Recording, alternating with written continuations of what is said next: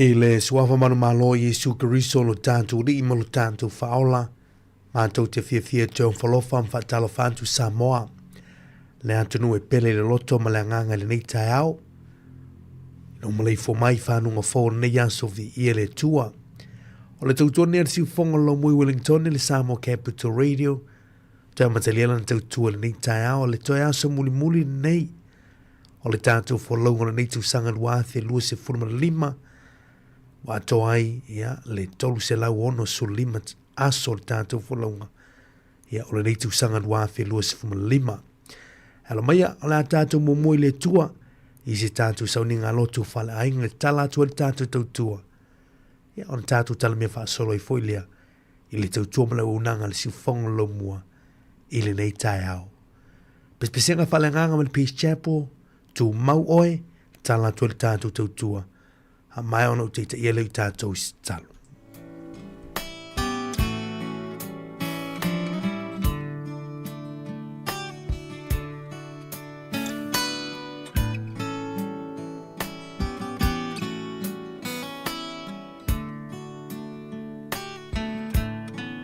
Mai le vavau I le whaavavau tu mau oe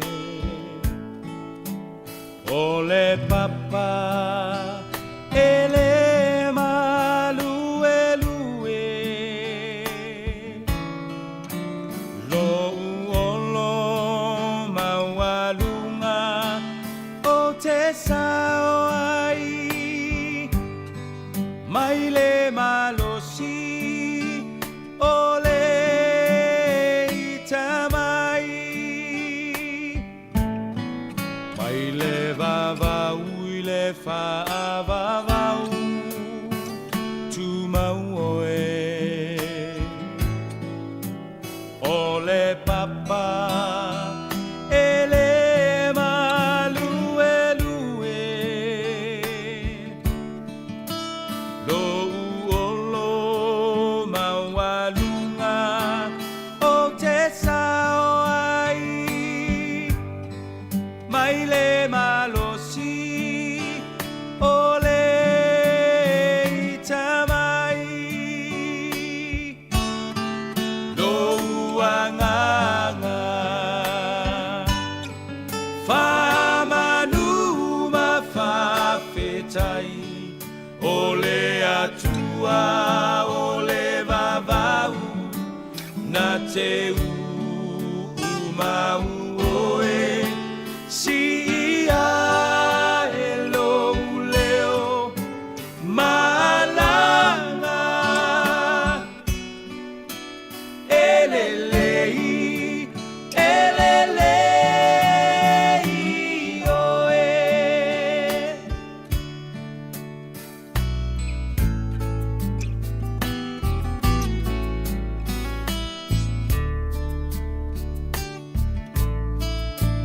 malulu e mea uma moa silafia e ia o umanatu le tua le maunga le tua le vanu mua mua pea o lo le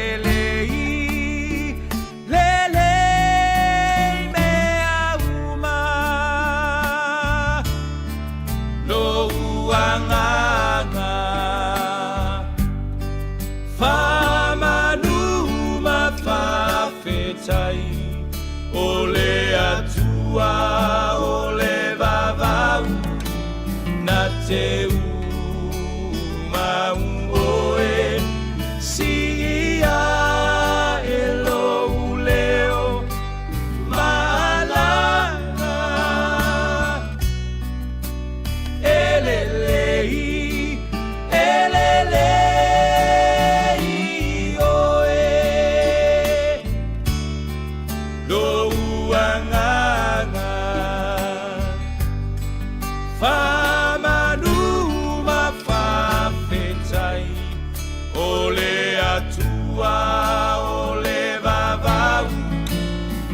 te umauoe si ia e lou leo malanga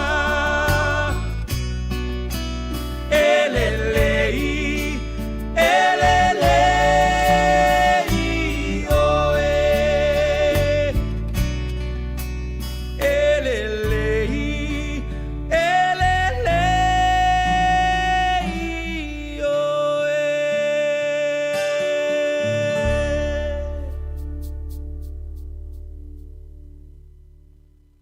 Se o tātou I fō ma te talo I le tua. Le tua whaafonga te tāloi. O e lavo le tua mai le vavau e o e le whaavavau. O le tua oe e ona le malosi ma le mana o malama. Te mau o mātou whaalatala tāntu I luma o lo nofo ali I o le lofa tū noa le nei tai au. O I mātou o lau whanau. O loa tu nuu le tua. Si o mātou whaleoina le loto whaafitai I lau fio. Ma se I o mātou muli mauantu I lo olofa ma lau wha maoni. Ai mai se o lo wanga le lei whai pia mo I mātou o lau whanau. Ai mai se I ta mai le lilo I o mātou tangata. Lau wha maoni I lo mātou ola le nei tau sanga. O le a mātou wha mawai atu ai. Mātou te vi I ai ma whamanuina ai oe te mai le nei tai au. Ono le nei aso fōu e toe whanguina mai ai, le soifua ma le ola o tangata. A o le toe aso muli muli o le mātou wholaunga le nei tusanga, lua athe lua se fulu ma le lima. Mātou te whaafitai eita mā mo le ola, mo le mānawa o le ola, ma le malosi tului ue fwoi mai ia I mātou. Wa mātou toe tū me toe tepa, ia se tolu se lau ono su lima talu mai le amatanga o le nei tupsanga. Le tuae moni ei upu o lau a fionga pa ia. O loa lofa ta ma e fau mai pea I tae ao pa tae ao uma. Mātou mana tuai le nei tae ao ta ma le talo a ta vita. Lo wangangai e whamanu atu ia Iova. O mea umofo I ututonu ia te au ia whamanu I lona suafu paia. Lo wangangai e whamanu atu ia Iova au foi ne ngalo se mea tasi o ana mea lofa. Mai mātou te ioe ma amene whaatasi le nei tae au molo wātunu ta ma. Whamanu ina ma whaafitai oe ta ma. O nau mea lofa. O mea lelei umana e tāpina ina I le mātou savalinga o le nei tausanga. Le tua o mātou whaafitai. Whaafitai ta mā wā oe o le wha mālolo ina o mātou mai umalawa. Oe o le wha ola ina lo mātou ola ai le tunga mau. Oe o le wha pala ina I mātou I le lofa ma le lofa muti vale. Whaafitai ta mā ona oe wha lia ina o mātou manao I mea lelei. Ma whaafowina lo mātou malosi e peo le aeto. Mātou whaafitai ta mai mea sa e fua I mai. Whaafitai fo I mea sa e tau fia. Wau mātou I loa mea umalawa sa e whaia mo le mātou manuia. I le nei tau sanga. Le atua lo whae wa mātou mautino e peo lau upu. E ngalo e le whawhine lana tama ususu. Ia le alofa I le tama alona lava manawa. E tusa lava pe ngalo ia I lātou ai le ngalo lava oe ia tea. Whaafitai ta mai le nei tae awa wai le ngalo lava I mātou I oluma. Tusa lava po ātu langa o leo langa mo lo mātou whale tonu. Po a fo I vai tau na mātou savalia le nei tausanga. Le tua whaafitai mo me uma. Ta malo whae mātou te iwo to ele I oluma le nei tae awa ma whātou ese atu. Hoi mātou o tangata le ato o toa I oluma. Tangata anga sala I mawhauwhaunga I upu mga luenga o mātou lima. A mole ta mai e wha mga luina mātou anga sala uma. Ai mai se ai o nei tu sanga luafe lua su lima ma ona whainga tāle tua. Mātou talo I a veletino ma le toto lo alpelo Jesu Keriso. Ina ia wha mama, wha mangalo, ma wha whawina ai mātou tama. Mātou te o ifo lava le te fue o lau sa tauro le nei tai au. Ia lofa mai ma wha tu mawina o mātou loto. Ina ia mātou ola i le ala tonu e te whina ngalo ai tama. Le tu aia o mātou sauni e wha mawai antu le nei tau sanga. O mātou tuina atu i o luma me umalama. O ni ti ngā, o ni manu anga, o ni li tau, na mātou tau a vea mai le nei tau sanga. Le tua mātou te lea nga i atu mai mātou i nei mea i le nātou sanga fo. Pe a e fina ngalo le moli atu ai le soifua ma le ololo atunu. Mātou te talo i a vesia whai te toa e le tusa malo fina ngalo. Ma te tala whai te toa e tusa malo fina ngalo ta mā mo le nātou sanga fo ua ngai mai. Mātou sao ni uni ulu whale antu le nātou sanga fo ua athi lua si fulma le ono. Ie e mō muati o mātou luma ta mā. Ie e taita ina o mātou wala i le manolo wa nganga pa ia. Mātou talo i e fwoi me le poto. Le file mu ma le loto whātua tua i lau a fio. Ina ia mātou sawa vali ai ma le mauti noa i lau fina ngalo. Whamanuia lo mātou ta mai o mātou ainga. Ta māmati nā mātou tua o na ia mātou whanau. O mātou ngaluenga ma mātou tautua. Le tua, ia i vea i mātou ma moli mau o lo whai te tono o le nei lalolangi whai ngā tātama. Mātou te talo ta mai a whai alo fina ngalo. Ai leo mātou loto. Mātou tui nātou le tautua le siufonga lo mua le nei aso le tua. Mātou te talo oe mai mātou e manui ai mea uma mātou te whaia. Ta mao mea uma o mātou o le atu ai. Mātou te tui nātou iau au alofa le nei tai au. Mātou wha fo iu mātou lava le vi inga o le wha manu ma le wha nei tanga i lo usuafa paia. Le tua oe mai mātou uma le nei toi aso muli muli o le lua awhi lua sumalima. Ai mātou te wha moe moe lo alofa ma lo wanga lei i le nātou sanga fau. Ai foi uma le vi inga o le wha manu ma le wha awhitai lau a fio. O mātou se talo ai nei mea uma i le suafa pa ia o Jesu Kariso. O mātou o li imo lo mātou whaola. Amene, ma amene.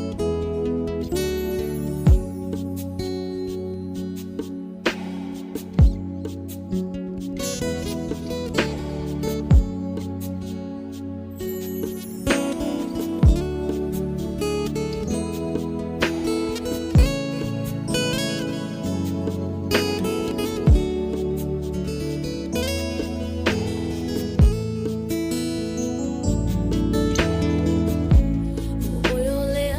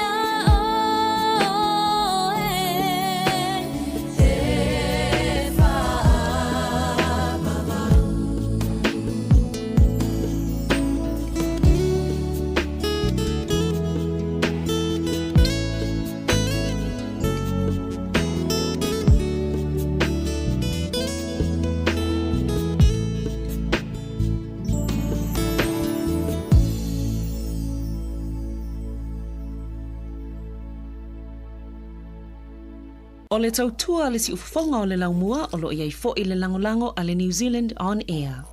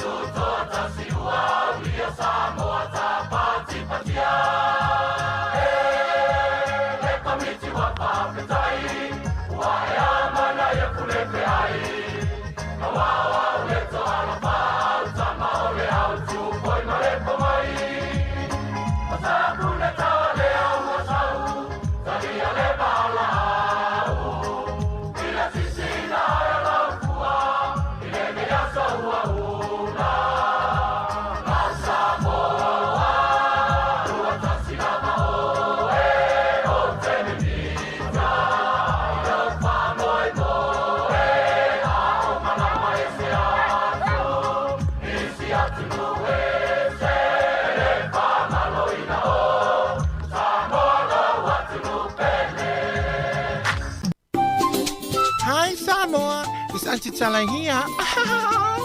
Instead of Fifi Falo, ile atang le tayao. Laugh of the morning. Sufong lo mua, atang le tayao.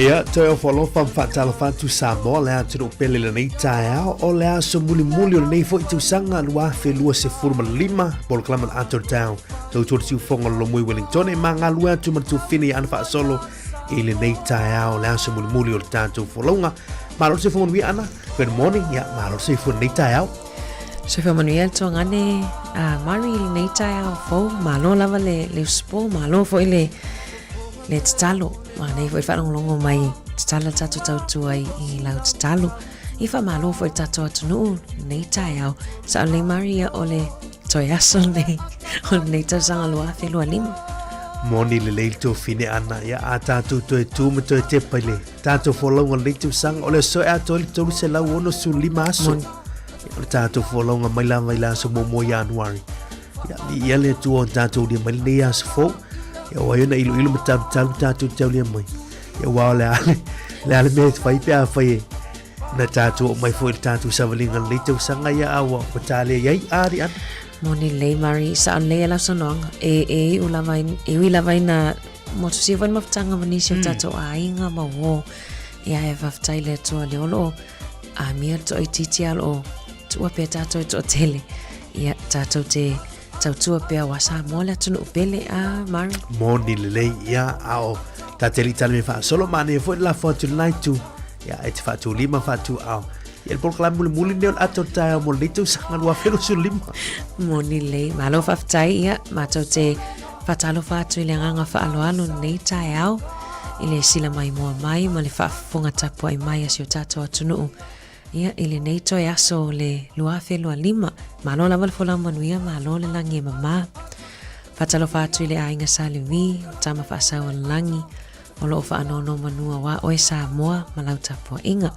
Whawhelo ai atu i to asina sina nei o tātou matua tausi o I lātou o loo whaamatua I tumu iai a inga manuu ai mai se fwoi le mamanu tele o Samoa I ona tūlanga whaalupe lupe ina mai lava I seo pito matua se o tu seo pito iti o tātou au whaafonga ia ma te whaatalo whātou ma le anganga whaaloalo nei tae au o le sifonga lau mua po le Samoa Capital Radio le nei Wellington to e matalia fo I lantau tua wa o e Samoa I le whangaloina fwoi nei o tātou mompa anga o mai lunga o penga tawhailangi o le YouTube o le Facebook whapea fwoi o lo whaafonga mai lunga le website ia mātou te o wholofa mwhaatalo whaatu ia te o tausu se vaenga nei ke lope Olo e maua mai le tautua si ufonga lau mua ia. Good morning, malo soi fo manuia.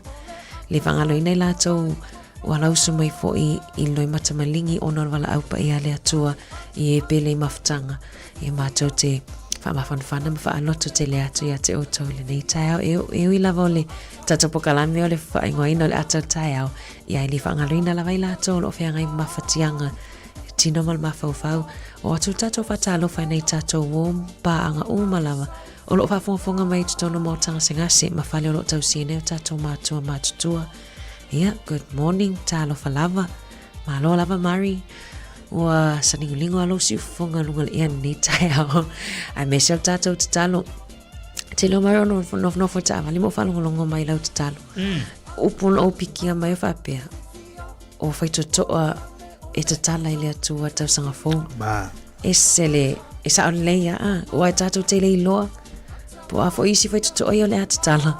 E awa fo isi whaitotoa leo le ata pula. E moni le tu fit an te lo ma fo le aso. Ia. E whaitotoa e tau te puni on le tau sanga. Ia. Te tala vuile mo tau sanga fō. Ia te tala i le atua nisi whaitotoa fō. O ni mea fō. Ia. O tau sanga o mea fō. Ia. O ani ni whaafitau li o ani lui tau na nei tau sanga le tātou savalinga. Ia. O le tai au nei o le tai au whaafitai ana. Moni. O le tai au whaafitai. Ia wai le sisi teimi te vais whaafitai le nei tai au. O le aso ana nei. Ia o te loa nisi o sauninga e ka le sia ma tāpu inga fo il puana nei. E tuli loa le tula suma lua il puana nei. Ia o nā nei fo i e tu vau ina i fo i nisi o to i tole e ka le sia. Ma wale ava noi nei tina. Ta mā tutua pio la tu e avele ava noi. E tu ngā pō whapene, e po i tu ngā hasu whapene. E la tu te whaafitai e le tau sanga. Ia. Ai mai se la ni la tu whaamalo se war tau sanga fō. Moni. Ia, e te lea, ia, mta au pōn li aso, ma, ia, au peo le ngai o le tai amata pulukala. Ia, o le whaafitai, o le ase mea e te langona e le whaafitai o le nei tau sanga lua whelua su lima o le awhai. Ia, o hafo ini upu, se tasi pe lua e wha upu i naile. Moni. Le lau sa walingo le nei tau sanga. Lua whelua su lima le la tātou whaamawai atua. Moni le Mari, ia o te lofo e umatala fo le tula e walu, o na tala fo le o tālaina. Ia, a wafo le tunu e wala au mai. Ia po ni whamanuanga fo e tau sanga fo. Ia po ai fo e Mari po tau nu ola ta resolution ia na tau la matanga tasa. Na, o le sina be mali e tui ngā so wa bende. O lo te tu me te wawai. Pe we au sia, ia vaianga na e whatulanga ina nei tau sanga. Ia pela o whai atu i ramatanga tau sanga nei e lusi eile a fia paun. Ia le mana ia lo tino timi. Na le o te lo ole umoi mitinga na ole a whai nei tau sanga le alu. I. Tama whai ia tau lusini si pau. O fia nei tau sanga o whaapela turu so Mari soli. O fia nei tau sanga o e whai lau tala le ala ia ale o mai. Ai o intanga tana whaafonga mai a ta ua fwoi lena tautua tau sanga taluai. Tau sanga nei a. Ia. Ai whapea wai o resolution ala lau taulua. Lei masa mea taunu. Mana e fwoi ailo ai le taunu. Ia wale whai a fwoi. Na, o le si wai mea. Ia tuas fwoi. Taia fwoi ni siaso. Mei tuas fwoi la. Ia tu talme whaasolo proklame o le taia o atar taia o. Proklame tau lungo le fwoi tau sanga il proklame o atar taia o. Tu tō mori si whonga lo mua, good morning. Talo whanga.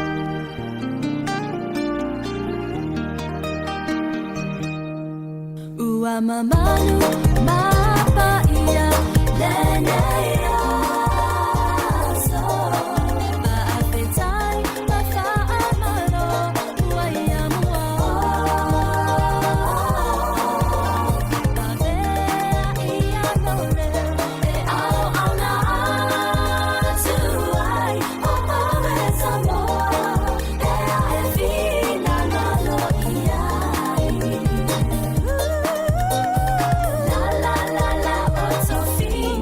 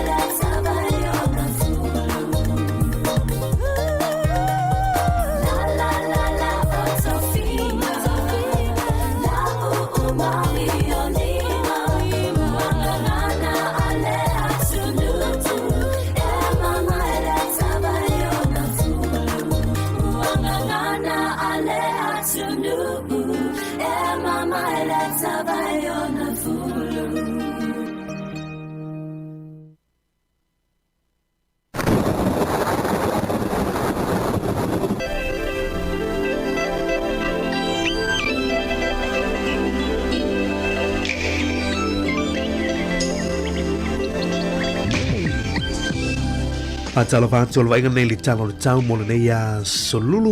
Ia o se vainga foi le aso a tau i le aso tu sang fou. Ma o le yelo official vai tau le nei a solulu mo tanto le lomoi Wellington e au fie nu tua oi pe o nei Mastone pa pena fu le vini ia ngai mai lalo. Tu ulu ti munga i le teimur tau nei ia ona toma le musina teimi o le awuri nei pe o le awuri li tu la sumalua e ono toi tu ulu ai foi wanga ono malosi ni so teimi a solo tu la fia na nei ia tu ulu foi ti munga mo tanto le mui Wellington e But yellow official va itau la so tau la so mo mo tu sang fo pule lo fale tu mo le tu lo tu si fo mo so ma tu wola ia ti munga fo ia se vai mo le tau a tau ia ono kili se te mo la wuli fa solo tu la fia tau o le fo le mo lunga fa mo wina le ia so se fo mo liva i lo na fo le ma lunga se fo mo le ono i lo na fo le ma lalo fa mo wina mo tatu lo mua la so tau lu se fo ti kiril fo le vela se fulma le lima le fuol e malulu fa mawina mo tatou i le aso ataiao. Sa o te lengo Aotearoa New Zealand nei teimi o le aso, ia ma nei taiao o Kilani, tu uru fui nei wanga mo to nei teimi o le taiao. Ia e ono a langi leisi teimi o le nei a woli fa solo atu le fia na nei va il mato le la. O tu langa fui na le tau mo Hamilton, Tauranga, Rotorua, Gisborne, Taupo, pena fui nei pia le nei aso. Le motu i sauti nele soni mawhati munga mo utau i nele soni le nei aso ia a wong wha malu wingo le tau mo nele soni le nei aso. I nai Christchurch o winga fwena le tau nei teimo le tai au te ulu nei wanga ono kilia si teimo le nei aso ma tele i na langi leile a fiafi wha solo atu i lea woni wha solo atu i lea fiafia na nei a pena fo i nai Dunedin ma in wakango te ulu nei wanga nei teimo le tai au ia ai langi leile si teimo lea woni pa solo atu le fiafia na nei.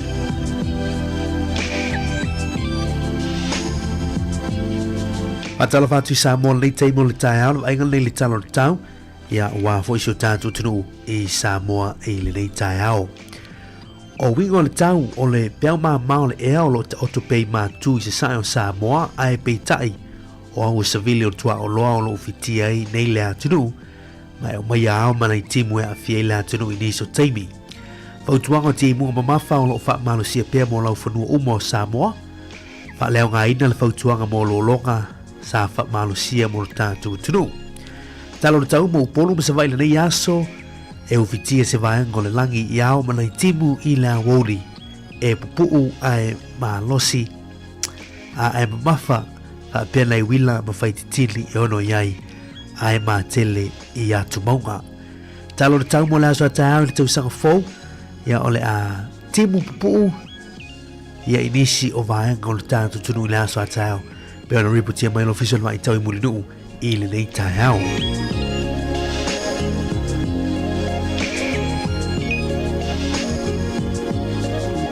Tātou se atu le talo le tai i le nei teimo le tau Wellington ia o lo o sua le tai le teimi nei Wellington ia fato a pe le se fulfitu minute te leitu la e valu i le tau nei fato ato e sua i le afa leitu la e lua i le awoli nei ia ona to e pe lea i le afa o leitu la e valu i le afiafia na nei talana le taimo Wellington ngā taifale Wellington i le nei taimo le tau a Manapōrua talo le taimo Manapōrua le nei taimo le tau la to fo i whangotaina ngā taifale Pōrua ia o lo o valo ia mai le nei taimo le tau ia o le a la usuar tai teimi nei le usuar tai wil i Pōrua le teimi nei ia pato a peil afo le tasi le awuri nei pato ato e sua le to e sfulu minuti li tu le valu i le afiafia na nei ia tautua nā le saunga le mu o ngā sami le yaso a wani ngalo o faola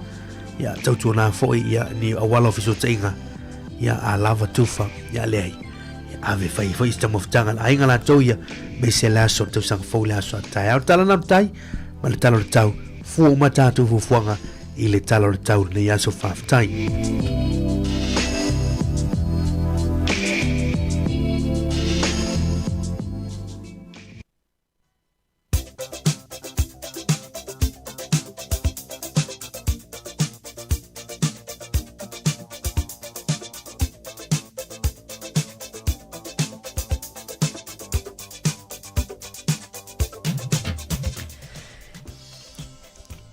Toe whatalawhatu o le whamanianga o soifua ma so whanau e le tato emaili na o le as whanau at samoacapitalradio.co.nz ia pe te comment mai fo i nungo le tato upinga of so tainga.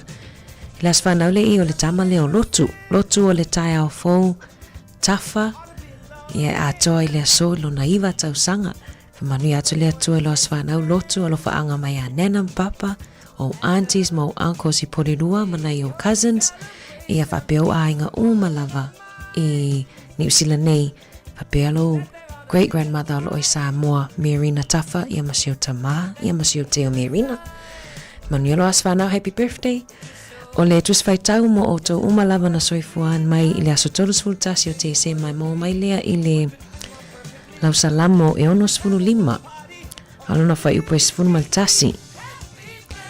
Ua e whae e i le tausanga le pale a lii o lo wanga le lei o wala na tau tulu ai mea lololo. Ua e whae e i le tausanga le pale a lii o lo wanga le lei o lo wala na tau tulu ai mea lololo. Manu ia te le lawal whamanatuina o tau aso i fo i le aso o le pese nei mo o tau.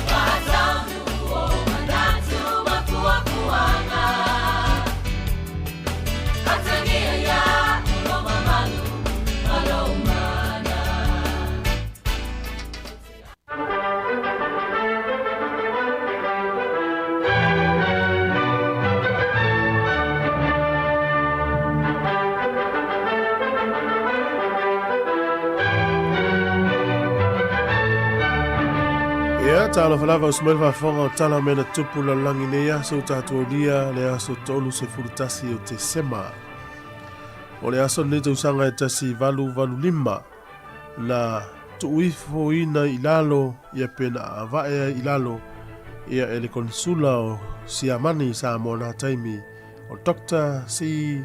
Stuabel ia le fua amali e toa lau pepa whapea mai e le aise mafua anga te tau le na sisi pe fua lea taimi lea wa mata le isi amali Samoa o le sol tu sanga te si valu iwa o na wha ipo ipo tuai tangata nei o Edwin William Kerr e le alo o Seo Montafa mo i pongai tamaitai o whanua Seo Montafa wha ipo ponga le na whai le official consula Peritania ia pia ia sa awai Seo Montafa mo i pongai ia Robert Louis Stevenson manisi tangata papalangi na isa mo na taimi o le sol tu sanga te si valu iwa valu tu sai ma le tula fono ta o le Berlin Journal Act ta ua ia wha amasino silio Samoa na taimi o mali e toa tanu mawhili mua mua te tauna avea matupo Samoa Ai na fete na ia ina mali e toa tan mafili mua o tu ia ana tupua tamasese le alofi mua ma mata afa Yosefo ia maali e iloa taua whaaloto I fale tono le atunu ia o hai lava I langolangoa seisi o tolu lea ia ufetaua ia lava le nava I tau tasi valu I vavalu whama maunga o tala whaasol pito sa moa ilo na whaitau o whai tau sanga tasi iwa o ono le aso nei e tolu su fitu afe, tolu se laurua sifuru lea whai o tangata sa moa na ia nā taimi. Ia pol whai tau a whai leo sa moa, ai o leo whai lava ia na o tangata sa moa lava te siva o ono. Tolu afe, lima se laurua iwa. Ia o istangata ese mai ei tangata Pasifika, ma tangata Europa, ma istangata na iei sa moa nā taimi. O me tau sanga te siva te stasi ua tolu su valu afe, ma le valu sifuru whaal whai tau a whai o le tunu. E o leo whai o sa moa tolu afe, ono se lau tolu iwa. A solo mai tau sanga e tasi iwa tolu ono, ia ua lima afe iwa se lau wha ono whai tau a whai o leo tunu. Tu sa lea na o le lima sifuru afe valu se lau fitu valu tangata sa moa. O le isi wha afe ma ono tupu, ia po le isi lima afe ma ono tupu, o tangata ese Europa ma isi tangata le isa mo na taimi. Whai tau whai sa mo tau sanga tasi iwa wha tolu, e ono su wha afe, ono se lau ono tasi. Ia tu sa iwa 5% o le whai numera na o tangata sa moa. Ho mai tau sanga e tasi iwa 5 ono, o iwa su fitu afe, tolu se lau lua fitu le whai tau o whai o le tunu o tupu pea.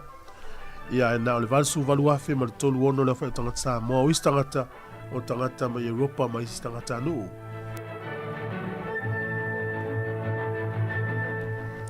O le sol tau sanga e tasi iwa tasi wha ia na iei sa moa I wha maumaunga na taimi le afe tolu se lau lima tasi lea whai o fita New Zealand. Lima su tolu ali ofisa na wa aia fita ia to ono ila tau na vem foma I sa ngā lue wha foma iai. I wha maumaunga le malo sa moa tau sanga tasi iwa lu ono e ka le sia na I sa moa na taimi I Amerika sa moa tuto tasi. O la whai o tangata na tapua I lalo lamo sabo le London Missionary Society sa motu to tasi lusu tolu afe fa se lau fitu fa Amerika sa moa e ono afe iwa se lau lima. Tau sanga lava na le kalisi metisi e ono afe fa se lau fa fitu le whai tau a whai o tangata na lolotu ai le kalisia metisi sa motu to tasi au Amerika sa moa e lua se lau iwa lima. Na katoliko e 5 afe valu se lau wha lua ia sa motu to tasi ai afe malfasu fitu tangata na I Amerika sa moa. E kalesia mamona e wai tau lava na tasi iwa lu ono e valu se lau iwa valu ila tau ntapua I le kalesia mamona ia Amerika sa motu to tasi. Au Amerika sa moa tolu se lau lima tolu. O le kalesia lutu as fitu e lua su fitu on su ia wain wha mawina tasi iwa lu ono I sa motu to tasi. Ai le ai Amerika sa moa. O le sofo te usanga e te se iwa valulua na vea ai to ali I le fionga to filau eti al sana o pale mia le malo sa moa mo le taimi mua. Tatou tala na, ia, to e maua le whapoponga te usang fau I le lofa le tua. Soifua mo le taimi. A whai ua umale leile nei tau sanga e tere I malanga I Samoa, a ua lale pole, ua sau nia nei e le titu sau se avanoa e te ono manu malo ai se pepa malanga I Samoa, ma le 5 se lautala Amerika le tupe te tawhawai. Na ona whao ngā lava le ClickX e lafo ai lau 5 se lautala New Zealand, po le 5 se lautala Australia, pe silia tufoi I le mai casual titu sau. Tau ai ngai Samoa, ona maua leo le avanoa le se I le aso 5 Januari, e mawhai foi ona e anga waa, I le se I pe ahafo I e lafo se taupa ap tolus furutala New Zealand, pe tolus furutala Australia pe silia tufo I lo ai ngai Samoa e ia inga ole nei whaapitoa. Sekia Tijisa.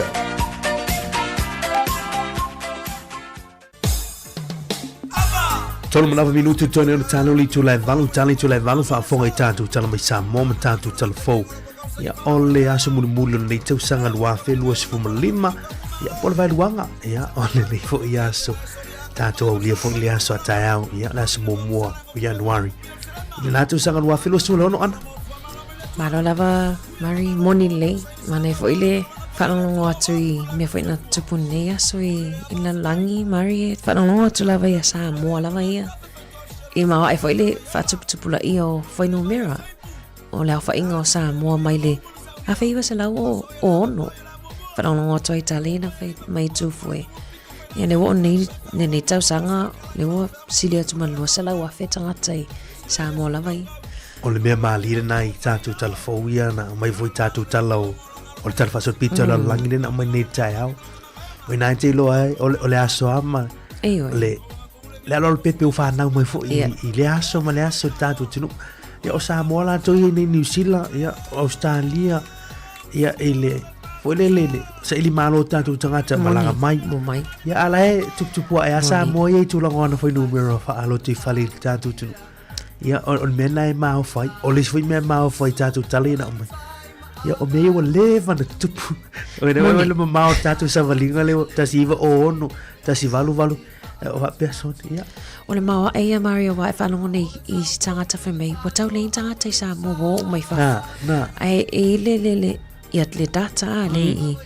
E le ima se tau sanga te wa e toi pa ui lalo se numera. O lo o tupu pele numera pe a foi ai foi numero i fa maunga i e sa o lai o mai fa fo e sa oi o lai o fanau pe tulo ia nei ia tina ai Samoa ma fa tupu la ia fa ia numero tata Samoa la tonua ia di ele tu le tau fa le fa tu ma futa mai tanto polo klame ia o program fa unil ator tamo ni tu sanga lua felu so lima la so na fita ulunga tu polo klame sunga ya tasi mayava ya mesfele sunga la ya tufue ya pene la por klamle sanaf ya ni tao ana pene tatan no mo wala no ya oni fa munyang o tu sang fo ya o sa fa tai fo o ani ni me este si fa tai le ni tu sanga ya mo wala no ya o tao fa tai o tu tepa to manatu ya il tatu sa valingo ni tu sanga ya o telo pene tatan no lava ya so salunga la lo ya oni si na ma tele lungol mong oni si ma tele vanu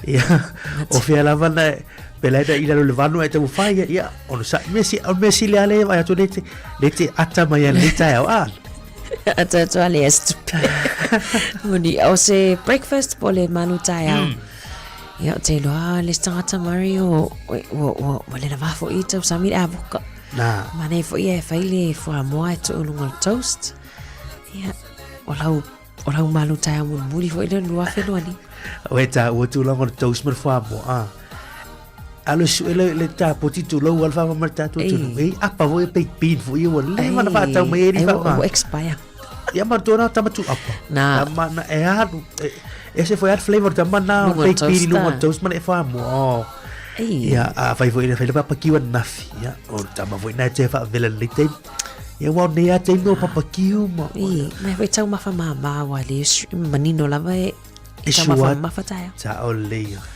Eleni sangwisi Eleni na felo tara la oli na fi mai ole Eleni au tau mafale Eleni sangwisi neas Malaya voia ya na voi o ta pena voi na li putia na ni wa te lo e kalisia fa sangwisi wala tu putia na ni ya ai le wa tali tu le valu ta tu telefone tala mi sa mota tu ta no pa mai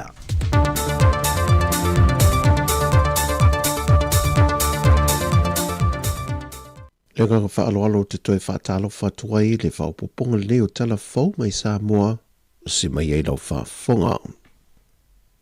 O le whaalau i loa o ata o whaamtalanga o ilantou o lo tua ina e mōlia e leo i o lātua a whianga i whaala au whaasaina ai meisa lawa i le aisa walanganga ai foi fina ngalo le atanu i lungo peng ta wha i langi e le a whiai o lātua ai a tatau i lalo o le whaavai o le atanu mo se whaamsino ngā mia tonu. O le pōle a solu o le vai aso le nei, na whaasala lau whaalau i te rei ata ma whaamtalanga o i lātou na tuina i lungo peng ta wha i langi, mai i le itu lau o le matanga luenga o leo. E lima se funma le whaale au whao i lātou na whaalau i loa le matanga luenga, ma o lea fwoi whainga fau le matanga luenga o leo. Wanga i atoi fwoi ni whai tionga le fionga le ripāre mia, le lau le maali atua pala te vau fosi, i le fontanga ma le autostala, ina ia tui nātu whaamtalanga mātau i lātou, o loo iai o lātou so tanga i whala au whaasaina, ina ia whaasala lau loa whaalau i tele. I le silisila le fionga le pāle mia na ia whaamanino, e mō le pui ngol saonga le mō le atano, ma whaalau i loa whaape le awala, e tau tui titi ai le sa sao whaafio le ofi mai o whala au whaasaina le atano.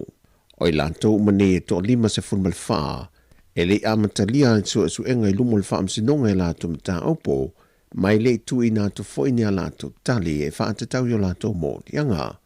Ai wa whai loe fina ngalo li ima whai pulo le a fio anga mō taa, o sa mta aupo le a sila iai, ma sue po oni tangata moni o le nuu pele ai foi, ai a whai o tangata o le nuu, o le a wha sala, ai au foi o na wha mao nia tua inga pele ai foi le whaamsinonga.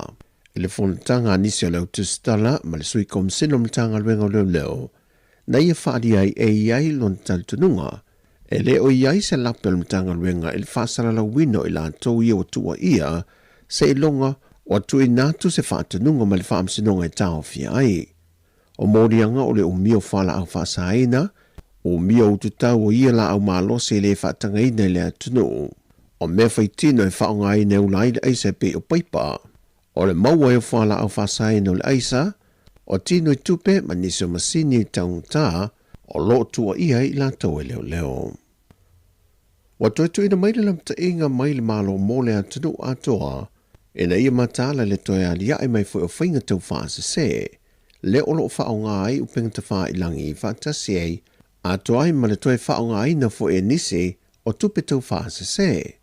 O ngā yoinga tau whaase se rungo upenga ta wha ilangi, o lo se tia te lei tangata manao tele, ma o atua ina leilo loa ia latu tupe, o na ole talitonu ngō fia ia whaato sina pepelo.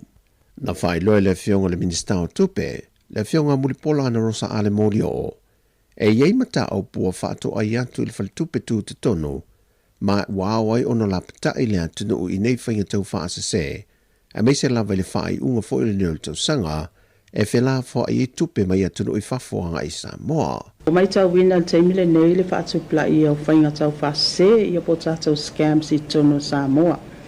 Ia ai o le whanonuanga o le whaonga ai nai i a lungo penga ta whailang.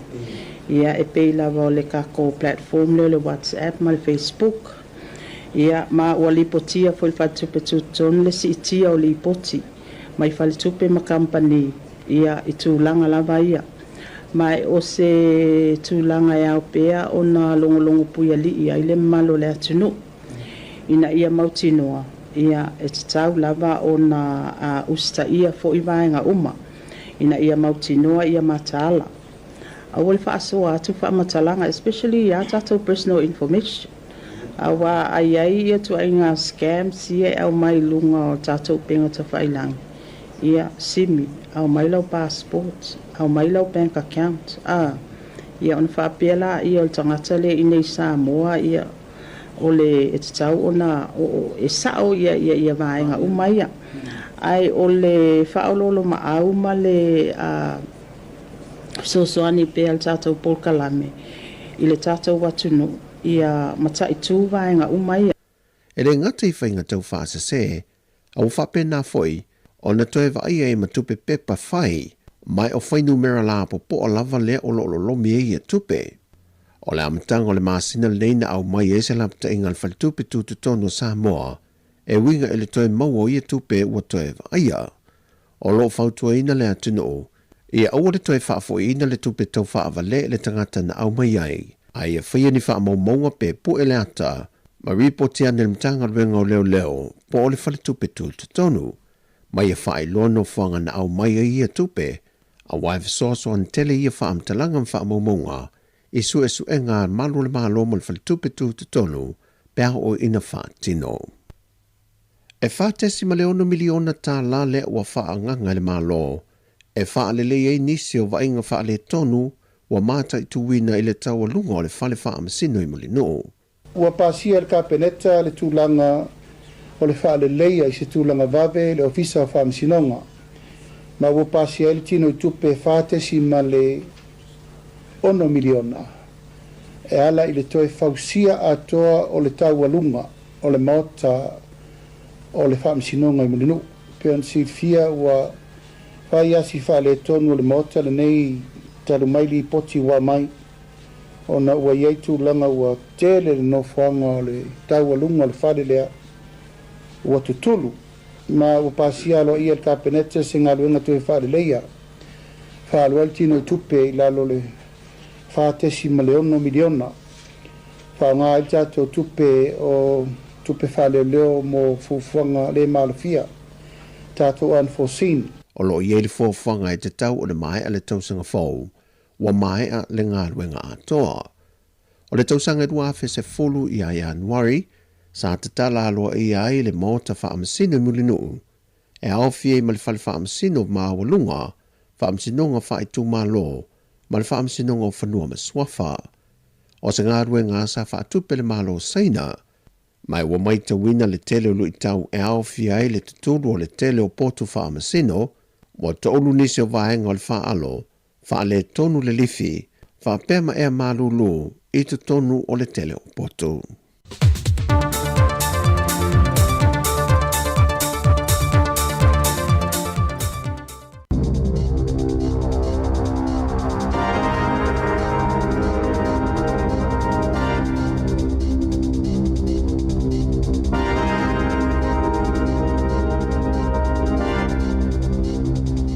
Talo flawa le whaapoponga o talafou mai le si ufonga le laumua mo le asa muli muli o le nei tausanga tolu tasi o te sema lua fe lua lima.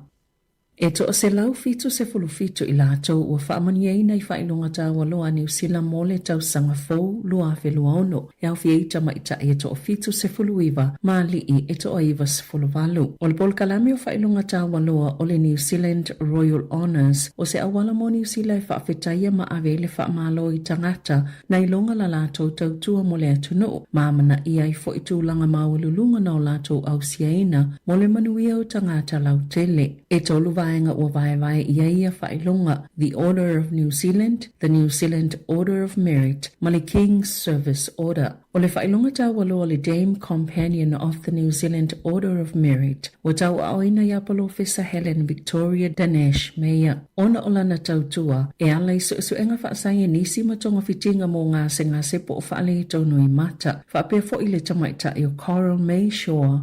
Ona o lana tautua mo le mālo, e ala i whaamasnonga, whaapea ma le atunu o lau tele. Sa avea shioa ma taitai fono le komisi su e le mālo i sāwanga ua lewa, i tangata iena i lalo tausinga le mālo whaapea ma e kālesia. Ma le su e ngalea na whaia mai le lua fesfuluiva e o mai le lua felua whaa. O Dorothy Myrtle Spotswood, e to otolu i eita maitai o le whailonga, o le Dame Companion of the New Zealand Order of Merit, i lana tautua e ala ilona loto fuai, ai mai se lava i tūlanga tautupe, o ila ua malona to alua Sir Mark Donatschek, na fua ia le 5 miliona tā la, e whawale whale mai mo tamai te Wellingtone, mali tele o isi tupe na o la fua ia, mo isi au nanga. E to o whaali i wa whae eina i ele whailonga o le Knight Companion of the New Zealand Order of Merit, o Scott Ronald Dixon, le tangata New Zealand pitosilo na manuia i taʻlonga o tu ngā taʻawale i le lanulangi, ma o lo avea fo i oia ma ame pasa mo le Canteen, St. Jude, ma le Teen Cancer America.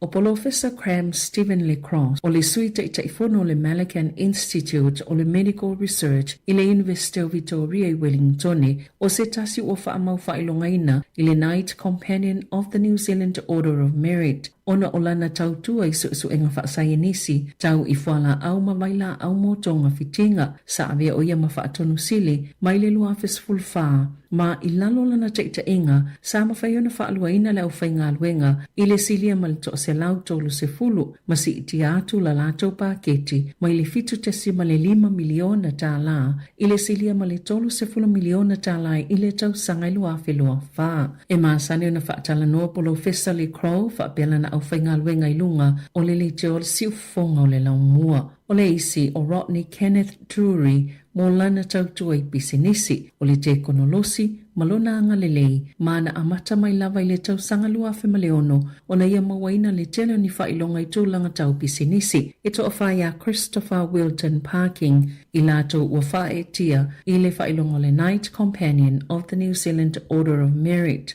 Ona o lana tautua e ala i lona loto fua i whapea lana langolango i tō mai o atatusi. O lo o awhia le to se lau fitu se fitu ua wha amanu ia nei nei wha ilonga tā waloa a li matamaita i Pasifika i to fitu e awhia Rachel e Mary Taulelei i le wha ilonga le Member of New Zealand Order of Merit. I lana tautua mō pisinesi ma Māori, whaapele sunga e Ronnie Clark mō lana tautua le Pasifika ma le lakapi, o polo Officer Tracy A. Long mawhileo ona o lana tautua mō Pasifika ma o onga maululunga. O le whainonga le King's Service Medal, o whaamani e nai ena tuleni i kitoa po lima, ona o lana tautua mō tangata ni we, whaapea mō Kafetu Smith, mō lana tautua i le Pacific Art, o Cheryl Saila Wama Talamai Bao, i lana tautua mō tangata Pasifika whaapea mā o onga, ma le sunga i leli i whaife au.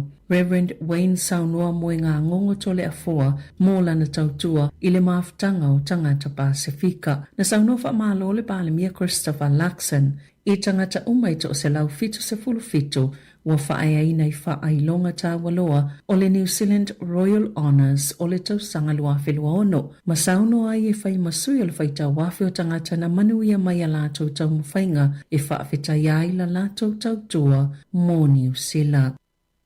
O fautuaina le tunu el whaala potopotonga e leoina le saunga le mua tangata ta ele le vai ma le sami ina ia nofo sila fia e ono yeisu ingo le vai po le sami i taimianga ia ia ta ele ma isi taimina ta ele mua muai na whaalia le Surf Life Saving New Zealand ele le i tangata ona mata i tu ia suinga ona ono o ini tūlanga mata utia ni suinga te tele o le sami e mafua mai le suinga o le tau e peo le matawhanga o Ngaru Nui i Rackland ona o le titele ma le maululunga o Ngalu o le ala leo le matautia ato le tūlanga i le taimi nei na ilona i tausanga o tona i atu o lo olipotia le tali tutu soia wa ainga ma le tūlanga o matawhanga i Waikato, Canterbury ma Bay of Plenty.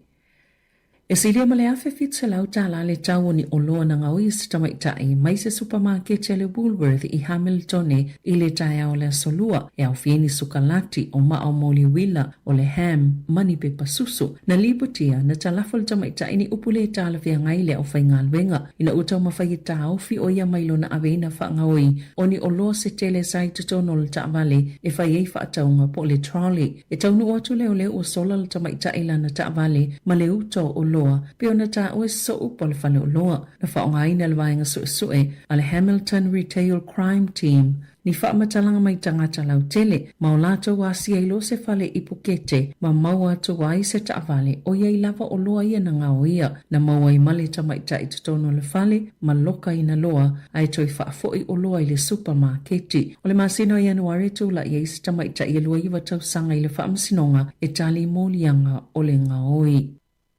E lata i le sefulu walu wafe le au whainga o whale i Wairarapa wa iei le tau matenga e ono la matia mai ni tāwhenga po ni lo longa tele na whailo lea whainu mera le whaamalmalunga o pule ngānu i Wellington e ala i se talo sanga i lalo le tula whono whaamatananga anua ia a whainga malo la iti e tolu a se lau i Carterton i wafe wha se lau i Macedone ma le lima fetolu se lau i South Wairarapa e iei fo le talitonunga o le awha o popoina lea whainu mera na Saunua lian pucha o le pule ngā nuu o lewa na iei suinga i le wawe o nao o ia tūlanga o na o le onga o suinga o le tau whaata inga o la lātou fua whaata tau e o atu i le tau sanga i lua afe se lau se fulu wa lata lawa i le 5% o whale i Wairarapa i saute ma Macedone wa la matia mai lo longa po o le ono afe se lau whale i South Wairarapa ma le se fulu afe iwa se lau i tō malo Macedone lona winga Petu sama le ono se fulu o whale o iei pisinisi i Wairarapa i saute ma le 5% o whale o iei pisinisi i Macedone.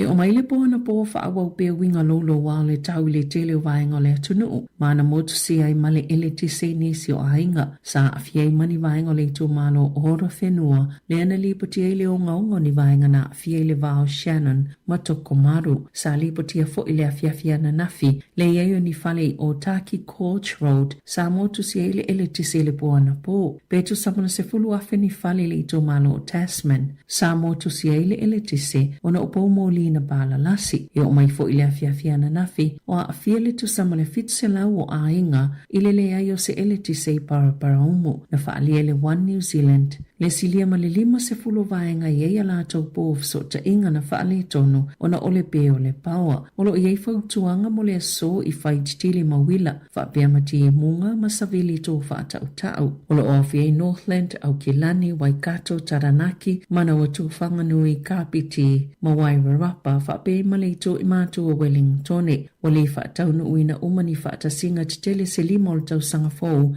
ale pule ngānu o le ayo tauranga o na utulanga whaale tono o le tau.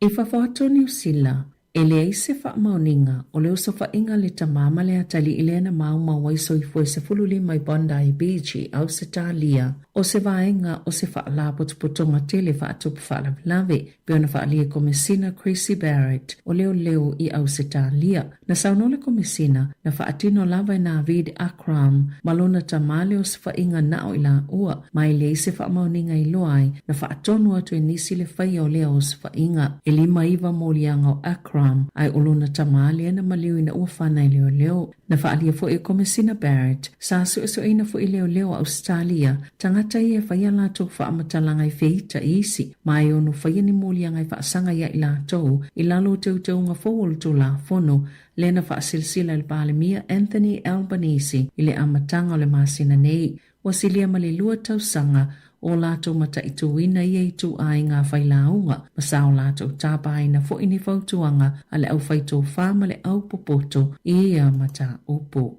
I ta alonga, o lo ofia se tasina avia mawhaia o ngai le olpeleki, John Mitchell, I le lisio I lātou ua whaamani eina I whailonga tā waloa Britannia o le British New Year's Honours, wa Filifilia Mitchell I le whailonga le OBE, mo lana tautu e ala I le lakapi, le ana whaia o ngai le au siampine a tamaita I engelani, I le ipo lalangi tau sanga nei. O Mitchell na whaia o ngale olpeleki I le luafe male tasi ma le luafe male tolu. Aina via ma whaia o ngale aula kapia tamaita I engelani talu mai le tau sanga I luafe lua tolu. Ma le tala whaai e to alua ni woa lena via ma siampini o lalangi le panga mamafol whai pelenga Anthony Joshua sa maali liu se whaalawalawe tau ta'wale Nigeria I le aso ana nafi e le tō ngani manu ango le ali I fuso ma I le whaalawalawe le whaapia na whitau I la lātou ta'wale ma se loli na paka I le ala tele o so o ngomolo o masalomi ai na sao le ta'wale le ana malangai Joshua mana wo ma le mawhaiona ta'ofi o Joshua o na mātua o le Britannia ma le Nigeria. Tala fawia malisi ufonga le lau moa mo le nei tae au.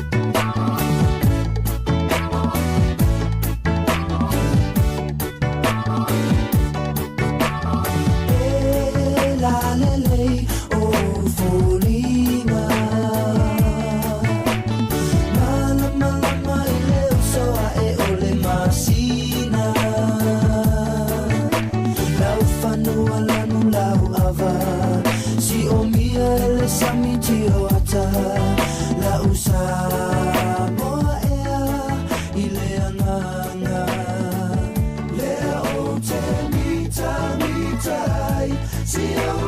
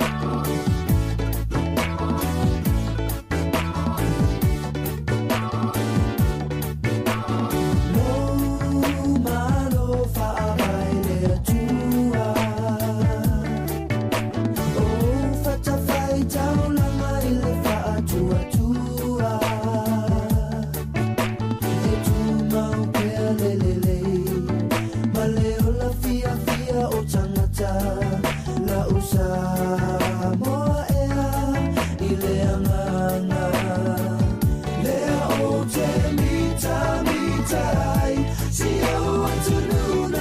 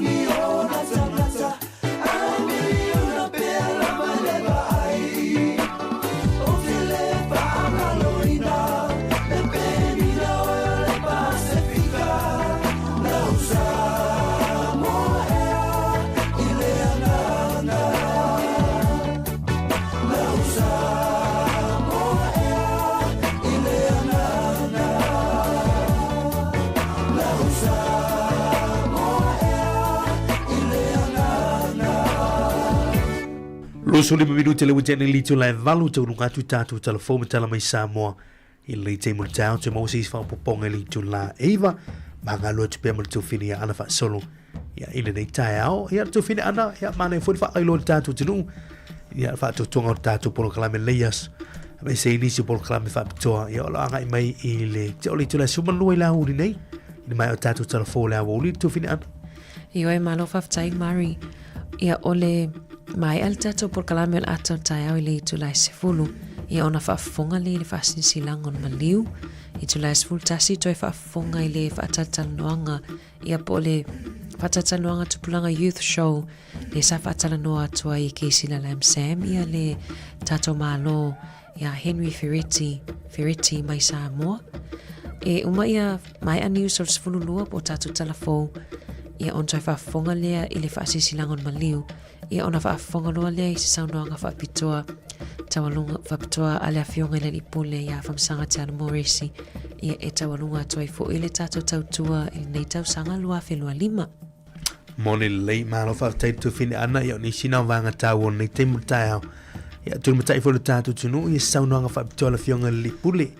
Ia e tawa whai fo ia se saunoanga wale nei tau sanga. Ya e ngā luenga whai re tātu wala leo siu whongo lo mua. Ya ai leo o te tala tātu le ni telefoni tō fine ana, ya ma wale hawa noe le malo le tātu tunu. Ya oni wha munianga o le tau sanga fō. Ya a au sau wha afutai fōi. Ya lau wha afutai, le ase me te na ngōna ili wha afutai le nei fōi ya toi aso muli muli le nei tu sanga. Ya o hawhi ni upu se tasi pe lua e te wha auinga i nai pe wha upu i nai le nei tu sanga. Ya o la uia upo e lua ana ya o lu itau mamanuia. Ia me vai mana ia. O vai le upu e lua upu lu itau ya mamanuia le si upu. Ya wai e te no fala ma fo fo ya o tau sanga ni te le lu itau. Ya na te fo ia me na manuia le fo tau sanga ma e fa tai fo ile tu. Ya fa tai mo lu itau ya tatu tali na me le ya. Me fa le ma lu itau e o mai lola. Moni le e lua foi la upu mari ole ono sai male mafamanianga sa le ono sai mafamanianga mania ono sai ole ono sai ya pe ole tato te tuli la malta male ono sai il nei sanga ia mafamanianga mania te le upu na lua ole ono sai ya mafamanianga ya ole upu voi ono sai te lo e tau ave foi mata tau sanga fo pe a pule lo fale te muli atu se fo malo lo tatu tinu ya ila su mole na foi tu sang fo la swatai au ai inicio tatu tala le tai au ana ya ole vai te mi foi nei tu sanga te tasie fa pale nei fo inicio le atu ne ata tu New Zealand apena foi Samoa e foi fai longa tau lo le tatu malo Samoa ole vai tau foi le nei telena a fa tiro nai ole por vai luanga ya ole tu sanga fo pole New Year's honors list. Ya le mai tau atu e tō fitu ya Pasifika. Ya wa pa munia ina fo im fa pale ina ile nei tau sanga ya lai fa ilonga tau lo tau sang fo. Ya me se ni so la tau ya le wa ave fo ya fa ilonga tau lo fo yo le night. Ya o Danes ya wa nga yo o to finga ma fa ilonga tau lo al malo New Zealand. Ya ave ni tangata wa te le se sao i tono community ya fa la putonga o pisinisi o ekalesia ya fa la putonga se tono New Zealand ya amana ia fo ile la tau tua ya me se fo ia ngaru ngolo fa tono tatu tunu i New Zealand te lo mari wana pau ia ona i tangata ua filfilia ai tatu te le ulo atu le toa tele o taitai na tonua ya o pule o taitai o tangata fo ilo moilonga fo ile tautua ai fa malo fo ina ia fo i tangata o Pasifika o te ata o te vai atu lau no Meritasi le na mai le ta pepa le vanea tato vai ato lai langi mai ia le sa tonga Samoa Ronnie Clark ia ole sao mo tulanga o tangata Pasifika mon community Pacific ya mes fo ilona sao i tulanga ole talonga lakpi ya le amana ia le tu sanga New Year's honors list ya manisio la to le fa palena le na mai tatu telefon ya o telo ya le mitanga fo now tatu tanga te Pasifika ya o ye ni ya fa palena ya mama ia fo ia fa ilonga tau lo o le si tanga tale mane fo tatu tano ai o le tionga le professor ya Graham Lacrosse ya wai o telo le mai tau le tātou whaafonga paanga le tātou litio. Le tātou whainga paanga lea o lo ngai pia ma le American Institute of Research, Medical Research. Ia, le na whaaururu le sunga ya Graham Lacrosse. Ia, tele fo i polo kalame na whaatino i nei lunga le tātou tautua ma i la tau fo inisio o lau su e mtau tau sayanisi ma. Ia, leu wai tau o atu hoi o leu whaapale ine fo i ma whamunine le litu sanga. Moni le mari te manatua lava ia si foi tamali i le tele o whaatala noanga le sa tatala noa ma le fionga ia masanga. Le taimi tonu ar COVID i le whaamatala talaina fo i o vai la au ma tui pui pui. Le sa tatau ngā lua whai paanga e tu lei fo i le whainga tui pui pui ar COVID. Ai le fai mana ia le ua whaamau whailonga fo i le Knight Companion of the New Zealand Order of Merit. Wow, ia o lana tautua i susu inga whaasenisi tau fuala au mai la au matonga whitinga. Ia mana tua, o le si whau tua si niele sa ia i le pandemia sa ia o Jacinda Ardern. Ia ma Hipkins i te mole COVID te mole lau sau noanga. Ia, peina wha mama foi le se avenga foi le manu la tunu i se polenga sa iai. Ia ina wa tatu o mai ia nei foi tamali. Olo i le tō mai mangawa. Ia e tamu whai fiso soani foi lea. Wha malama vai la au. Ia wai pōle sine mena o pōle ele manu lea tinu. Ia wha aptai foi le sao le foi tamali. Ia wha malama. Tu e wha malama. Ia ma au i nei foi tātou. Ia ele ai. Ia e atu ulanga na iei mongoli mai ili au. Mole saunga le mu. Mana pui ngon manu lo tilo lea tinu. Ia leu wha paleina ile. Ia tau le night ana sone. Ia tama voi ia.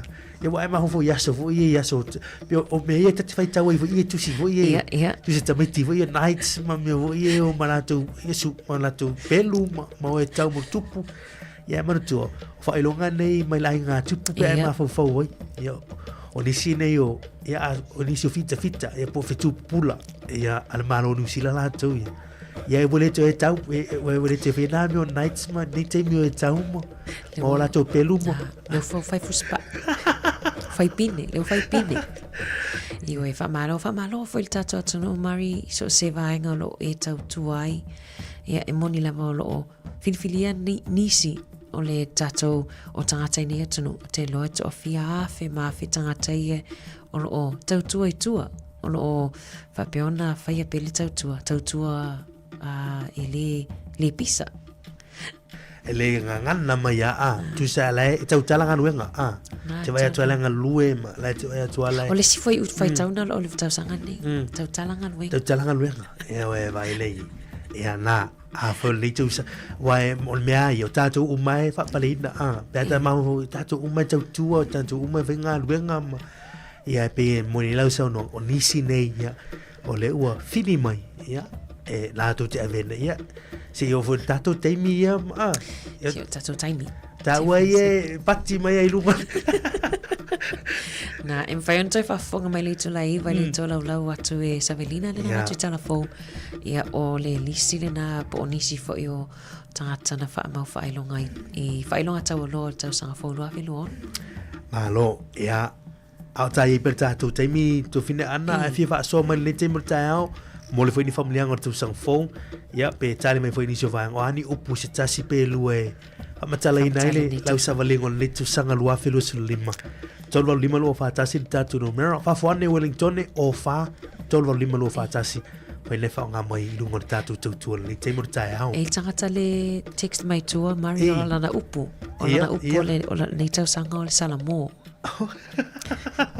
te sa tasi ya ola salamo ai pe al tangata le lana upu voile na foi tau sanga luai o salamo o e vai le sa e tona fa batala mai po le ala wingo le mai salamo ai vili mai lai tua ai ole text mai tua vili mai fa batala o text mai tua e vili mai fa batala wai man tu tona mai le upu fa batala mai le upu ai se au e fa ngai le upu lo salamo e fa batala le nei tu sa le mana salamo po wali ma tau sanga salamo Salamoi ilea salamoi o mata tu le to te salamo la salamo ile salamo le no ya sa o le upu ile fa nga mai ile tu sanga mai tu sa ai longa ai swing ya le lata tu atu fo ile lata sanga ya to salamo la volta tu por clami se pa vivianga mo lo no ete so mai linte morta fo mdiang ole tu sang fo ia ele to ya son ni o tanto folongo ni tu sanga lua felu se fuma lima ia manet pesen nei mai le so nga mi siu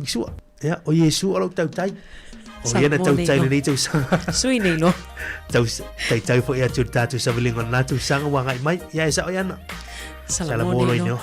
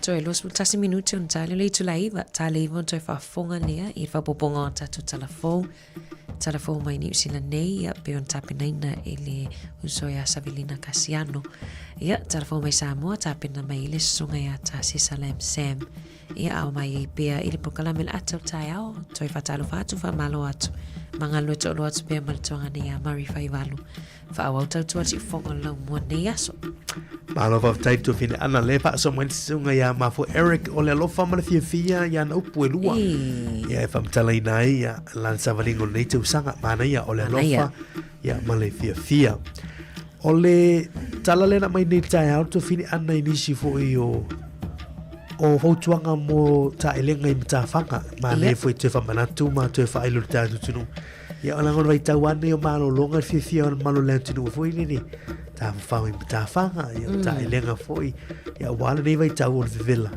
ya o mole mai pea ya fe au tau no longa pe na mai ta full town ni ya mole saunga le mu ya ele misia ilea vai aso ma le vai aso o le tau sanga ma le tau sanga vai te va pende le tau no longa le tanto por kalambi ya wan saunga le mu tau tuana ya saunga le mu ya pea fa ya ya tu ta ele ya ma fie foi mta fanga lia vai tau le os fie Moni lei o na ia mai pe ia fe au po la pata inga fo I e winga I matawhanga mari pe nei sau noa. E ia matawhanga le whapea mai tele ina siasi ai. Tu salava pe o maa sani matawhanga lea tu te oi ai. I aso uma po tausanga uma. Ia e mawhai lava ona e vave lava ona mawhai ona suile le tala le tai. Na. Ia e tautuana le awai e mo ila veva ia tamalu ia lunga. Ia ai lava tai me whaiona suima I ono tutupu mai ni whala lavi. O le na mai ele Life Saving New Zealand. Ia po le Surf Life Saving New Zealand. Leita ngā tola mātai tū suinga. Ia wangai moni ni saunok. Ia I suinga vo I le ono tupu mai ni teimi o le lai ta ele tu lau. Ia ono ia oi ni tūlang. Vo ia matau tieni suinga telo sami. Ia e mafu mani suinga o le tau. Ia pela matawhanga nao ngā runui I nai Raglan. Ia ono te tele o ngalu. Ia ole mai tau a fuile na. Ia mai tau a I lau si o manga. Ia a whaifai te tūlau lava. E tele o ele a toa ia na lau a au. Ia ta ele mai a hoi lele. A ngā te ifa. Oa e tau whaifai lele te anga I vui lele tai. Ia oi nai tu poi whawhita auli ia ma. Tupu fo ise fa le tonu ia Sofia Fiene e mai se lava lo nga sapi moni a alu fo ini so mata fanga e fua na ia o le fautuanga le mai le Surf Life Save New Zealand to lo lava ta ele mai le tonu le va fua ia a weti fia li tua to fua lo no vinga e ono tu pos fa le tonu e ma fua ngo fua na le ni fua e fa le vo le ni fua tiu o fua vo le you swim between the flags pe na e fautuanga na le mai le Surf Life Saving New Zealand o me ata o te tau longo atu te fa manato te era tope o e po e pakata vale le ai e le pakena sta vale o vana ta ele ai mana e te le fa manato mari o ai tele o matawhanga I fua ia are fa pe mai a ele fa pe la tele o shua pe tele o mautinoa fo ia le wingo fua po pe saunga le mule me e tai ele ai ona e fisiri le ai e la tau ie tutu solo no matawhanga o fulano sama mumu i nai tele na lifeguards e mwhaiona e fisiri ai e tele I alu tutono o le sami ask a lifeguard ask a lifeguard a o te fisiri wera tangata mai o matawhanga leo tau sanga o masani a wal fai le masani ia wal masani na e ai al te ngoro sasi ai ia tau tua na fautuanga ia musta ia foi fautuanga nei le ima te mai tai lifeguards la tu I o la tu whenga ruenga ia pui ma la veina ia se fuma lo tatu tangata ia e lo lofi atu ia wata e lenga I matawhanga le nevei tau o te loa ia o te ngā tau whapenia tatu e lamua ele ia masisi vi o sami te mine le malulu ia o te munga foi whapi e angi foi savin ele vana e o se tonu e te sai fafu o malulu na ave of mafana tata ifu foi malanga mai au kilani ia po sisi I Wellington ia vai lo of mafana e tau au mai ile o sama mo I matou sama fa aulioli o fautuanga mai leo po New Zealand Police mari fe auna au mai lungo lato o penga tfailangi ia fa pe mai a moile po pe a to fa le po tau tona la vo loka ia fa to am ta vale le ga tau le fale a o fa to am ta vale ma fa malamo o ta vale ia e foi vai o laptops ma vange tau fa tau nei taimi mai tau tona e tusi lalo le serial number po numero na e lungo e pipi e lungo masini ia ma po le ata ina nei wa te loai ni se la to le e cover le insurance ia ma fai ona to e so sani pe atu sa ili pe anga o ia mana ia le si vai le mole mai fautuanga voi ia tamo fai voi le ia wane I tu voi le ile lau tele ia o mea voia tō tino voi me se tono ta vale me tono ta vale ia polo mota foi au laptop ma ave teu fa le se tu lo ravis i se pusa ia po tono le potu I lalo moenga o la lavis tu nanga I vatino a wane ia te ua ia o mea tō tino ia me se mea tunga ta me o masino laptop ia o foi ia ta turi tu pa te mai tai a tina ia au tau talinga o filifili o mau mea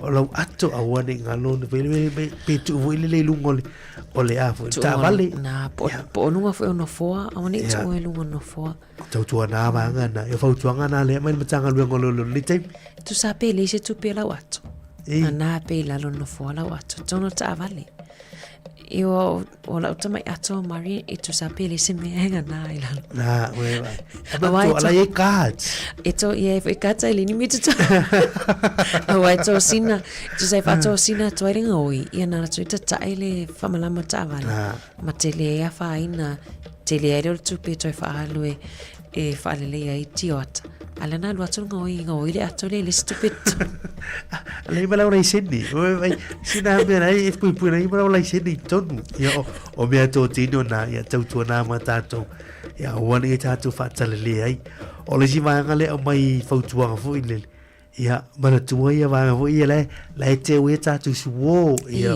o fo wili paelo ia me fo na walo te mine tama fale fo itu o fale ia tama sheds me sa le yo o lo farta vale ia mo tu tu botão tá vai wili paelo te mine moni e te vai a tu fai mai le va a ris ai kai le sera tu pero nei momo o bea pe na vole tau tu na loka fa le su e ngolo su o ia o man tu lang foi le me fa fale ia o me fa le o ba la tau fa le ma loka fa le ia ma ave fa le ma ti no loka fa le ia no mo te mo la nei te mo aso fia ma so ma lo te o to o foi le tava fa ia te me vole ni me tata no ni suo ma wit paelo a fa pele sa e fa ngai na wit paelo a ingale na alu poro mai fa no mai ama tangal tau sanga nei ma ne ya tu fa fo ile o spuluna ne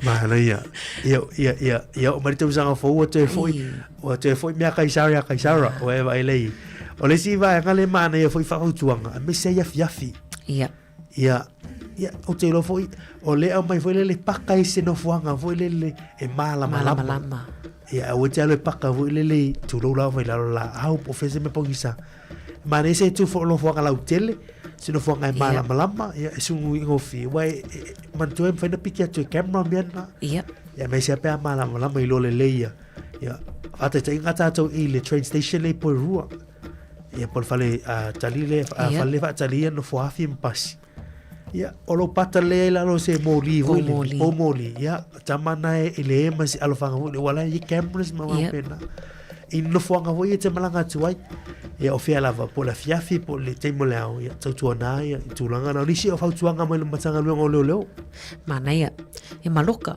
loka ta avale va ile ki o lo ta avale e alu ai loka ki le ki tono lo ta avale o le si va nga ia fa pu pala au mari ia pala au e si o le fale ona fa pe mai ona no foanga na e tele na la fie ile au nga oi a me se la me taimi nei o a Sofia Fiam whainga malolonga. Ia le vape atoi whamanatu mai awane i tu oto ta avale le loka. So stoinga ta avale lava Ali Mari. So stoinga ta avale pe Ford Ranger pe pomu loka. Na tonua. E te lor si ainga mai. E le ai poru a paka o ma ta avale foua. Ai le loka. Ai tasila ta avale le ta tato o le pomu a ta avale tuwai. Alua toanga o le pomu ai le ngau ia ta avale fou. Ona la pe wa le ano le ta avale tuwai le. Ai amana ia uma ia fa pe ona te fe alua esta avale mai le afi iwa se lau. Na. Vitus folo loka. Vai le e mana io foto ngai. O me uma ia te le fa sole va te down ni. Ya mol fu fa te male fa malo le tanga luengo. O leo. Ia wa la tu ia le moli mai fi au. Ia le te tau au tu ma moli atu fa la tu le tatu tu. Te lo ia lo fu nei va ia so tatu tatu no ni si fa fu tuanga nei. O le si mele mai le tanga luengo leo. Ia fa pini au cameras. Ia te lo. Ele foi me lá tu vai ni camera pele le alo malu le alo moto mo eu wa fena nei me yes o fena nei meu camera me mana ia tu so o me mana ia fai ia ai pula o pe fai pele fai a o isi uma lá me uma fai no tu a fai a meio camera va pi eu ia revo tu pe ma al me ia le ale malu o moto mo lá ia Te lo marina I tatu ta mama tina matutua. O le generation po la ngata pulanga le e se le pui o lato. Po uma ele mfaina o mo mo pe woloka fai tutoa. Woloka fa malama pe e siaki palaka pe o tapes de o ngā umu. I whaftai e fwoi nei tātou mātua e mo I lava e te le lavaina o te mai fwoi a tātou. Tō te whaatala lei mea ia ai. Tō te lei lo lava mea tutupu. Mana e whautuanga mari I o ngā umu ma wainga whapena ona lela te lei na ola I o ngā umu o ainga. Ia tātou nā saunga le mu vai po tapir palaka, vai po tapir palaka o le hita. Whamawhanawhana whale. Po le whamalulu fo ele aircon. Le tele nau.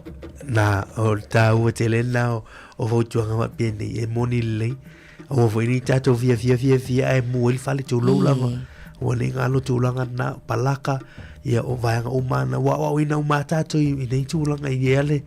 Ia o auli. Ia te auli lau la ina nei mo lotu. E alu lotu ai saua. Ia tō lau. Wahanga o mana fai sau kuka tulanga o maha pena ia tau tua nā sau ngani mu tātou e si filunga papakiu ia tau tua nā ia wahanga fo i sau ngani mu me sa kesi au kesi ei a uma ia toi te pe fa lei toi tau fa lei no fanga to a wor tu ua fo lele tu fo lele o maha tu atu le papakiu re toi angoi ia le lo ia fianga tulanga tu fau tu lau ia o tūlanga o kesi nā wāp tūlanga papakiu ia e ono a fiai fo ia mauta malawa pe a o na pā ia tautua nā uma tūlanga nā nei teimi o saunga le mu ia a lewe mai ia I sitasi fo i pāanga mwelele e tā mua lau whai wha noi muli ia e tau wailana whai lani camera nai mangale mai ma fo Eric ia e sa le ia no wing o tūtūre le ia tangata mai tau o sa moala na ana pe mai tau te fo ia tu ia na no le lof e le tsa longa mai sa mo nei te mo ta ha ia halu le to sa o fa ima la tu langa mo ia no viene o watu ta me la fa ia ai ngana fo fa ile fa ile tau sa fo so et fa lawa toast Whamanuia te fo ia sauninga e kalesia mai e whaistau sauninga nā nei po tae au. Nā nei, mātou le tu lai valu le fia nā nei. Ia tu li ala tau sulua. Ia manu ala le tateu su mai nei. Ia tae au pe ala ia. Whai atua ia wane ngalo li putia tangata le e whai alo mano lo e wane ngalo li putia na wai manu tu uma whai toi putia. Ia e saurisi e sau mano lo. Mo tātou ia le whi ngalo ngā on sai pia e. On sai. Moni tu sala taimi o tātou sauninga mari o mātou le tu lai valu I taile cathedral ia le whai le misa le kapalansia nā nei le tu lai e valu. Papele so se sauninga e te awa ia e te maua umarto te re whai lau sa moe taile I le Cathedral Sacred Heart nā nei. Leia, tele o sauninga ia. Si alu lotu. Papele tele I lotu al ni tausanga. O lotu leia la ni e tau e lau lotu ni tausanga. Alue. Ale talo lele I o ale. Sawalinga la tausanga maa. Ia ai. Tatu tatari e fo. Ia ai. Tautua nā sauninga. A mata I le tua tausanga whai fo I le tua. E le quote le ana mani e tata noi pa I li te me. Tatu te atis whawhianga. O pune me le sunga ia Jim George. It's not how you start that's important, but how you finish. Ia me mai Jim George, I le tā ua le awala na a matai pe na fuafua mai I se savalinga po se taumwhainga. Ia e tā ua lona whai unga. Ia, pe na whai le tonu me alamatanga. Ia. E tā ua ar whai unga. O whai unga e tā ua, ia. Whai ulei, ia o. Ai, lotu la ne e toi lotu tai au. Ia. Pe walawa I na loto na tausanga ia lua loto e loto lua filua lima e toi loto lua filua wa peso o talo bala va gai loto ia o loto fa mole ia tatu alo fatu o le galo sa di ko le via la lei tatu fa fiaga mai le tia ba no fo ma fa fa fiaga le te uta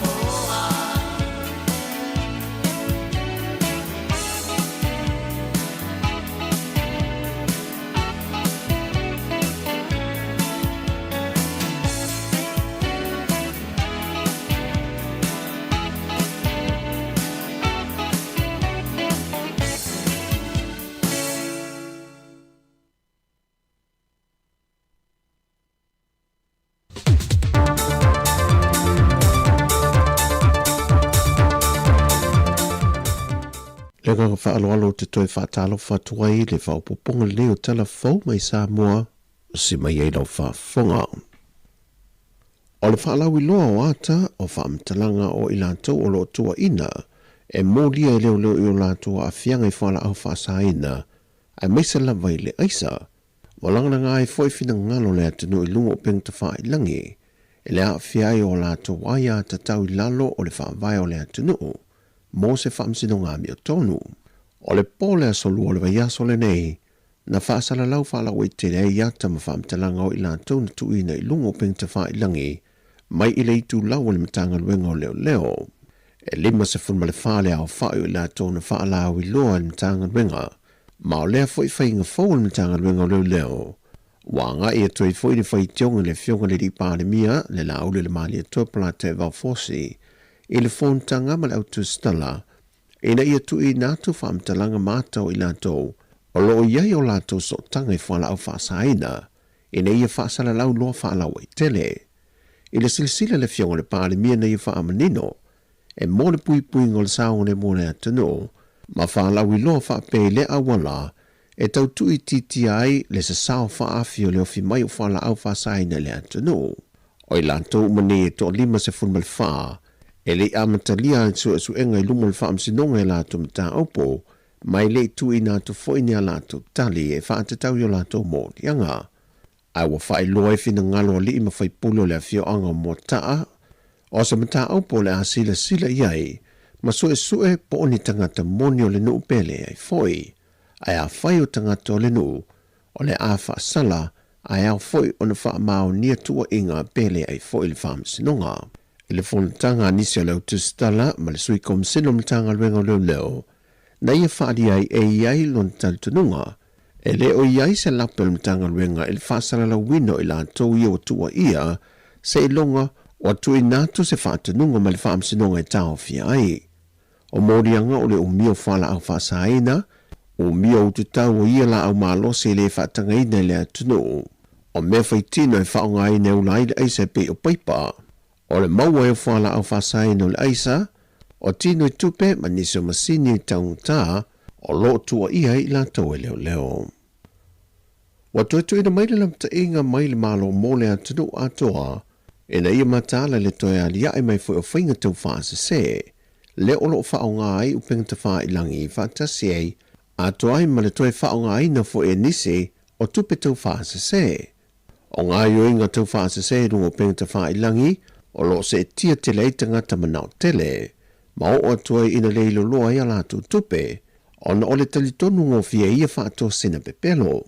Na whai loe le fionga le minista o tupe le fionga mulipola ana rosa ale mori o e iei mata au pua whaato ai atu ili tupe tu te tonu ma wao ai ona lapata i le atunu i nei whainga tau whaase se a meise lava le whai unga fo ili neo tau sanga e whela fo i tupe mai atunu i whafoanga i Samoa. O mai tau wina taimile nei le whaatupla i o whainga tau whaase i o po tātou scams i tono Samoa. Ia ai o le whanonuanga o le whaonga ai nai ia lungo penga ta whailang. Ia e pei lava o le kako platform le WhatsApp ma le Facebook. Ia ma ua lipotia fo le whaatupe tuton le si itia o lipoti. Mai whalitupe ma company ia i tūlanga lava ia. Mai o se tūlanga iau pea o na longo puia li ia i le malo le atunu.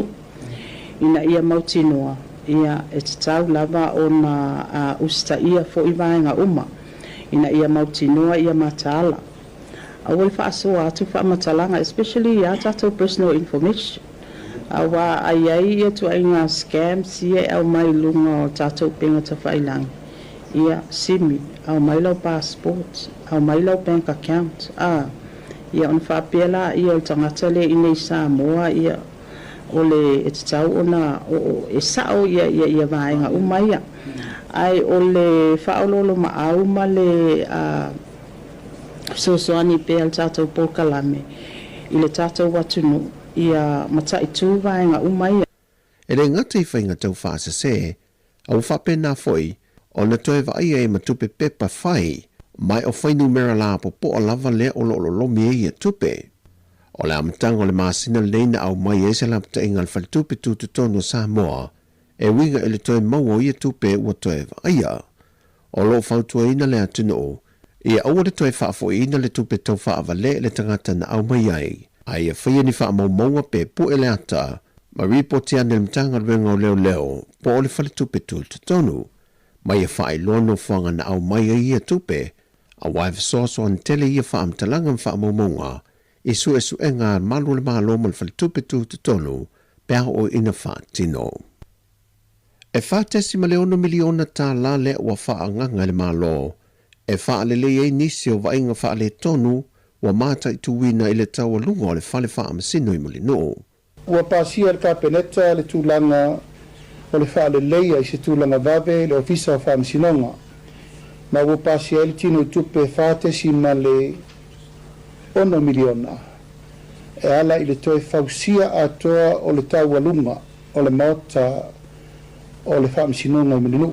Peon si fia ua whai asi wha le tonu o le maota le nei talu maili poti wa mai o na ua iei tūlanga ua tele le nofuanga o le tau alunga le whale lea ua tutulu ma ua pasia alo ia le kapenete se ngā luenga tue whale leia whaaluel tino tupe i lalo le whaatesi ma le 1 miliona whaanga i tato tupe o tupe whale leo mo fufuanga le malafia tato unforeseen. O lo iei le fufuanga i te tau o le mai a le tausanga fau.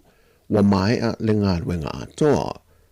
O le tausanga rua se fulu i a Januari, sa te tala aloa i ai le mota wha amasino mulinu. E awhie i ma le whale wha amasino ma walunga, wha amasinonga wha i tū ma lo, ma le wha amasinonga o whanua ma swafa. O se ngā ruenga sa wha atupele ma lo saina, mai wa mai te wina le tele o lui tau e awhie ai le tutulu o le tele o potu wha amasino, wa toulu nisi o vaenga o le wha alo, wha le tonu le lifi, wha pēma ea malulu i tu tonu o le tele o potu. O le whai unga leo telefou o le neifo i tau sanga lua whelua se fulma le lima, o se hawa noe moli atuai lo whaanga ma le whaafti tele i le pa i o se tātua tanu ma le au whaafonga i paanga uma i le lango i telefou mai Samoa i le nei tau sanga o le tatalo lato o ona vai vai e a whaamanuia te le atu le tua i la asanga uma mo se tātua ainga whaafonga a o tātou whaitau i tū la, e le tātou sopo i atu, o le lua whelua se fulma leo no. Whasoi fuia.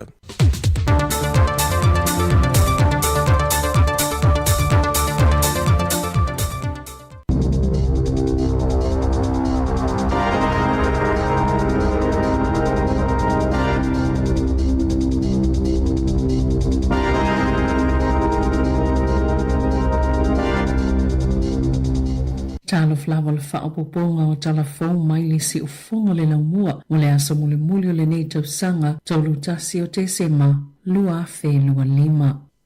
E to se lau fitu se fulu fitu i lātou ua whaamania ina i whailonga tāua loa New Zealand mo le tausanga fau lua fe lua ono. E au fieta maita e to fitu se fulu iwa maa lii e to iwa se fulu valu. O le pol kalami o whailonga tāua loa o le New Zealand Royal Honours o se awala mo New Zealand whaafetaia ma awe le whaamalo i tangata na ilonga la lātou tautua mo le atunu. Maamana ia i fo i tūlanga maululunga na o lātou au siaina mo le manuia o tangata lau tele. E tolu vaenga o vai ia whailonga the Order of New Zealand, the New Zealand Order of Merit, ma le King's Service Order. O le whailonga tāua loa le Dame Companion of the New Zealand Order of Merit, o tau aoina i Apolofisa Helen Victoria Danesh Meia. Ona o lana tautua, e ala i suenga whaasai nisi matonga fitinga mo ngā se ngā sepo o whaale i tonu i mata. Whaapea fo i le tamaita i o Coral May Shore. Ona o lana tautua mo le mālo, e ala i whaamasnonga, whaapea male atunu ulau tele. Sa avea shore ma taitai whono le komisi su e le mālo i sāwanga o lewa. I tangata iena i lalo tausinga le mālo whaapea ma e kālesia. Ma le su e ngalea na whaia mai le lua fesfuluiva e o mai le lua whelua whaa. O Dorothy Myrtle Spotswood, e to otolu i eita maitai o le whailonga, Ole Dame Companion of the New Zealand Order of Merit, ilana tautua e ala ilona loto foai, ai maise lava ito langa tautupe, o ila ua malona to alua Sir Mark Donatshik, na foa ia le 5 miliona ta la, e whawale fale mai mota mai te Wellingtone, mali tele o isi tupe na o la foa ia, mo isi au onanga. Eto o faali iwa faae ina ieli failongo le Knight Companion of the New Zealand Order of Merit, o Scott Ronald Dixon, le tangata New Zealand pitosilo na manuia i ta'longa o tu ngata avale le lanlangi, ma o lo avea fo i oia ma ame pasa mo le Canteen, St. Jude, ma le Teen Cancer America. O Professor Cram Stephen LeCross o le suita i taifono le Malacan Institute o le Medical Research i le University of Victoria i Wellington o se tasi o whaamau whailongaina i le Knight Companion of the New Zealand Order of Merit. Ona o lana tautua i su enga whaasayanisi tau i whala au mawaila au motonga fitinga sa avea o ia ma whaatonu sili mai le lua fesful wha ma i lalo lana teita inga sa mawhaiona whaaluaina le au whainga aluenga i le silia malito se lau tolu se fulu ma si iti atu la lato paketi ma i le fitu tesi ma le 5 miliona ta la i le silia ma le tolu se fulu miliona ta la i le tau sanga i lua whelua wha e maa sane na whaatala noa Professor Lee Crow whaapela na au whainga aluenga i lunga o le le te o le siufonga o le laumua. O le isi o Rodney Kenneth Drury mo lana tautua i pisinisi o le te konolosi malona anga lelei mana amata mai lava i le tau sanga lua whemaleono o na ia mawaina le tena ni whailonga i tūlanga tau pisinisi e to whaia Christopher Wilton Parking i lato ua whae tia i le whailonga le Knight Companion of the New Zealand Order of Merit.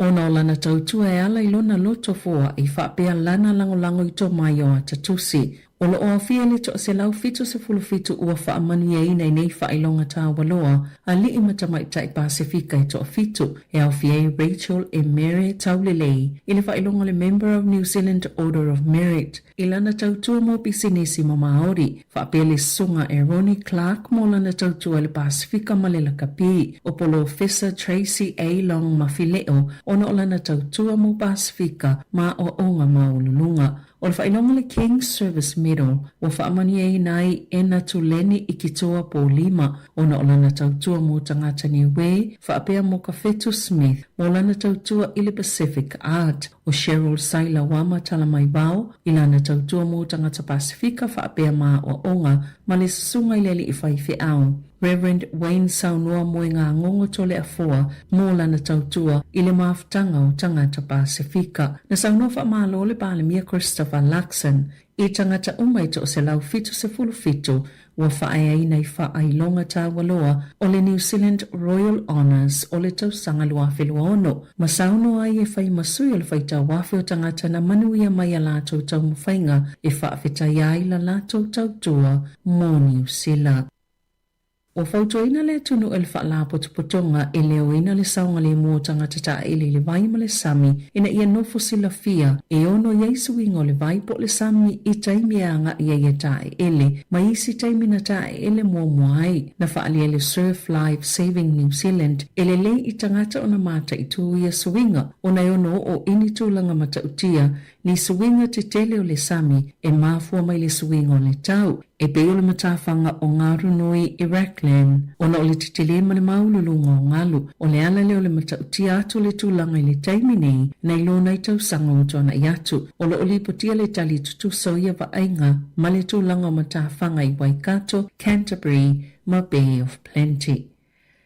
E silia ma le afe fitse lau tala le tawoni o loa na ngau i sitamaitai mai se supermarket le Woolworth i Hamilton i le taia o le solua e au fieni sukalati o maa o moli wila o le ham mani pe pasusu na lipotia na talafal tamaitai ni upule tala via ngai le o whainga alwenga i la uta mawhai ta au fi o ia mailo na aveina wha ngaoi o ni o loa se tele sai tutono le taavale e whai ei wha ataunga po le trolley e taunu otu leo leo o sola le tamaitai la na taavale ma le uto o loa pe ona ta o so upo le whane o loa na whaonga ina le wainga sue a le Hamilton Retail Crime Team ni whamatalanga mai tangata lau tele, ma o lātou wasi ai lo se whale ipokete, ma maua atu wai se taawale, o iei lava o loa ia na ngauia, na maua i male tamaita i tutono le whale, ma loka ina loa, ai toi whaafoi o loa i le supermarketi. O le masino i anuare tūla i eisi tamaita i lua iwa tau sanga i le whaamasinonga, e tali mōlianga o le ngaoi.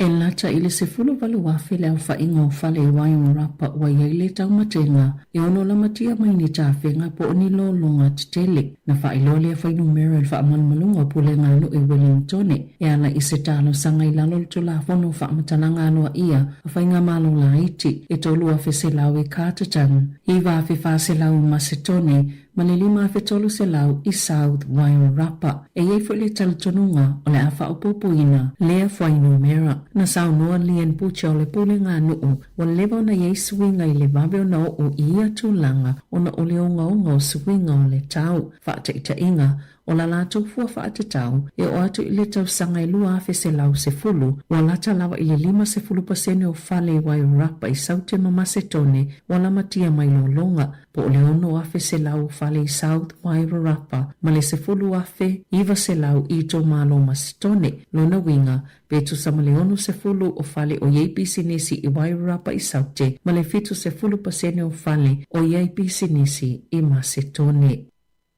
E o mai le pōna pō whaawau pē winga lolo wā le tau le tele waenga le atunuu. Mana motu si ai male ele te se nisi o ainga. Sa awhiei mani waenga le tū malo ora whenua. Le ana liputi ai le o ngaunga ni waenga na awhiei le wāo Shannon matoko maru. Sa liputi a fo ile awhiawhia na nafi. Le ieo ni whale o Taki Coach Road. Sa motu si ai le ele te se le pōna pō. Pētu samana se fulu awhi ni whale le tū malo o Tasman. Sa motu si ai le ele te se ona o pōmoli na bala lasi. E o mai fo ile awhiawhia na nafi. O a awhia le tu sama le fitu se lau o ainga. Ile le ai o se ele te se para umu. Na whaalia le One New Zealand. Le silia ma le 5 vaenga iei a lātou pōf so ta inga na whaale tono o na ole pe o le paua. Olo iei whautuanga mo le so i whaititili mawila. Whapea mati e munga ma savili tō whaata utau. Olo o awhiei Northland, Aukilani, Waikato, Taranaki, mana o tū whanganui Kapiti, ma Wairarapa, whapea mali tō i mātu o Wellington.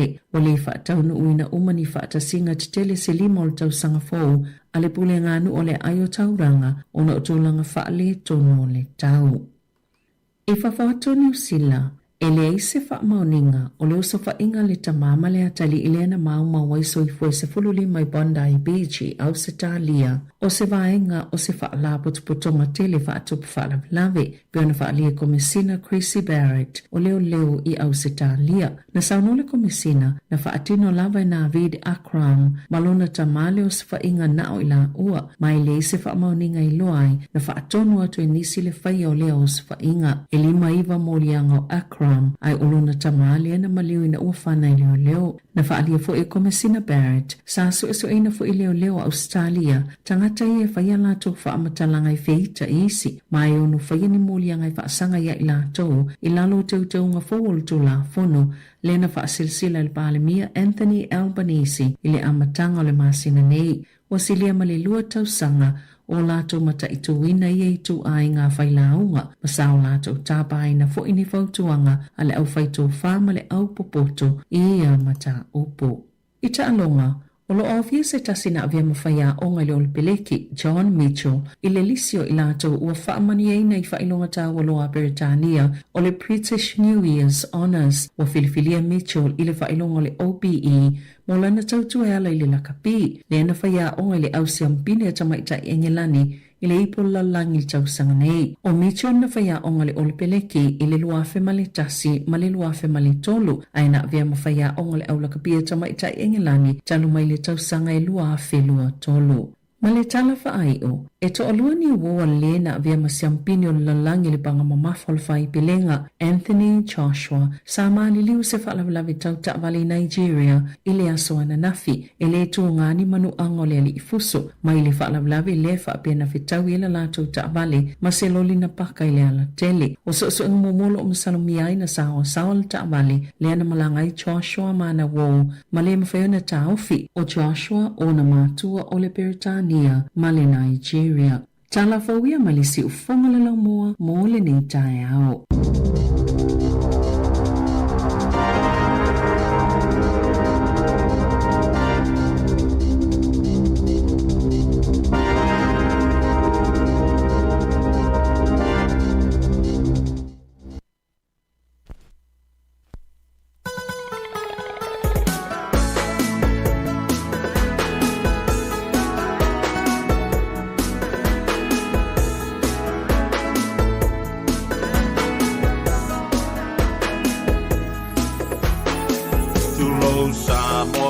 Paia, e tangutu o le vausa, faingata o fue lave lave, I fue lolo amale au tula toa. Oto o pule matumu wa o paia awa tamainga, o paia na o telenga fata ulimaina. Wao fasanga iyo ufaiwa wale mamalulea waofia Ua maua lunga leso awa osamo awa poto poto Waile vaaiane ilo utagata ole tangata fata uba Aua ea fio mayo oe ole matua faitama Alo maila ia, ai se io ufa a fia fia Uala i ula le so I la utalifa alo alo Wa e si ia e lo ufa I lunga ole ma asalafa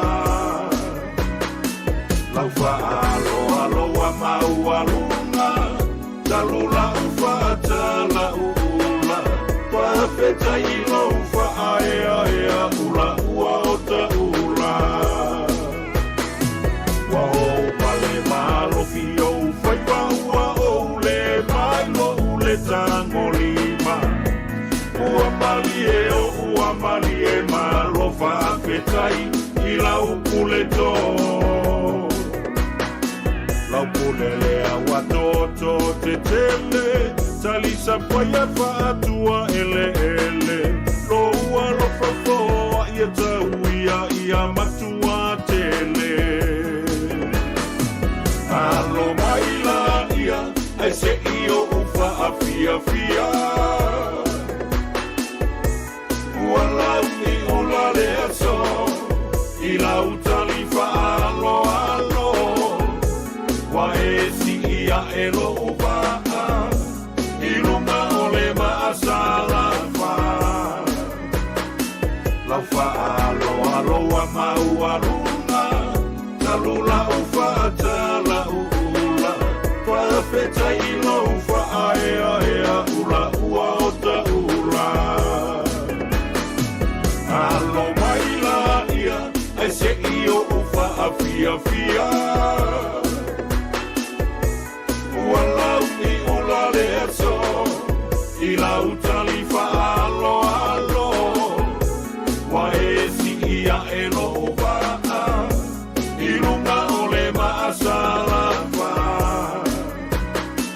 Laufa alo wa mau alunga Talula ufa tala ula Pafeta ilo ufa aea ula ua ota ula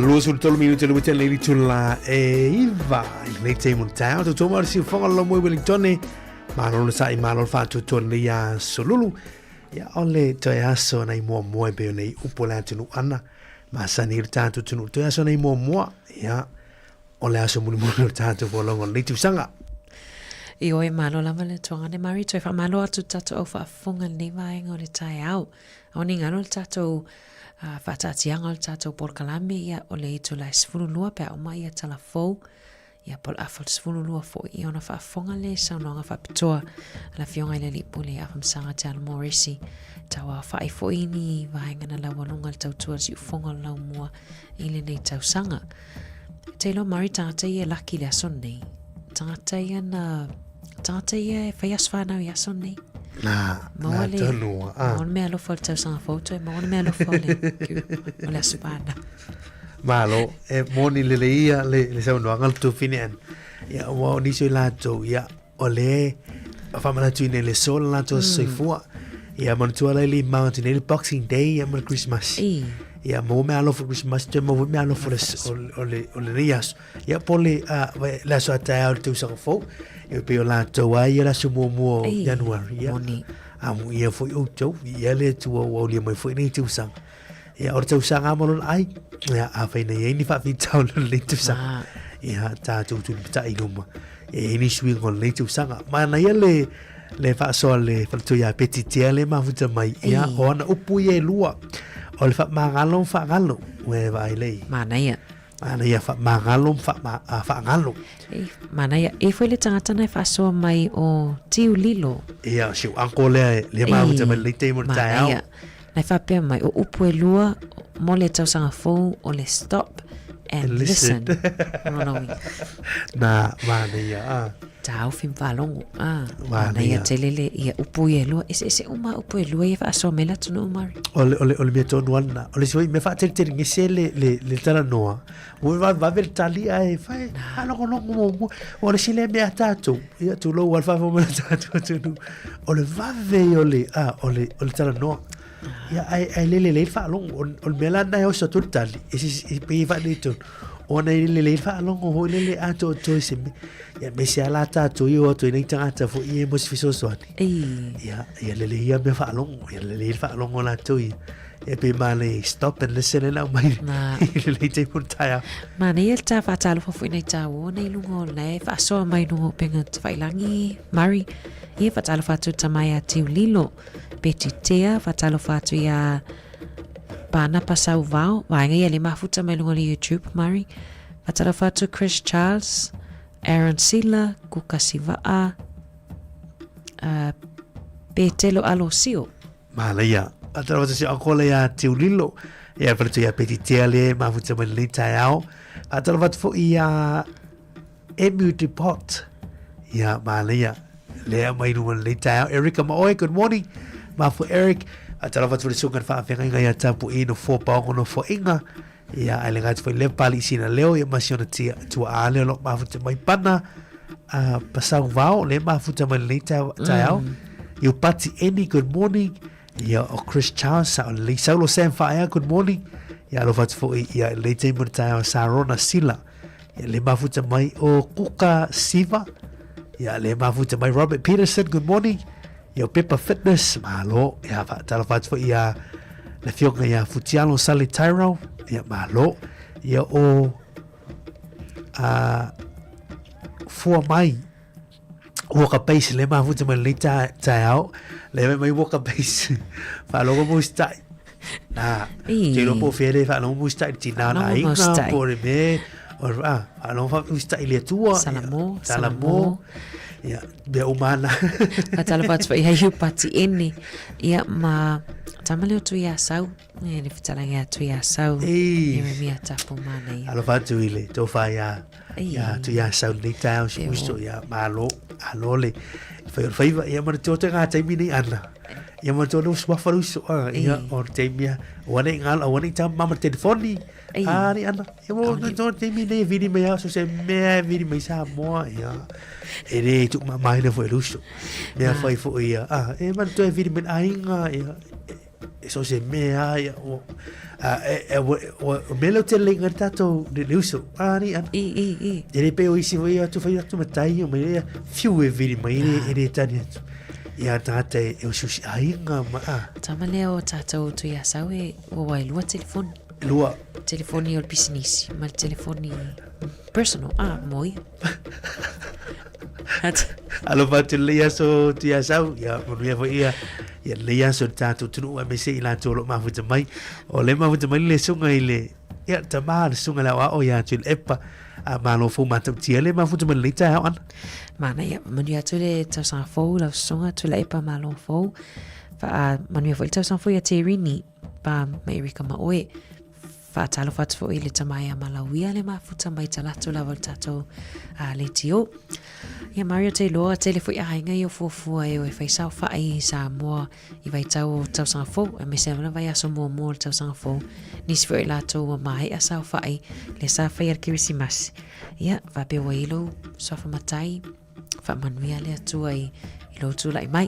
Mana tua o le suafa e tau si ainga o me umala o le afio anga o le nuu tu se e tau tua i ainga mo nuu an Mana ia me le la tau le wo ata inisi o hoi o saufa i a o ne tapa nei polisi soli e mawa e whaingo o puma sorry Mana ia fai ora tau upu e ma le o le whape soli mawa e ia lango tuma langa la tato tu e fa ma li so a hone le to e umato ina mama le nu vo le fa peso I whaingo tūlango ia tapa li polisi ia ma le ngalo ia tamale me o lotu fa moli I lana voi sa fa tapa ngo no ni mo o lotu fa moli ia o me o ma na fa ma na ia to nga so ia ma to voi me ne o matai ia sa ole o upu e fai nga ru nga ne tau tu matai tono ai ia wo fai upu ne o ai nga moni ia tu ia nu ma fi ia me se foi le kalisia ia maluia tele la tu le ala tu lango la tu foi sa fa I manofo ia o vivianga mitanga na ainga ia fa pale ne foi ni sua fa tau o ainga no ma fi Manu foi ia fa moenga pe o fai poiponga as fa nau tele ia bo as soi fona I tatou tamama tina matutua ia leo la fa manatuina ia I se aso ne vai aso Manu foi pe fa pele tu fatasia sa kala meta fai poiponga ia manu ia tau ainga fou fua tele le niu ia ma ia fa manu anga le tuai tono ainga malo fa taito fine ana o tai e pe man tuo la so limo Januari a mo tai nai le vai tau alo io o Sofia fia ia e to luai la to le ma le fia fia na fi le wa ma le liu tu lo pe wa o mal so fua o no ni fa la vela vetu ta vali ia ile amata mai la so Christmas ia o mai le vai tau o ta tu tu ta ipe ma tu es fu lima I la to na ma liu la tu sanga ia e o mai la so na fi le te I tu la fitu la fia na fi o to luai la to ma liu ia I lungo wala tau ta vale o famu tuanga masani le te mole tu pe ia tau tu na tau ngale mu I lungo tatu magala ma au wala I lungo o nei vai tau Christmas I tau sanga fo tu na le tau ngale mu le mai tatu tala fo I Anthony Joshua le Nigeria ana so ma o e fo I le ia tu lo la ia o fa sa o ina o le ola ia o mea ia le mai tau atu to o lua Nisi ana wo yo ma le liu no le fala vela tu tavale io o le tala le na me na file na me liu se savelina nei pe ona close friends po ana wo mo mama ai wo ma le liu fala vela ve tau tavale ia le fala no atu pe o le sawa ia o tavale na la iona ma fu le a fala vela ve o na fi mari le si tangata le na maliu ana nafi o le tangata na tai el tavale nei pia le to lua I tanga te o maliliu talon amata le periota o malolonga ia o le whamanatu masani lava I le nei vai tau pa nei vai aso ia o le saunga le mu patalo fatu ma whamanui atu le tausanga fau le songa ia whaipule a waweli tolo waa le whamanui a maile le tausanga fau Mari Aftai lau sunga whaipule tolo waa ia waweli ia maftai lava I lau sunga mole au dianga le tausanga fau ia vi ele tu alo fatu foi manuia foi le tausanga fau male Christmas I lau sunga male ainga au tai foi le sunga Fred Brown le mafuta man le te mo le tai au ia malo sai o penesa huta le mafuta man le te mo tai au ia vi ele tu alo fatu fa tele mafuta man tatu por club ia moni le tu langa saunanga tu fini an sau le I tavali Nigeria son ia o tu lo lava whangalo pulo le laki ia wa vai lua mali liu ana wo to lua ia wo mai ia o fa sau ina le ola mali ia o Anthony Joshua ia au tūlanga i o le sawa male tatu te le iloa ia le unga o tūlanga fo ni whala vela vitu tāwana ia tau tua nāru te whamanatu atu i le a tātou o le au lea ana e leo nasi au numa tātou i le New Zealand le ia o ngāfu ina ia utu i Australia o to ye mafuta mai na America o fea lava lenga o fe au nei e so polia te foi le so se no fuanga la nga tatu avita avale tatu feo ita avale e feo inga ia la to ia to to na sa ngale mu fa mo la le sa la se o fe lo ta vale e se le tu la ngavole e ala na fa le se le tu lo ia o fa ma ni ai o le wa fa avita avale mai nai tu al fa tu nga tanga wa uma a fa volo le me vole li o lo avita vale ia ai fai tele pasi so no tu la ngola su a tu le fai fa le sina me fa la tu saka ana pe moni por lo fa le tu drive legally ya o ina vo i il fa tu la mo fa le o se fu mo lo ta ta yeto ave ni lungo sa ya porta vale o se moi mitinga po se resolution le fo ina mo ni tu sanga la ta tu sa valia fa pele o tu le o tai o le iso la sen ya mana ya vale nga lu e lo e fa le sen felwa e le tau sanga fou pa pe fele malanga mamao mari mana ia lava fo ile tai to lo ni avita avali e fe susu ia a me se pe pe le malanga ia okilani ia pa pe le to tasia fa ta fala wala pe fa pe ole a sau lava le fia moi ia vai sina power nap se fu 5 minute ia ona toi fa awa wai le fa nga malanga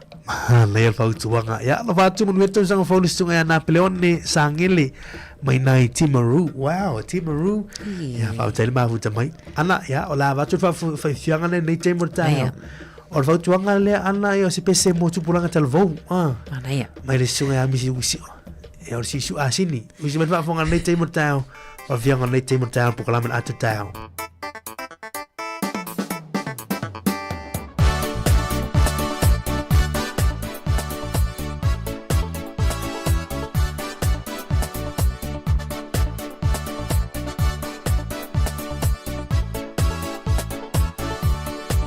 ai saulo martato val au ana ia talo fa malo la val soifua o te fa talo fa te mo fa la lo ana ma mari o lo por te malo por lo e se mo ria lo te malo po malo soifua le tao ia fa tai fia mo mori tu la vala fa te tele le o fa ngalo ngar si fongo lo mo tai si lo fo panga ma ana ya me se fue le panga sunga tu fuera ma si to le ino sunga ya ko ya a me se fa ngala o mala si fongo lo mo tai i ta sanga to mala na ruenga o te fa afetai tele la bela fionga ile di pulo a forma sanga o le mafua wale ngata ile le fianga no a masanga ina o fa ma vai mai ma putanga fa se au isa uni alu tu foi a materia soletio a wa el to fa e fa o mai sunga le o fa ngaluenga ma nei la fa longo va o tu la vale o Samoa e mo ale tu ai me uma ia uila ina o solo mulia mai fa se au ia le o fa ngai o fa ngaluenga sunga ya la fianga ya la guano o sunga ya ta sesa o sunga ya o tu foi e ma sunga mari o te lope ne te o misi a te unisi a o fia o ma o fa mo pele tu e me mo e la vai o solo muli va ya ta e ala to nga no ya le a fai na ho ye li si va na ta tu tio o uma la tai la fa ya masanga ona uale pusi no vo ina o fa ma va se au ai o fa o pe o te mana tu ira ira ta tu spa ira te ni na o ta o fa pena mu e tu a tu fai ta tu spa ira o ira te ni na o tu fo ira ta fianga ona uale te ni perfecta mani o sitauranga ola este hotel awale to nga lulue le na la de tu la mai tamale o faingo ina le o tu stalo tu spaia o malaki ai lo po ile le ngol tangata o le o malaki le kana e pelu o le boli to fa mali le ana le tu lai mai bana ki ona o le ni fa ni staulanga le ni afon le di perfetto ol vaga na sa sotto enga no e o le vai sotto mele tu perfetta pa staulanga ia o la tona sotto enga no ia o le ai la manga o tu lai mai la tamale o fai no ne tu pa yo mala ki le lo po le ngo la o tu lai mai ia o tu o fai na la fa Soundia katolo tu amata o le sana faina me o le programa na sa Sicilian fiesta kate ai fa ngolo e amata nga sound o programa le tio ono ona se au amata ai tanto faina lot e ai fa maro ya te la tu o lo fa o ina e o mai te nei pa o le fa te la fiona ya masanga ono o fa o pele tu e manuia tena ga luenga ko sa for a la tatu o tia ai pato faia ma fa manuia tu de ya tai te malo po manuia tele tu sang fo o te ma am really to ya o manuia ya so ya tai le te mai alu po Ioi fa so le te mo tau a o tato pese le te mo tau fa vivia ngar sisu asini Ai fianga le te mo tai au.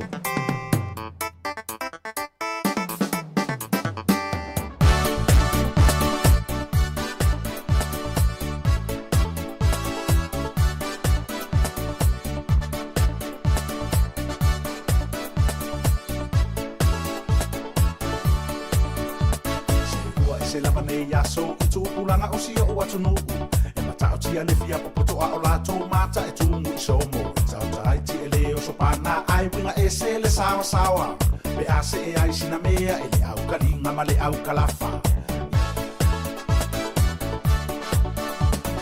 to atele o tu ulanga uana o le tata a ile a wala fe o ai fa kinga maka fa ko ila no mu kuma fio anga e fe aro aro fa i male fale o matai pe lava o lo mo ele sawai Awai ngau ngau I le atini popo mare fai ai Isa isa ta lo fai I le valea Tu lo fia ta maleanga Awai vame ona pe ai lo mata Pe tu uai lau ti whanga E le tai tai o si au o langa Pa mai lo stali ma Ma whaau ngā mai o whau tuanga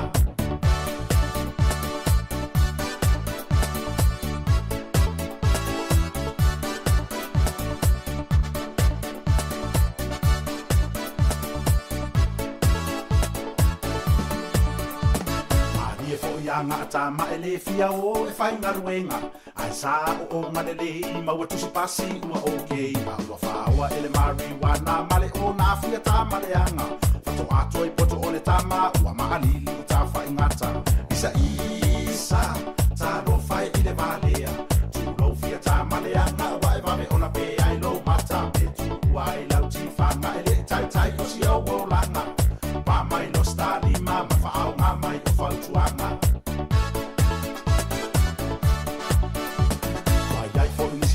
matua fe ile la fanau e fa sala po mai e tamai ti le fa tonu nga pe a fa ya tu la o lava sa o ma vivi o le la fanau e fa se kola sipi ai emo ane o le ata e tau tau ile si asin isa isa ta lo fai ile valea tu lo fia ta malea nga vai va me ona pe ai lo mata pe tu ai lau ti fa ma ele tai tai o si o lana pa mai lo stali ma fa au nga mai o fa tuanga Malomis, Malomiko. So le seki al fokwa. Ja. O mele we el kupulanga al kakoku. O le kali upu ye ngai ma. Kongu wala. E ma fai ala se koi o omikasi me alo fai upunga. E moi. Okay, Miko. Al waku kama. Wai ai fo nisi matua matua fe ile la fanau.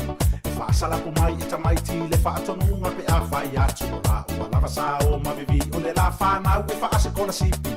Ai emo ane o le ata e tau tau ile si asini isa isa ta lo fai ile valea tu lo fia ta malea ma vai va me ona pe ai lo mata pe tu ai lau ti fanga ele tai tai o si o lana pa mai lo stali ma fa au nga mai o fa tuanga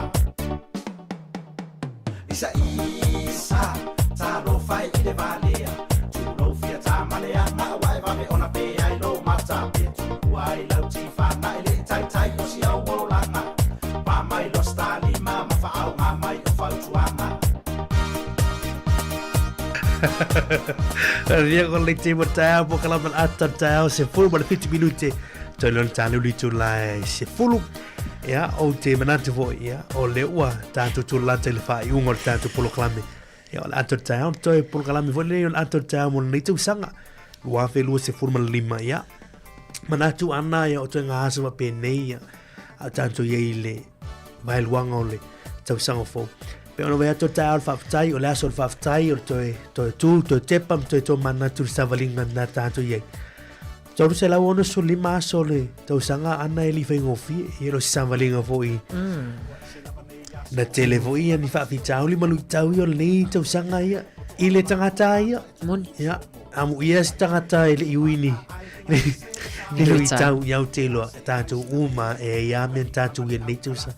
Ya fa tai le tu le tātou le mai le ia nei tau ia so tau sanga. O le so i me mane tātou mafau fu le ia.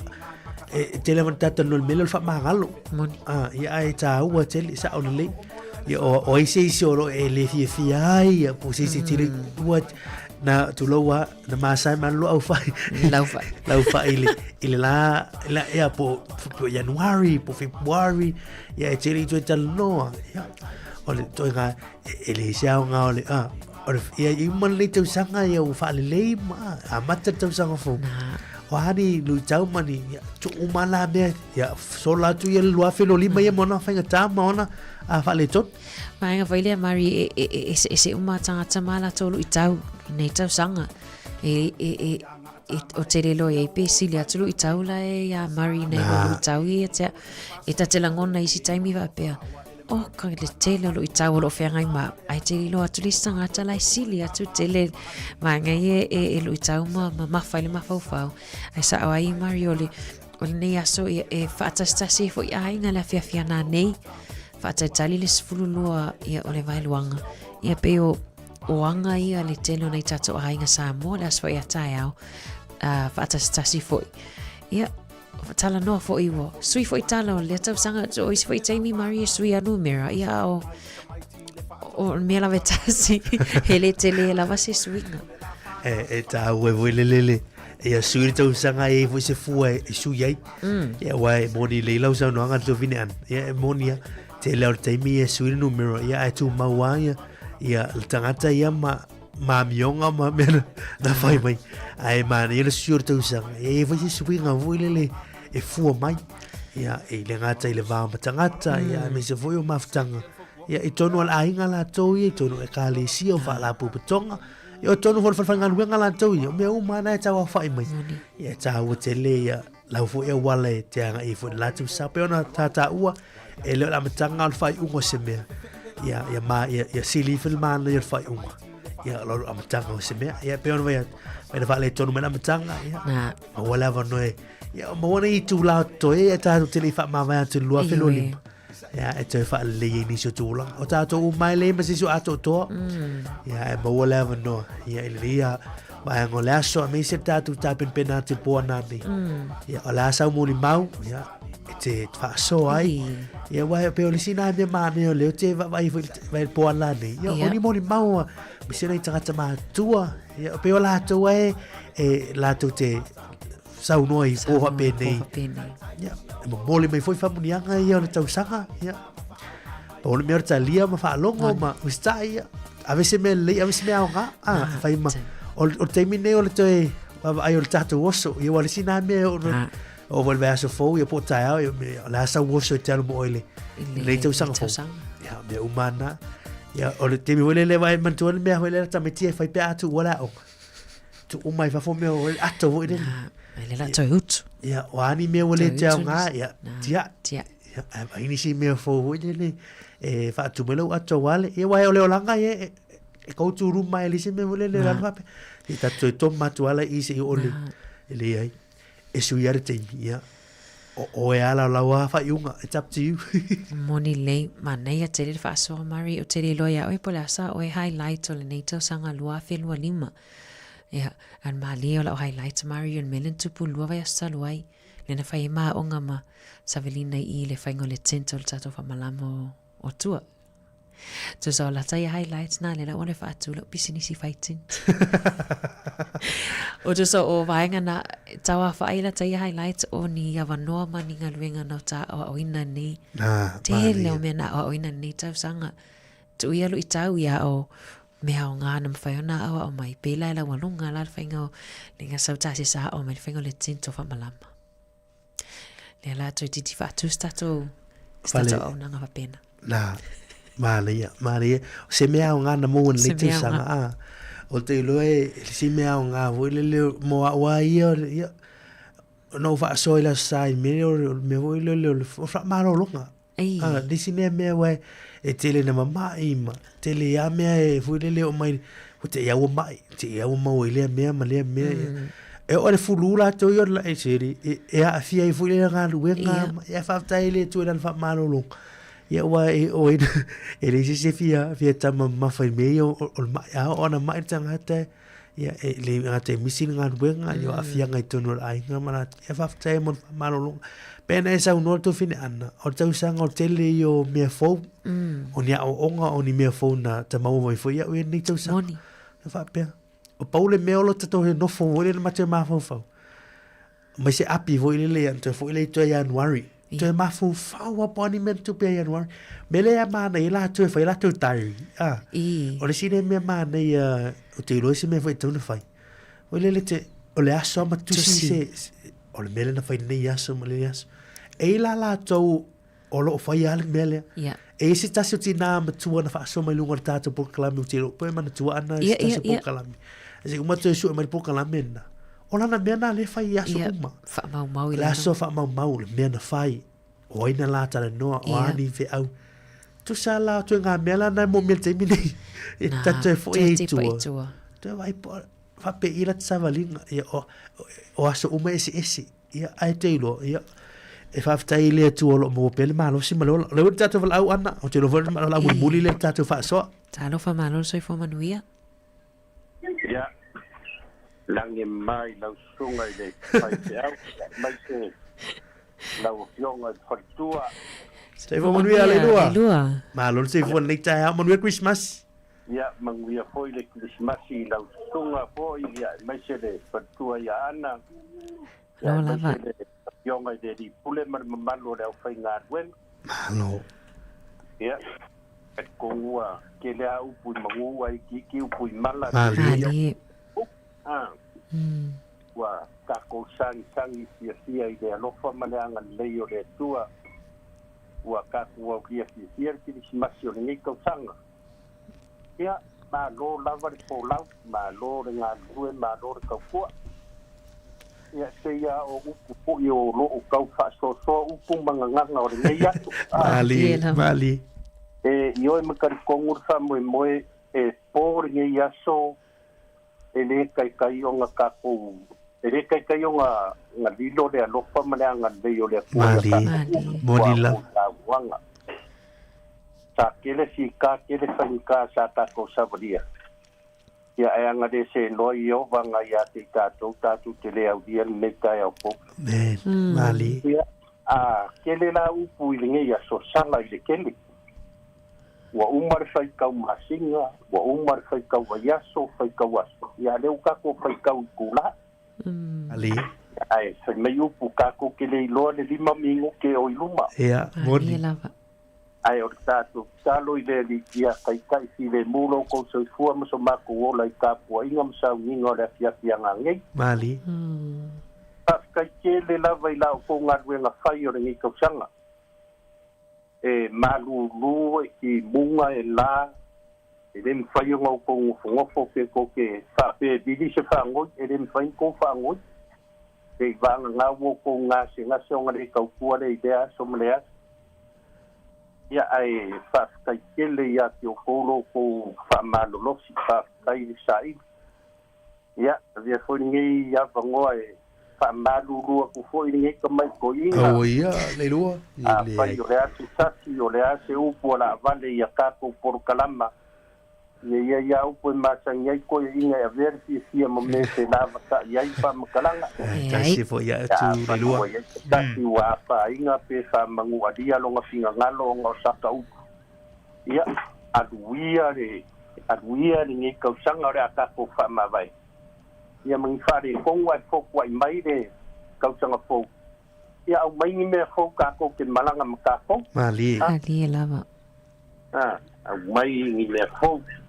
Ia te yo upo ro kau wha. Ia o la ua upo nika e au. O lea lofa mare wha maoni. Naia. Ali. Pai le aisha o ngā kake a lofa i ai a kare wha maoni. Ia ede mongi roka lofa. Mali. Ia o laka ika ngā so aku ai a vea ngai kulai mo mori a lofa anga. Pa manguianga o le kausanga fau markivisi masi ngai o mako ai ngā manaba. Ia isi o anti makua lava ma siong ko lua o lo alala i po lua. Ia o sa vali le kai fiku sfuru mo kupu kausanga. Kai vandu sfuru. Ia e kia le lali kio i kai a maso e whanongolongo ai re vala awa. Tai.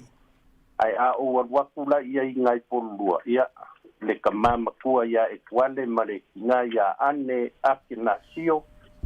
Ia e kariea mpa mai whakaia ia ki o kou mangai kama mangai tenge likiore e whaakia fo. Ia e isi o wanti ngai le misi ai aso umar vai aso kou ke whakalofa iai e alala i au kilangi i a tau le au pepe. A whaio e whafonga mai whaamangu i aku le kirismasi ia marikau sa ofou ia ke o kou umai au kilangi. A ingo si o kama mai sangonge, ia e mai sere a ingo si o ki ngā mai whale la kai mare au wa ia whamangi aku ki nisi masi mar kau sang fau ia ki o kou. Ka ko maua whia sa kau sang fau manguia, ia ka ko malanga whakasi mare ri. E maluki ai o kou ni whainka mai whaki kauri. Ia o ngai a uo umama, tungai whaingai ngā la tōke sila pia, uweri kongi ei.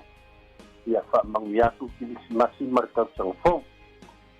Ia aere ngaka i lea o lo kou pa ia maro kou malu tungai de li pule, ia e maise o kou leo whainga ruen. Whamangu atu ia ki o kou. Mau arikau sang fau fia, i le alofa mare anga leo le li, ia ngā pēleo se kala. Ia i le ngalo lava le a ingor, singe malanga whanau. Awale ngalo. Awale ngalo, le lua. Mo le lua sina kia le walau a kuanga o mako a inga arau kiro ko a mai ati au. Whalala tu le sali. Ai te toa e whakile. E ka walunga mea o mai na. Le face for the last. Ia. Mahanga whakawha le le. Ia alo whaku mo di aku alo whaanga mwhamungia ngai a inga umo si o korua mai lalo malava. Ia mai si o sadua whaka. Ia manguia kele lava ki masi marikau sanga fou ia ke uko. Ia ole whamkalanga le ngei vai ngore aso. Ia mai chai pipi. Ia kumama kua ia pesika matakua ia simoa mare whangau. Ia mai si o sunga ia poskolo ma e whaia vangilia. Ia mai si o kua whinge ia kulou le wharikua o sunga so swangi whai malanga mai Samoa. Ia wharkua ia leu, whamanu, ia oro o whaikirisi masi mai ngei a mākou. Ia ka whawhoi ma whamangu ia kirisi masi o ngei kautanga marikau tang fau wharkua ia leu, mare whangau. Ia, manguia koe aso koe o ngei kautanga. Ka kua wia whia ka ko mātuka ia mongi o rua a whaie. Kele ina ko ngai a lava loko si masi mare loko muri ma loko so tang popa. Ya ka ko faya de pole le usia le ngo. Ioi, monile. Bali. Ka kele lava ya ke o luar ka ku ni ka yao. Tai. Ya. Wale awaya ku foi le uso ya pe yo la uanga ke de nga pai ma fi ka ya ke. Ia, na. Ya ai o ke lo pa pe ya ka. Tonu. Na. Ia awa nga ia kai me e ki nga yo la loko yo la ai. Ia no vai baile. Awa pure nga ti fa ki mo mai lunga la no la de. Ya lo pasela mo ko manguia de ya so. Alberto sa fo so le lua lo fa ya Miriam man no falo manuel le ya so. Ya, papi na po. Ya, pasoi foi ya. Pasoi foi. Tongi me ale maali lua la lua fe lua. Ole si le fia le lua me ato lua le mai fai. Dus e fai mai o le fale ai o mai fati no ngola tu. Ya o te lua ya. Le o ata fo ile tala le tamai alua pole fa pe mai le toi ino. O tamale o tas. Wa te fa no longo ve tai o mai fa pe tu foi. Ya. Ya. Siu tama, o tama tau sia tas. Tu se la o marteu sanga le va longo tu. E o tama. La o mai ele fa tali as tama tasi lai fa tama. Io o se tas foi nau tato wompa anga e woma mai tato litio le sunga le lua. Ya. O le sunga le lua pe telefone ma na e o fa soi. E lava tai mi tau ai mea na maai ata o iste. E tamane o man tuo e pe o se o le mea le pistale ni. E lo foi le mea sa woi lungo pokalame ma lungo leitio. E e fetau i o matama foi e au lungia la tau i o les foi tata li e le tata pokalame ata ma fo ni tau sanga.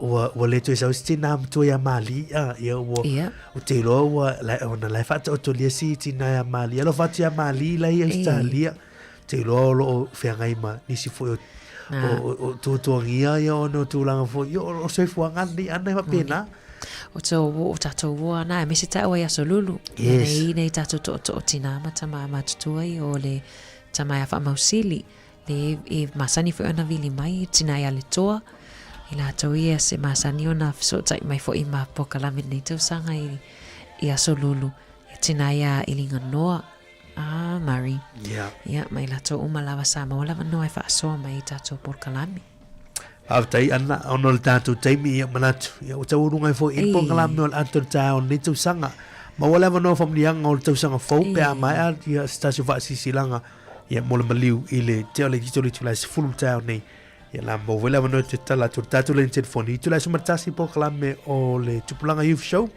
ata nonga na ke sila lem sem man le sunga Henry Ferretti ya ai moli fa tai to fit anna tatu pokalame ata tai muli ne o le tu sanga ile nei vo ia lua felo sulim ya la ngalo tu lua felo lima ya ma ona fa ta ya fa tai mo tatu pokalame anna le tu sanga ya me se fo ya le tatu ulunga ina fo pokalame le tu sanga le ata tai Moni lei mo le tai tuanga ne Mari le fa malo si mai fo ia wa fo le ta ua panga nei tau sanga ia solulu sa sei fo ia solulu na fai ma misi ia se tasio ta wa nei fa wa lava i lava ni se la fa ngaluenga sam faiona tau lupu fo le kava le ta por kalame ia o te lola e mai ale fa si silangon maliu no toi fa wa le ia wa lava ni se fia vala au mai fa manuanga le tau sanga fo se ia pa ia le tu lais futas Moni lei ya va tali to fin anal tatu proklame to lunga al actor tao ya il fa fianga nei ma musika por fianga fa lenga nei o por pese tau sisi o fa una al fa un nei tu sanga tatu tau sisi pe nga iluma tamu fai pe ya wal tau sanga fo to mai manu tela nei tao fa sisi langa maliu ona so nei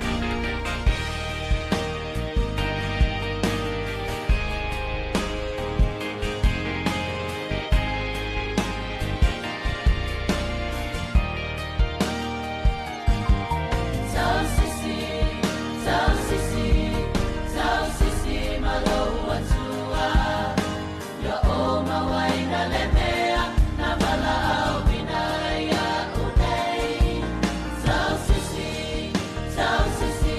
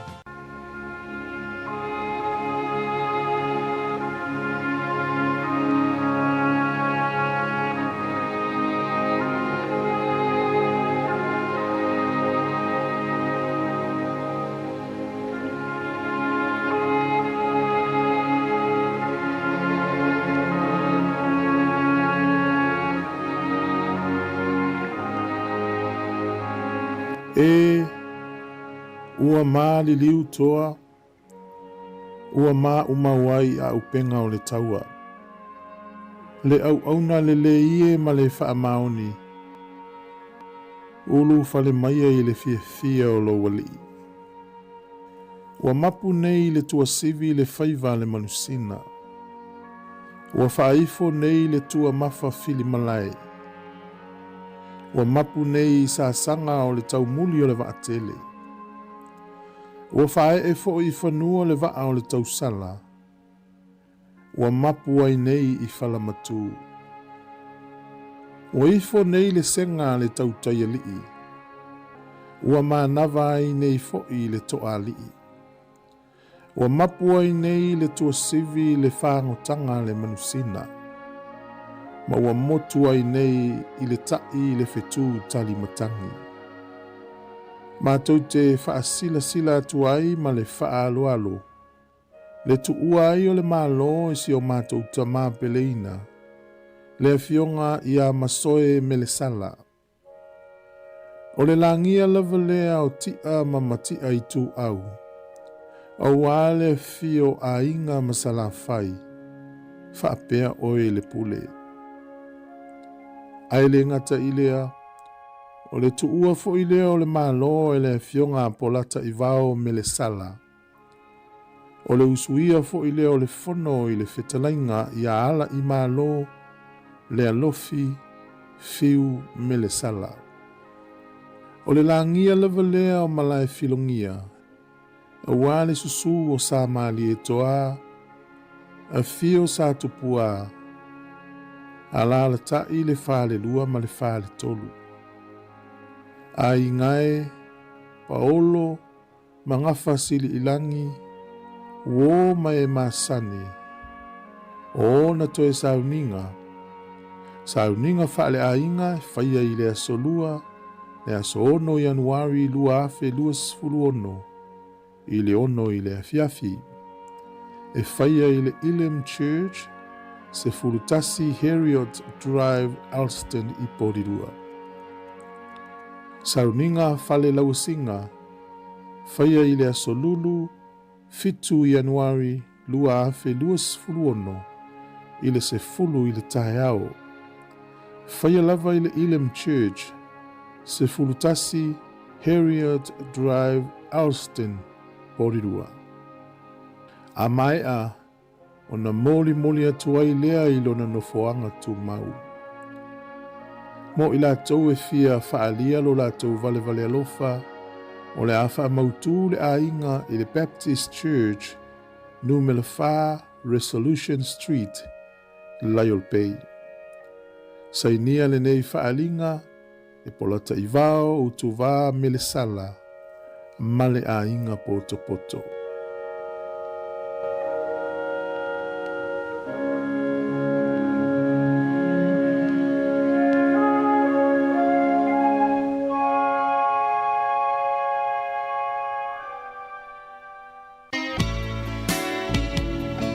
Se fulu minuto le wate le July se fulu to mo se foga la mo Wellington ya tau nga tu fa silanga down maliu te fa fongai i le te le July se fulu lu ila ura nei a wana ngal po kalam le July smartasi fa talonga ya o le sunga ya Henry Ferretti ke sina lem Sam te fa fongai na fa talonga le July smartasi o le te le July smarlu mai o tatu telefon fa fonga le saunoanga fa tola fionga li pule a masanga tal Moresi saunoanga fai una nei sanga lua fe lua se fulu ma lima.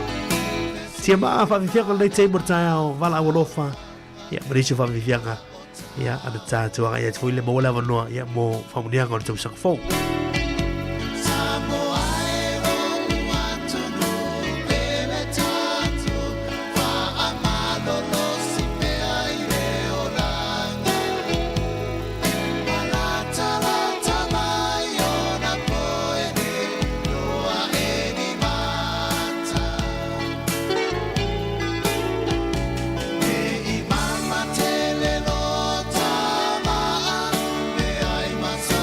Leo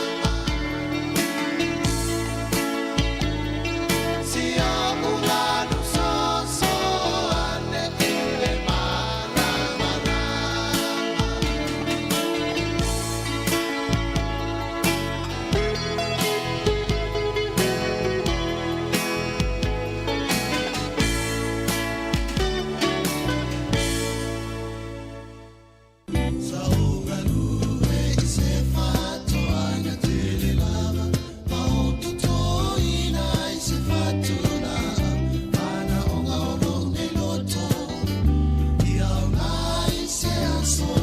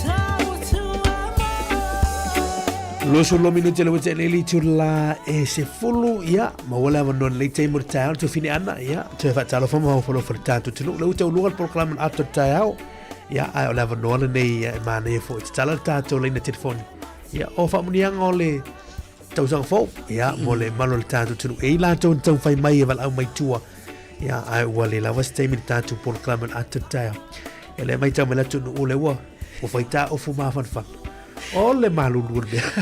Malulu ese ia ese foi fai un ole lua felua lima ia pe fai un malulu. Malulu.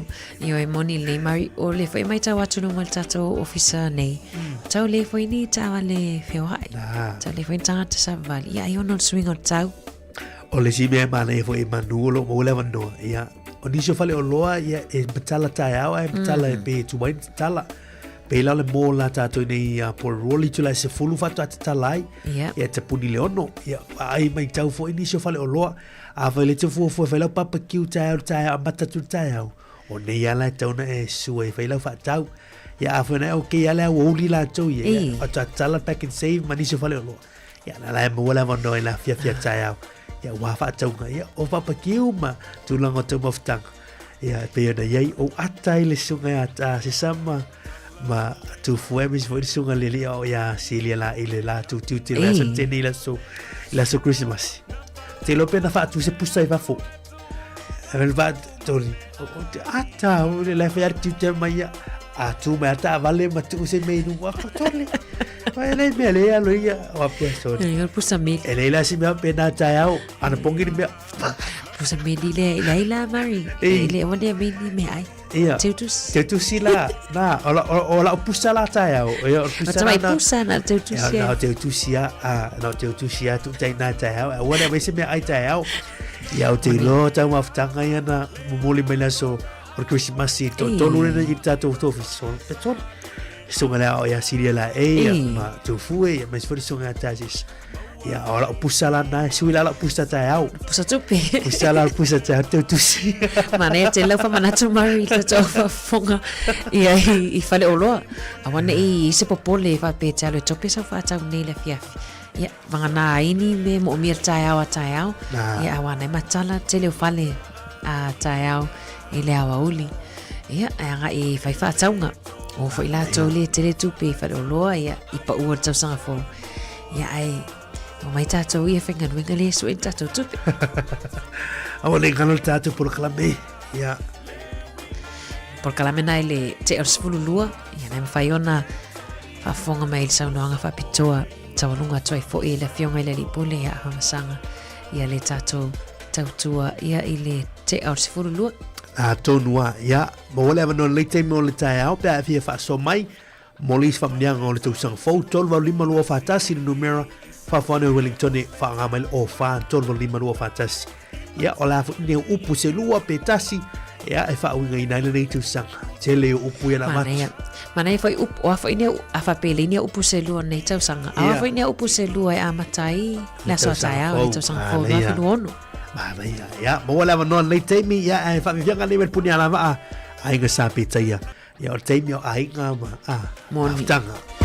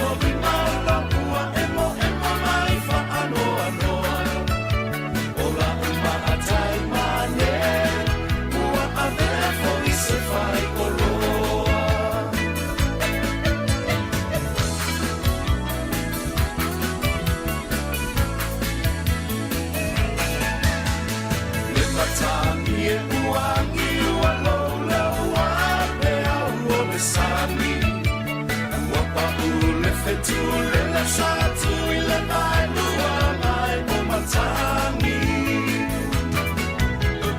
Ako ai foki le la ua tu ile ala sami maelani. Ola upele la uma amora, fola ua tu ile taita fola. Esia uluku esile la lelei. Se foia na tifi na io na ponei.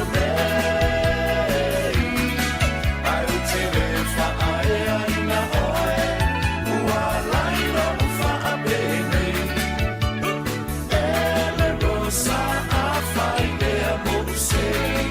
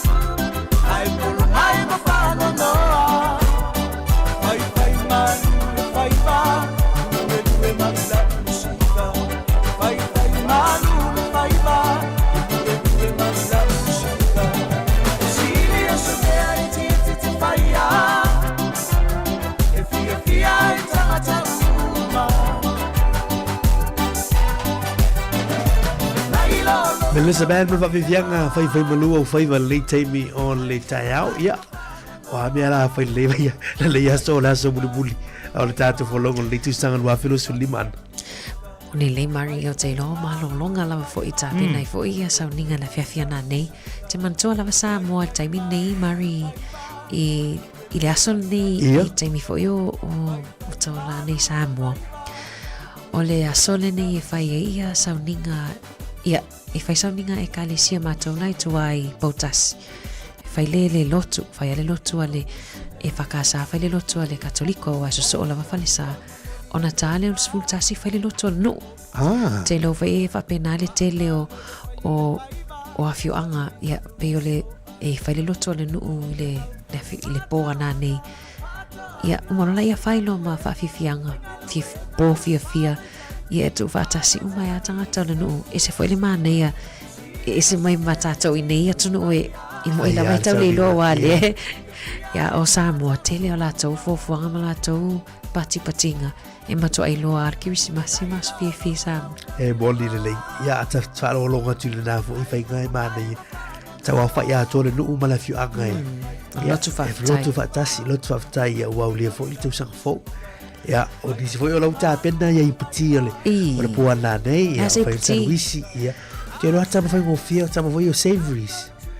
Tama ia wa tau mai ia. Tūnonga umua. Tūnonga umua, ia wala wata mana. Ia, por sa wisi fo ia eleni o umarkeisi. Ia, o te roa o ia, o wale o te story suwai taa. Ia. Umaha ora tu afai la upti ya ki mai ala uipu ya usauro ya manolo ya ai ta pena ai fai ya la tu ya ma fia ya tau le luar va vea portas mana ya ai orti lo vor po na de pulingi ya pulingi al pulingi tato le sai tato pulingi tato officiale ya sorta luai ya te lo tamana e telefoina o le ma oi fo ile a nai tato matu tu pulingi ya ai anu na mal tama o castaria o umale tau sanga fōwia malo ya mo pelo mano Samoa luas fun minuti tonu talu li tula e sfumatasi tali tula sfumatasi ta per mel proclame on le programma tu pulanga telefon ya mat fatando angan la mel sunga ya Henry Ferretti se tasi o alor tatu su mai Samoa ya fa palina fo ita ulunga na o ngani University of Victoria i Wellington tanoi me kesila le sem Iwe, Mario le mafuta mai alum whanau, tu pulanga talavou le telena leo. E mafuta mai tutono maota malawa ia, o nisi ono i lato grandparents, whatalo whātou tamamanteine a onga, ia, whapelena manui au tamu whainga nei tau sanga malo lava, toi fotua i tai au fōu ia, po a fo ini masenga ia a oni a o onga o le atou saunia toi poninga luenga foi, o le atou saunia tuai i le tau sanga fōu ia, manui a tele tau whaiwa. Malo fa tai ya pese ne wolo fa tuerta tu polo kalami tina malama Samoa ya le tai au tina au lo fa tu fa malo tau le tau sanga ana le tu pau tina me mai tai malo fa fa pa ma au li tonu ai ya pese ne mu tu malama le te mo tai mo le tu sanga fo le tatu tina ma tua ya tina me mai tai tonu tatu ai Mole tu fai famuni angor tu sang foi satu tina ya ita. Siano ya u te lola e mafuta mai nei te montai ya lo fantu mortina. No le paiba sa mea. Ua palala talu le matangi le niutea. Ole a ufa amatala. Ole mafua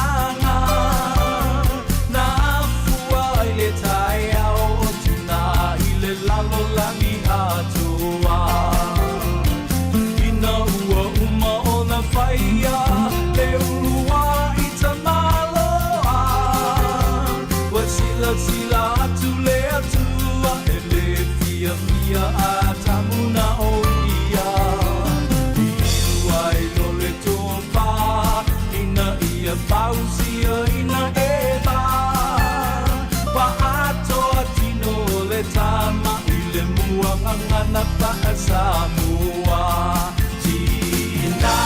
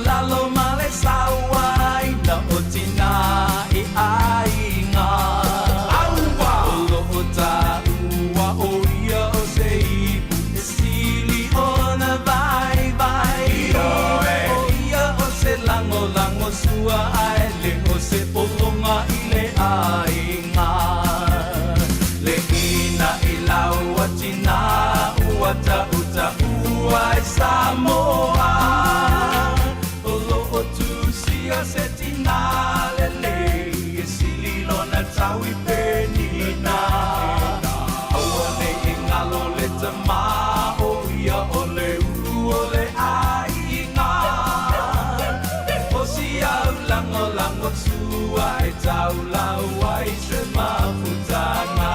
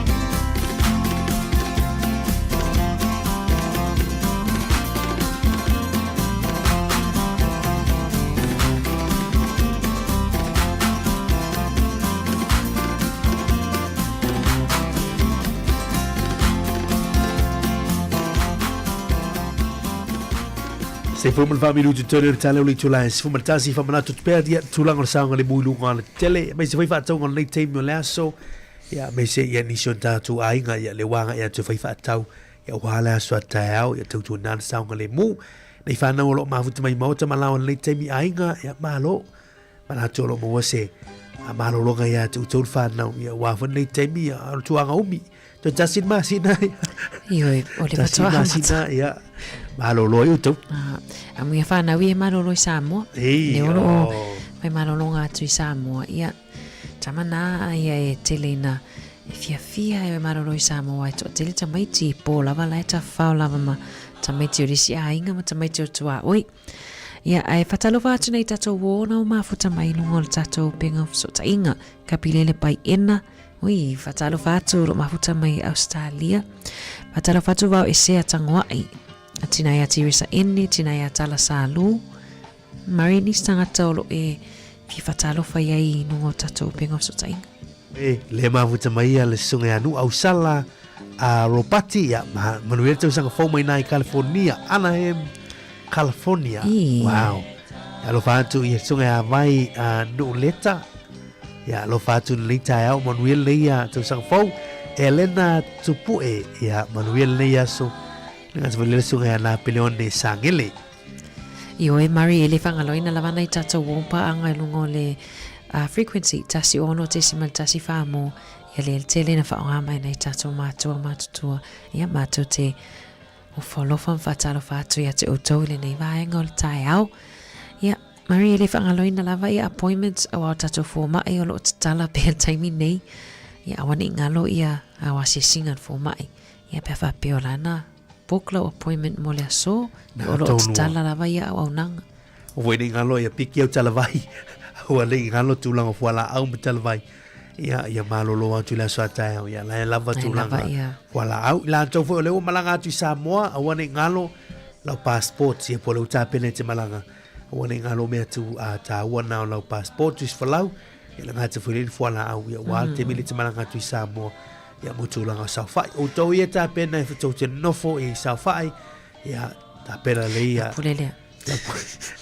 Ta pela le lau sau noanga le te mi tapai lau ya le mata umatua lau langi le mata umatua na fili o tele na sau live mai live mai no Facebook mata pela le hei tau fa le tupe ya atua le lau sau lau tu sango lau no matonu ya maluia le te mi tau na fa manuia foi fanga malanga tato ainga me o kilani fa manato foi pa ua Mari monto taimi nei o le ao fo e fai pa ua wa ia oso ia e avele oso nei tato ainga ia manto e 5 pa ua tangata awane i nei siri atu au fo nei siri atu ma le fua e taona na e mai le tala al pana remember the Lord is watching you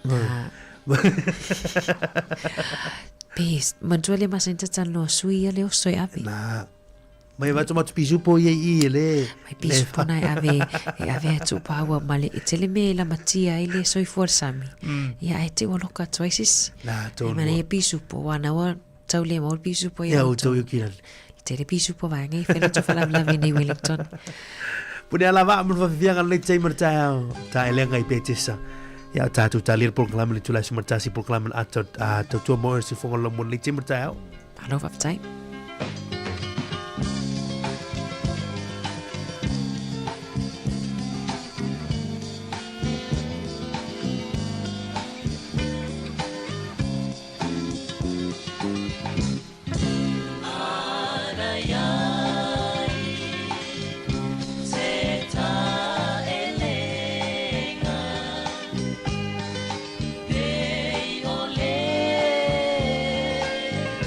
Ana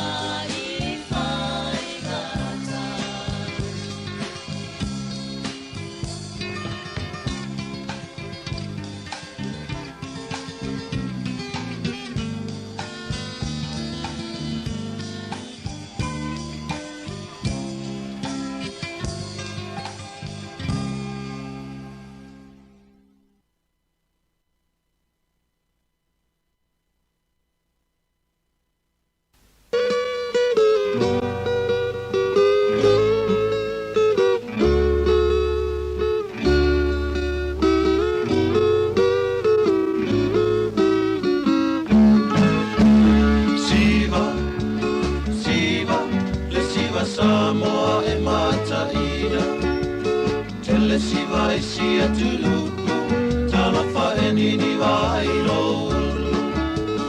A osia ta siva E pule lava oe ile faina Siva, siva, le siva Samoa e mata ina La la la la la la E mana ia siva Samoa La la la la la la E roa oe isi au siva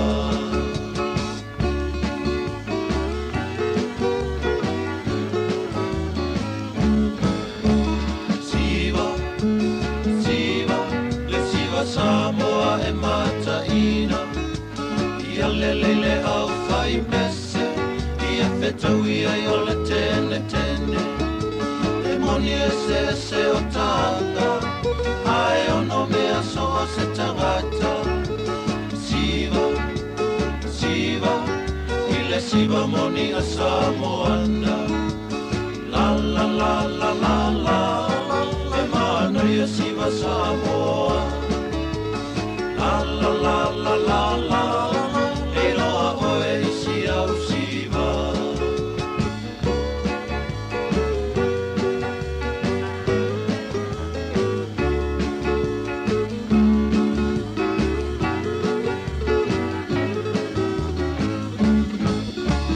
Siva, siva, siva Samoa e mataina Se taupo ai saasaka Ele so ona ngā o i a lava E te leo tanga ese Te unga ole whonga weta tenene Tangata mai isi e tunupu E mo o i le lue mai a lou La la la la la la E mana ia siva Samoa La la la la la la E noa oe isi au siva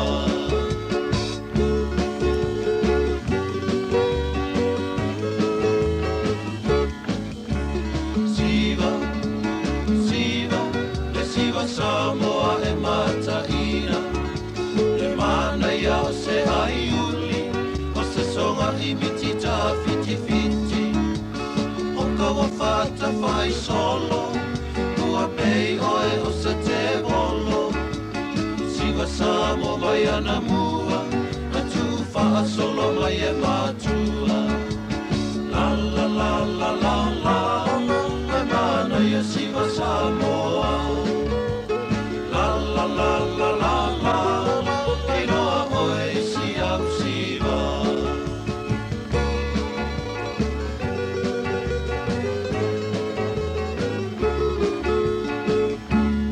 Leu tātou li tūrā sumar tasi tau tō mōri siu whonga lau mua. Ia whatananga nei te whawhongai sungi a Henry Ferretti. Ia manle te mai ta ia ke Sila Lam Sam. Paul Kalama tupulanga talavou. Whatalanoa ina voi. Ia le whapala ina voi o lea voi. Ia lor tātou tunu. Ia i whamunianga i ala University au al Victoria University of Wellington. Ina nei tu sanga nuathi. Lua se furma le moisi mai le whawhonga. Whaatalofa atu I le mamalu o le tato au mai moa le nei tae au, ma aloto I fua, ma aloto wa ta I tiuten fuafuanga le nei aso. Ia o le nei Paul Kalame ua whaasalau tu sao atu mai le tato ofisa I nei porirua. Ia mal Paul Kalame nei ta ua o le youth program. Ia po se Paul Kalame e patino I tupulanga talavou. E whasosoani le atina e ina o langa o alum whanau le tato atunu. Ia o loo ingoa o ke Sila Lam Sam.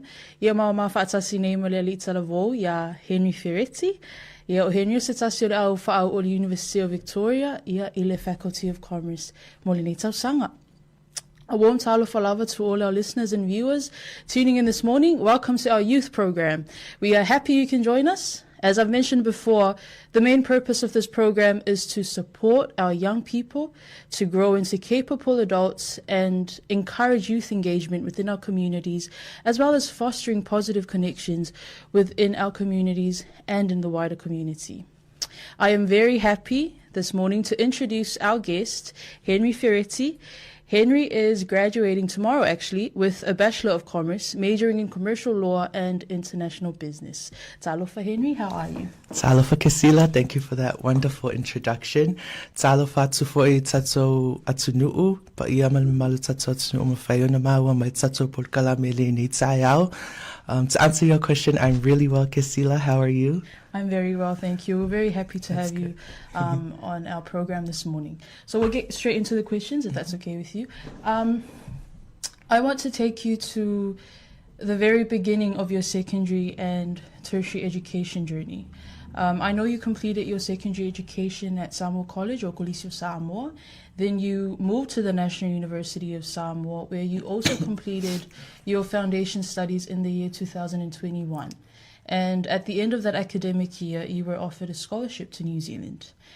How did this scholarship come about? For some of our viewers in Samoa who don't, and around New Zealand and Porirua who don't understand the school system back in Samoa, if you can briefly explain a little about how you felt and what your experience was, please. Okay, thank you for the question, Kesila.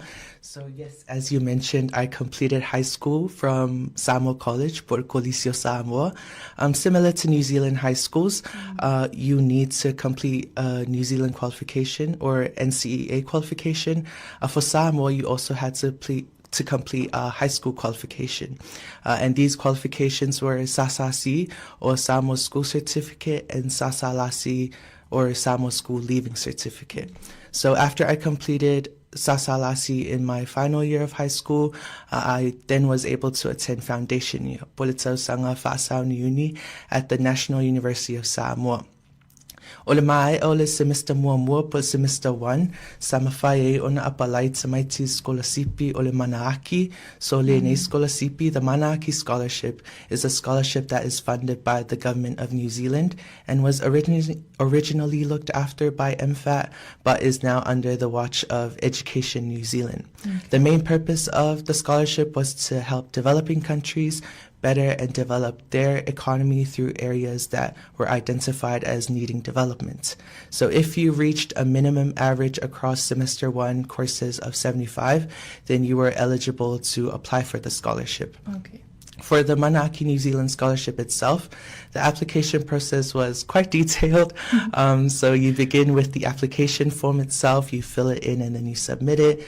You then get an invitation to proceed to have a psychometric testing. So this is just to test your cognitive abilities with shapes and numbers.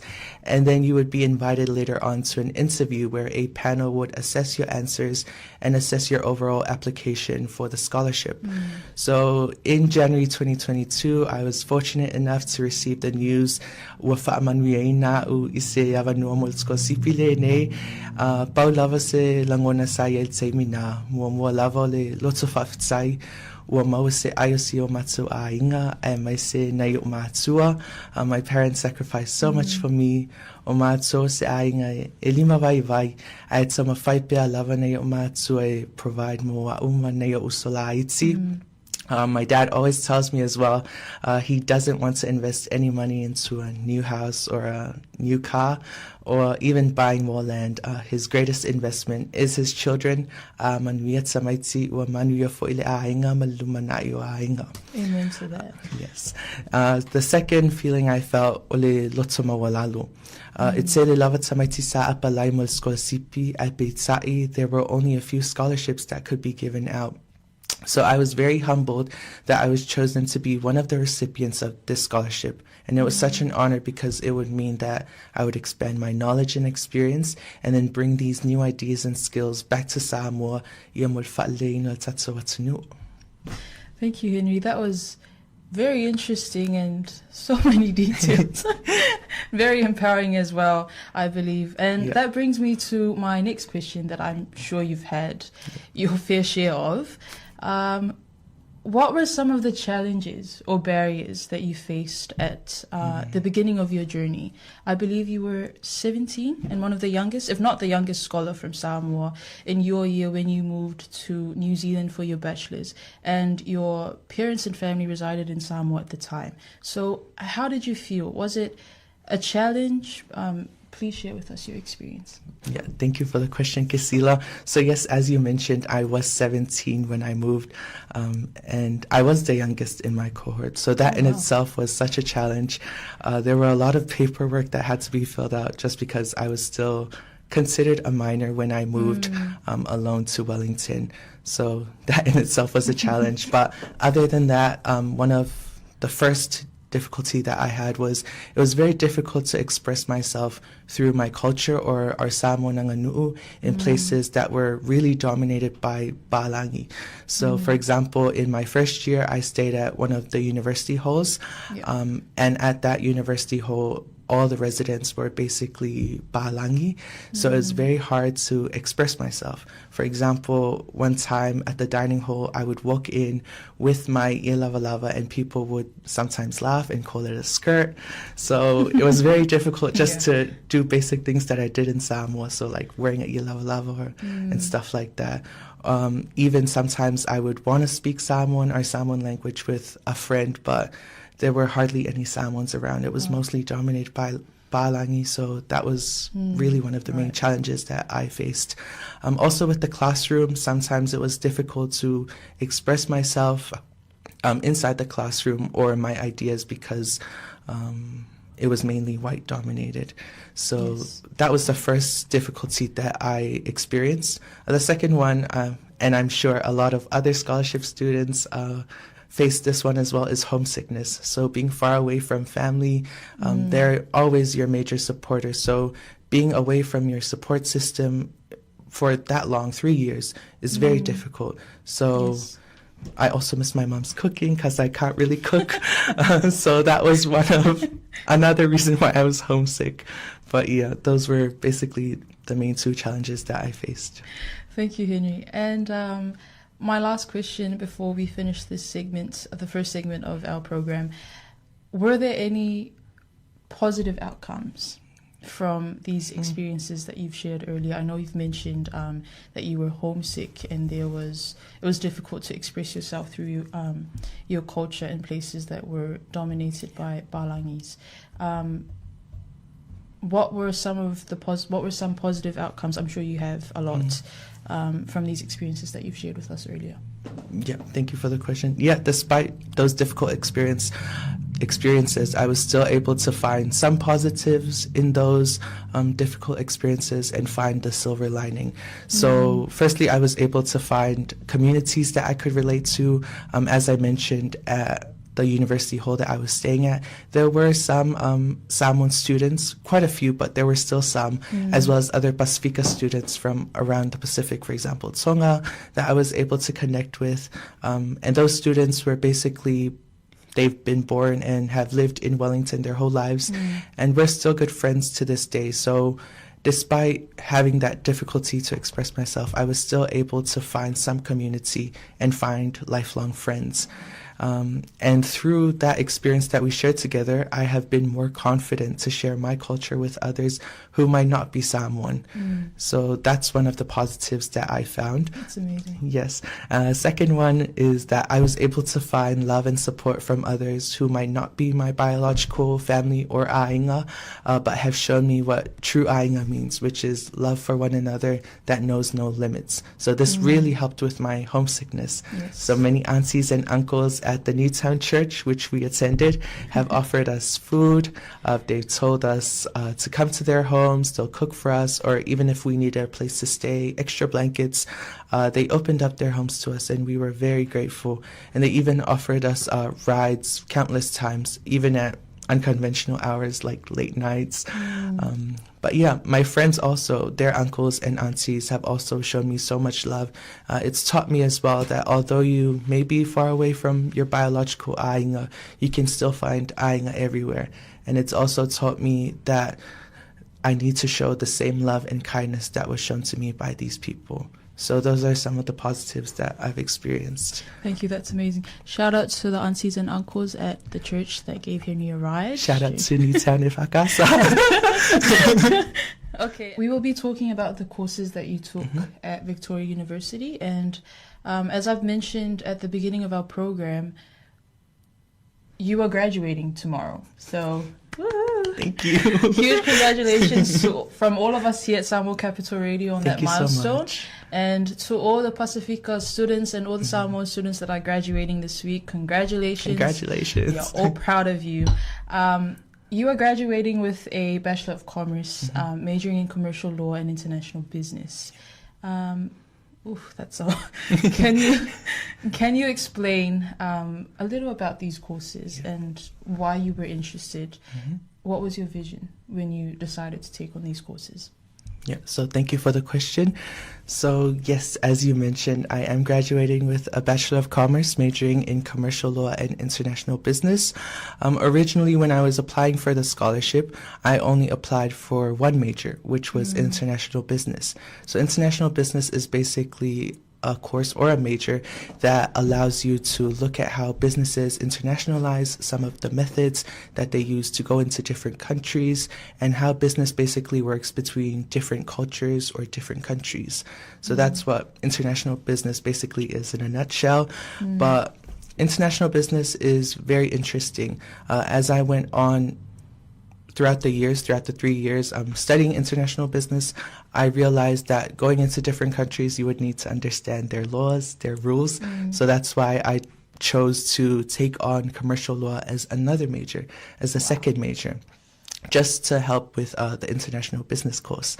But international business itself was very interesting just because it allows you to look at different cultures. I never realized how important your culture is, especially with business, until I took the international business major. So the real reason why you have to understand the culture of different people or different countries is because you can't just go into another country, or you can't just internationalize into another country. You have to understand the market there, understand the people and their culture.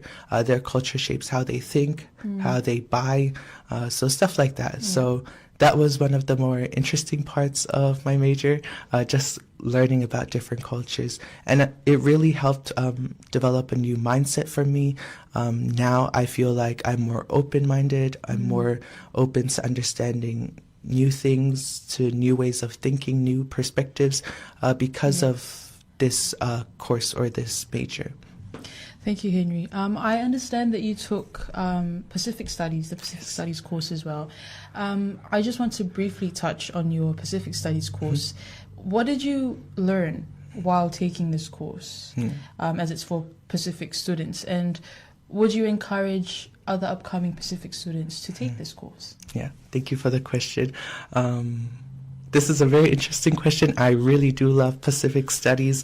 The first time I enrolled in it, I really didn't think much of it. I was just like, oh, it's something to fill up the space, just to get more points. But when I took it, I was like, oh, this is actually really interesting. I should have done a major in this, but it's okay. But yeah, so Pacific Studies, there are two courses that I took for Pacific Studies. The first one is PASI 101, which is the Pacific heritage, and we basically learn about the different histories, the different stories of different parts of the Pacific. And I found this really interesting because our stories and our history is our most valuable assets as Pacifica people. So it's very good that there is this course to remind us of the Pacifica history and the stories of our people. One very important story that I just found out about through taking this course was the story of Banaba, and how there is no land for Banaba anymore just because of phosphate mining. So that was very interesting, but it's still good that they're still keeping their culture alive in different places. The second one I took is PASI 202, which is globalization and popular culture. So with this course, you look at the different contributions that Pacifica people have on popular culture. So for example, sports, we have a lot of Samoan men that play sports, for example, rugby in the NRL, such as Justice Sohali'i, Isaac Talo, to name a few. But yeah, so it's interesting because this develops that mindset that you don't really notice it, but Pasifika people have been contributing a lot to overseas communities, not only to their own communities back home in the islands, but also to these new communities that they've developed. So those are some of the interesting things that I learned taking these PASI courses. And I would highly recommend that people take these PASI courses just because they're very interesting and you really develop a new mindset. And it also helps with your points. I think you convinced me to take the PASI course next I year. hope I did. Moving on to our next question. I believe you were a tutor for Management 101 course, and there was a point in your studies where you also looked after Māori and Pacific students.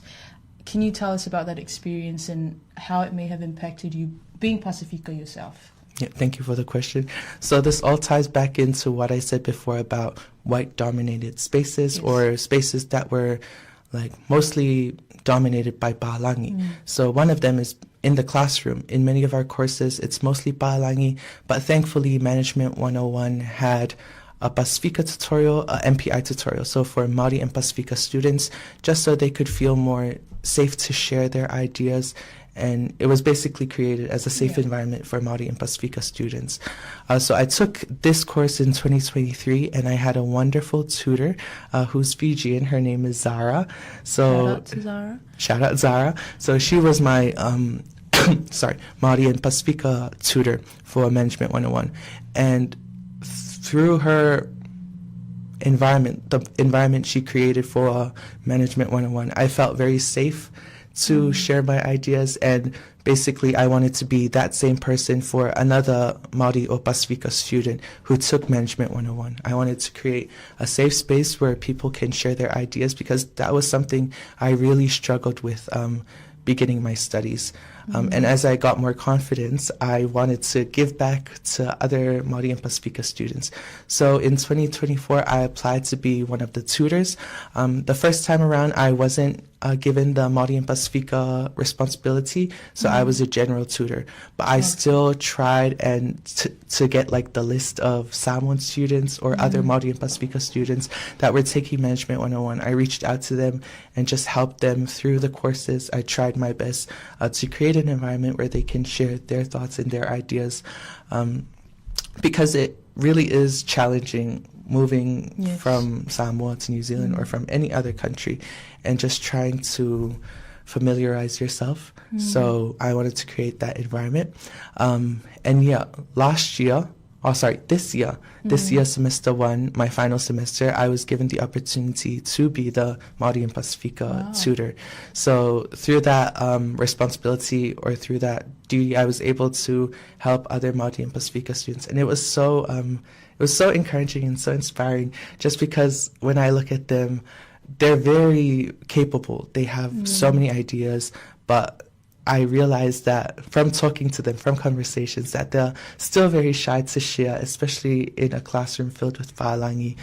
They feel like their opinion doesn't really matter, but it really does. And their ideas are some of the most innovative that I've seen. So I just want to encourage any Māori or Pasifika student out there just to really speak up, raise your voice. Your opinion is very important. So I just wanted to make that known, and it was really emotional because seeing them, I thought of myself back in first year and how shy I was to voice my opinion. Very guilty. But yeah, so it was very, very inspiring role. And yeah, it was one of my most fulfilling parts of my whole university journey. That's amazing, Henry. I'm actually learning a lot from our interview today. So Henry, we're going to talk about your work experience. You're graduating tomorrow. You've already returned to Samoa, and you've started working after the completion of your scholarship. You are now working at the Ministry of Commerce, Industry and Labour. How's work life treating you? Are you enjoying your work experience? Am I? Are you? Thank you for the question. So yes, nga umale June ia studies. So after June, I returned home as part of my contract to serve the bond. So the bond is basically 2 years to serve. And yeah, being back, I waited 2 months to before I was able to land the job with the Ministry of Commerce, Industry and Labor. And this role at MSIL, which is Ministry of Commerce, Industry and Labor, was given to me through the graduate program in Samoa. So in Samoa, there's a graduate program where returning students get matched to different ministries of the government where they think that our degrees are useful. So I was matched with MSIL within their investment promotion division. So our whole division is industry development and investment promotion, but I'm mainly focusing on investment promotion as the investment promotion officer. So far it's been okay. It hasn't been that stressful yet. But yeah, so work life is very different from student life. Work life, you have a set time to get into work, which is 9, and then a set time to get off. Whereas with uni, you were very flexible with your hours. You were able to Zoom in from your home if you did want to go into class. But with work in Samoa, you're not allowed to work from home, especially with the work, or the nature of the work that we do. You're not really allowed to work from home, so you have to get up. You're not eligible for leave yet, right? Am I correct? No, I'm not eligible for leave yet since I just started and I'm still on probation. So, so it's quite different, challenging but rewarding. It's really good experience as well. And my dad always tells me, "Oh, now you know what it's like to work."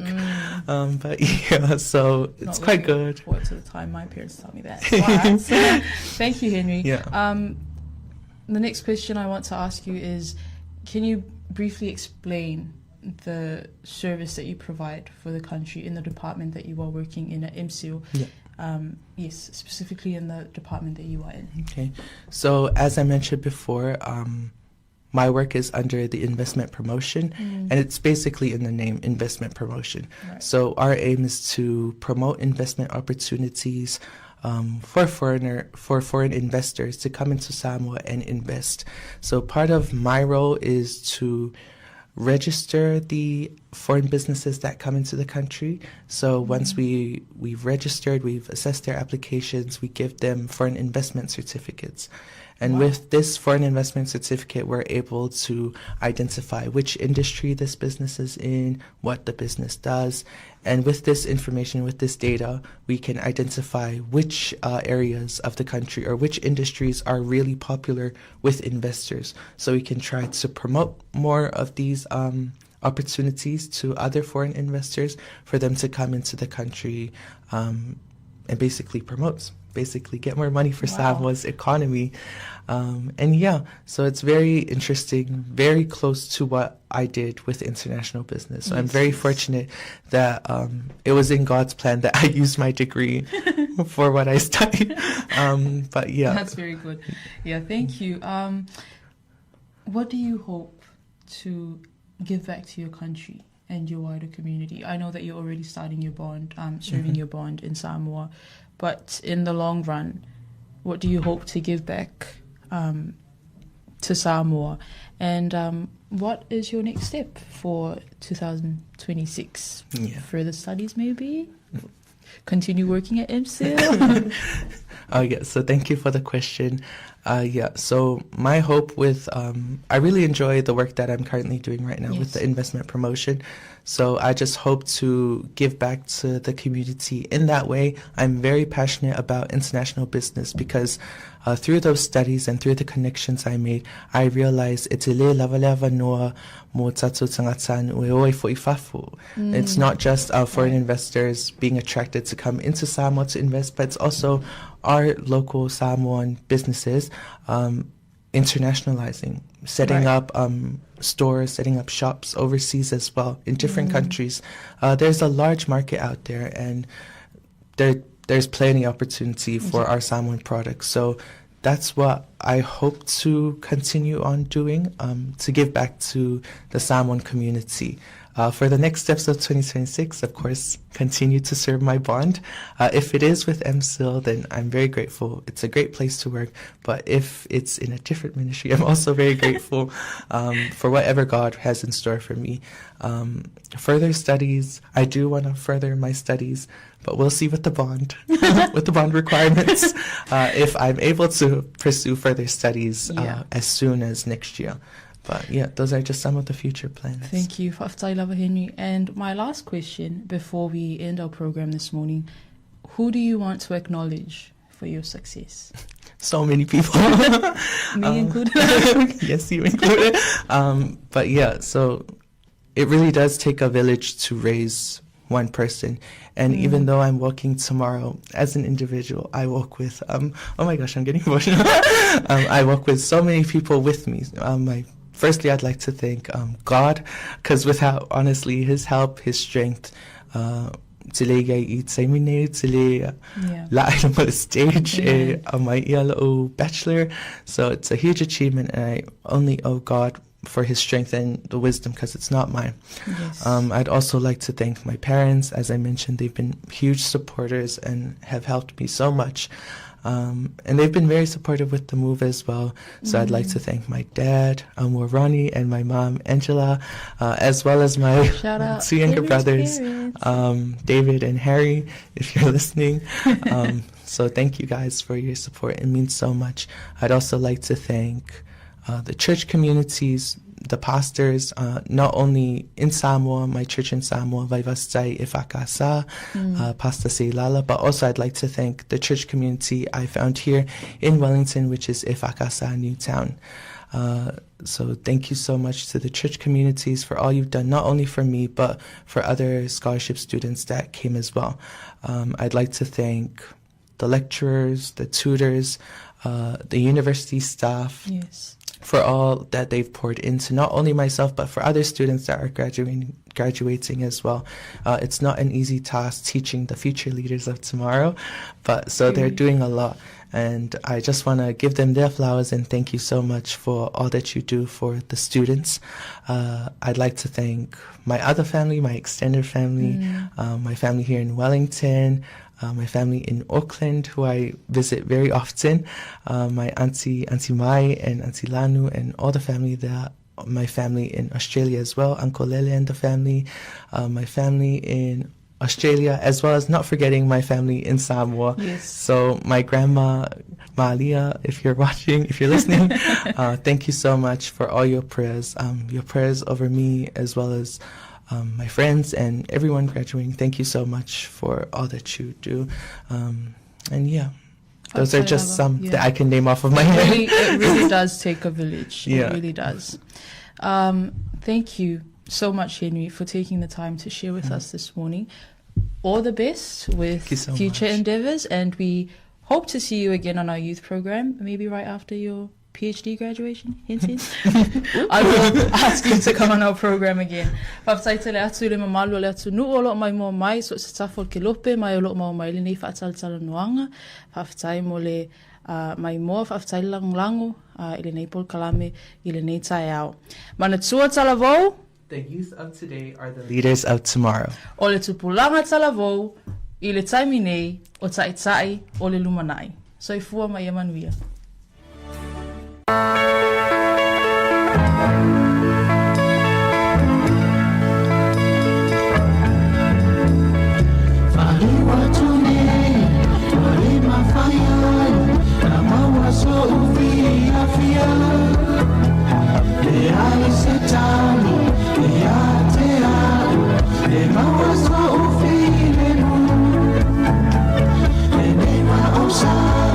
Matawala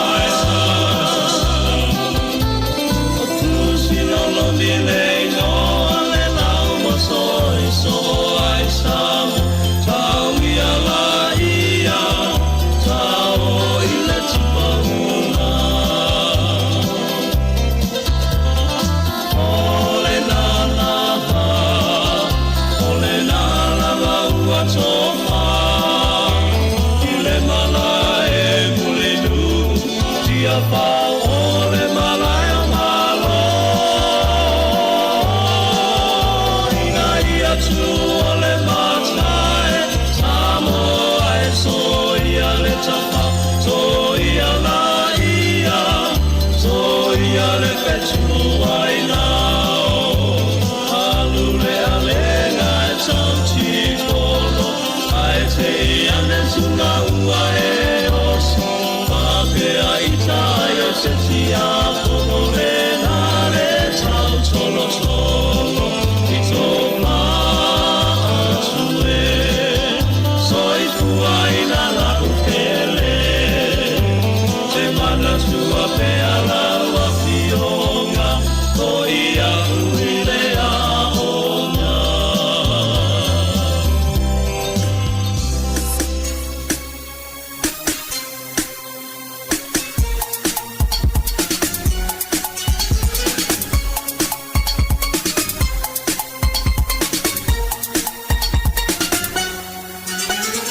Ikia na ua tuae no ufa anai mele ba e fai moa u e ala tale ni wa e amai ai pa lo matai o te pese ai nei ma fa a petai no matai o te bia oi lo te tai Malo loto la a pe o te pese mo oi no matai o te bia oi lo te tai Malo loto la a petai su e patai tale ni wa e amai o te pona tu lo oi lo tai Waso maloto toe suina tua nei mo oe Yes we tu no demo oe mo oe tu no demo oe tu ine na faya mo upa tai Italian ua amai Ipa amai no lo nene oe fai matala selvi ina Ia bi ia oe long tai Oh my tattoo Pop tai le tua Mo mea umalanga Nene u o maunga Nene u o lai Yes we pop tai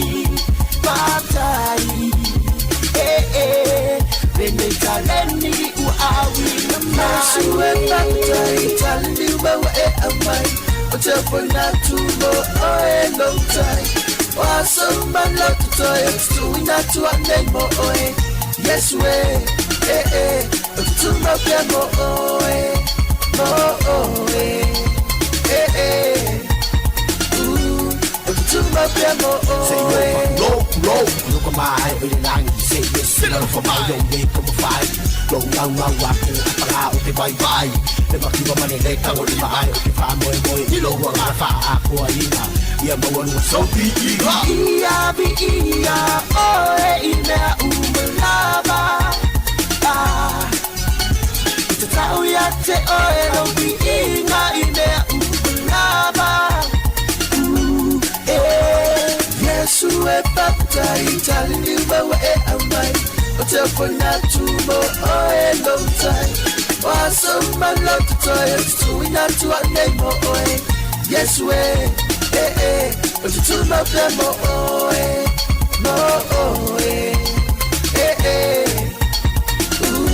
o te tu mo pe mo Yesu e papai talini bawa e amai o te pona tu mo oe long time Waso maloto toe tuina tua nei mo oe Yes we o te tu mo pe mo oe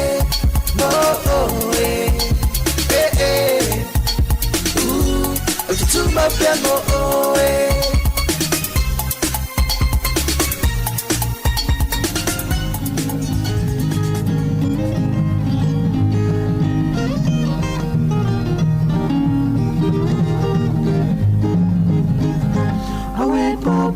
Somebody, body, mine.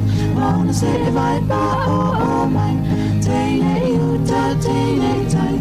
I wait for you, like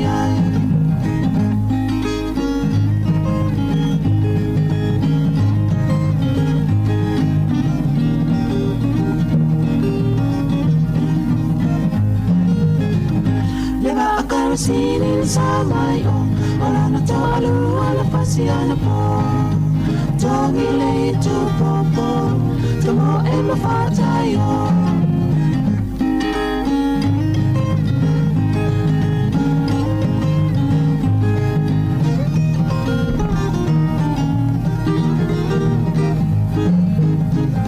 Tilingi-lingi-lingi awa e te whiasili O ta ua mana whaia leali Ta ilua mai, ta ilua lima Topu ta ua male lau lau whaia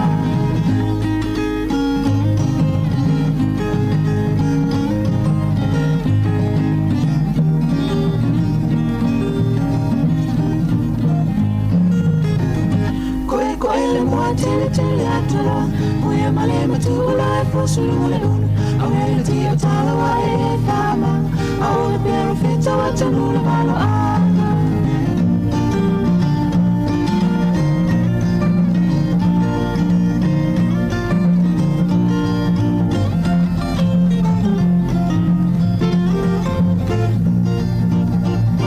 Awe popi wa samali vali mai Mauna se e vai pa o mai Teine uta teine tai Awe popi wa ulai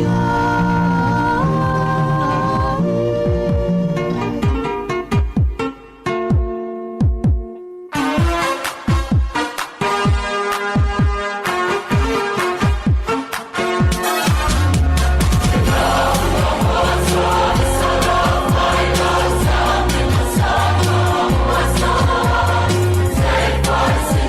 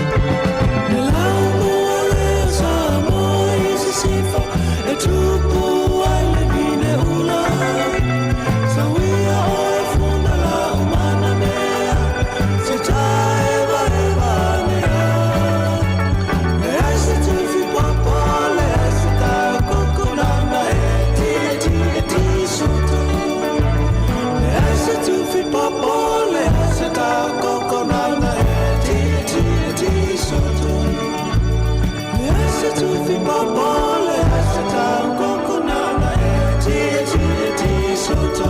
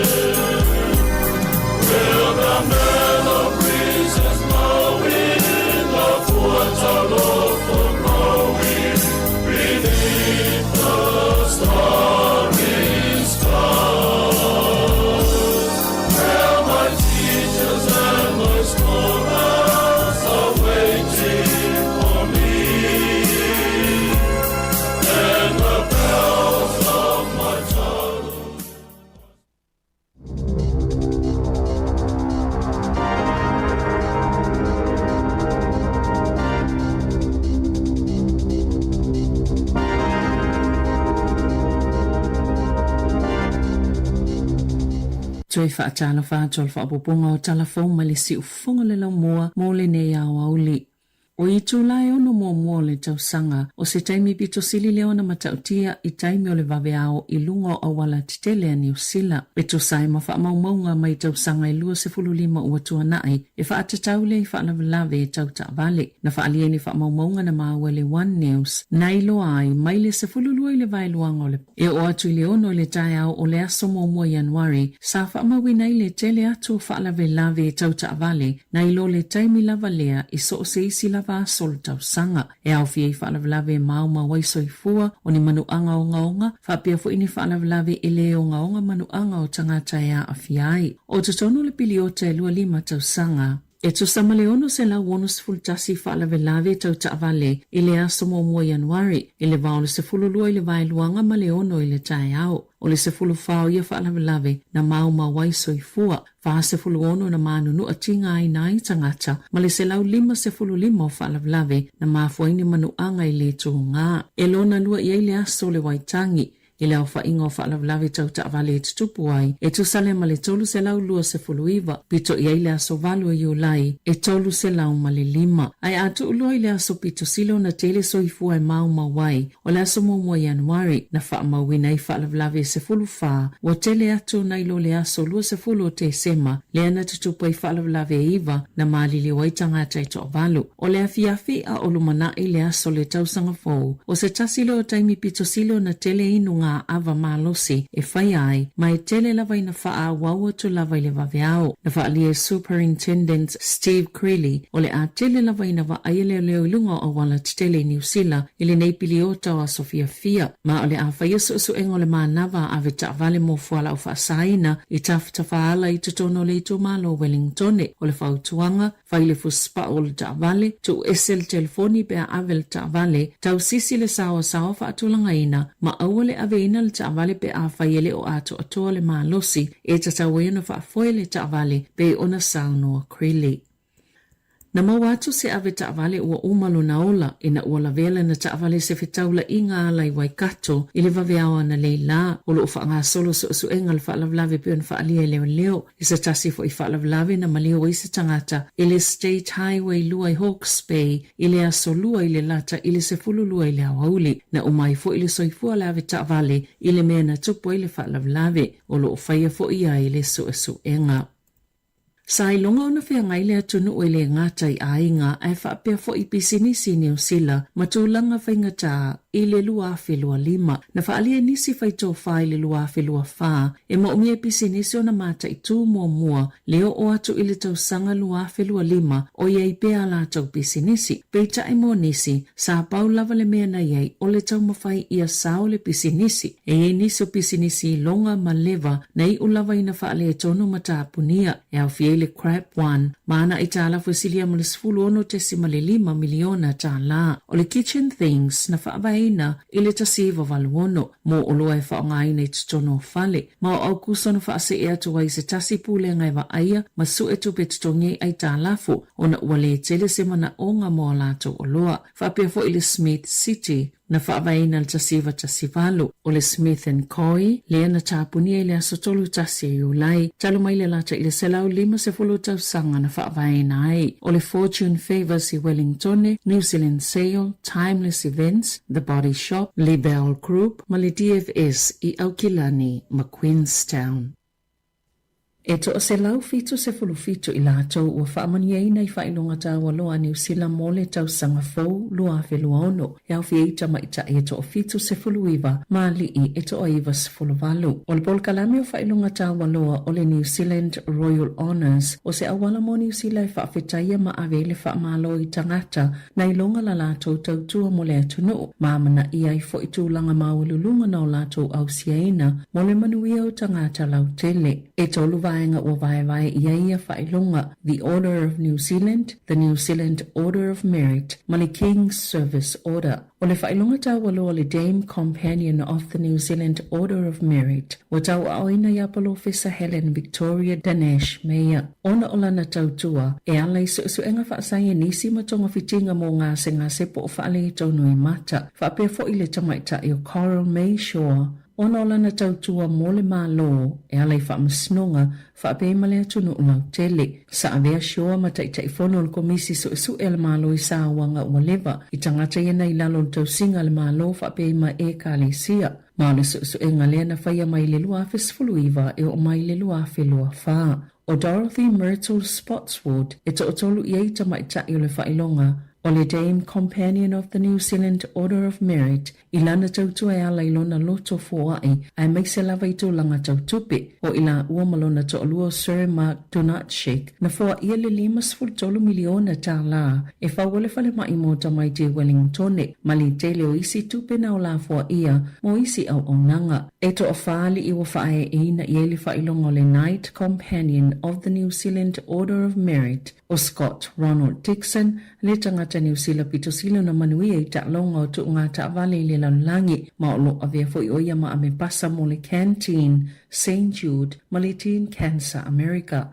O Professor Cram Stephen LeCross o le sui taitaifono le Malacan Institute o le Medical Research i le University of Victoria i Wellington o se tasi o whaamau whailongaina i le Knight Companion of the New Zealand Order of Merit. Ona o lana tautua i su enga whaasaya nisi, tau i whala au mawaila au motonga fitinga, sa avea o ia mawhaatonu sili, mai le lua fesfulwha, ma i lalo lana teita inga, sa mawhaiona whaalua ina leo whainga luenga, i le silia malito se lau tolu se fulu, ma si iti atu la lato paketi, ma i le fitu tesi ma le 5 miliona tā la, i le silia ma le tolu se fulu miliona tā la i le tau sanga lua whelua wha. E maa sane ona whaatala noa Professor LeCrow, whaapela na au whainga luenga i lunga, o le te o le siufonga o le laumua. O le isi o Rodney Kenneth Drury, mo lana tautua I pisinisi o le te konolosi malona anga lelei mana amata mai lava I le tausanga luafe maleono o na ia mawaina le tele ni whailonga I tūlanga tau pisinisi e to awhaia Christopher Wilton Parking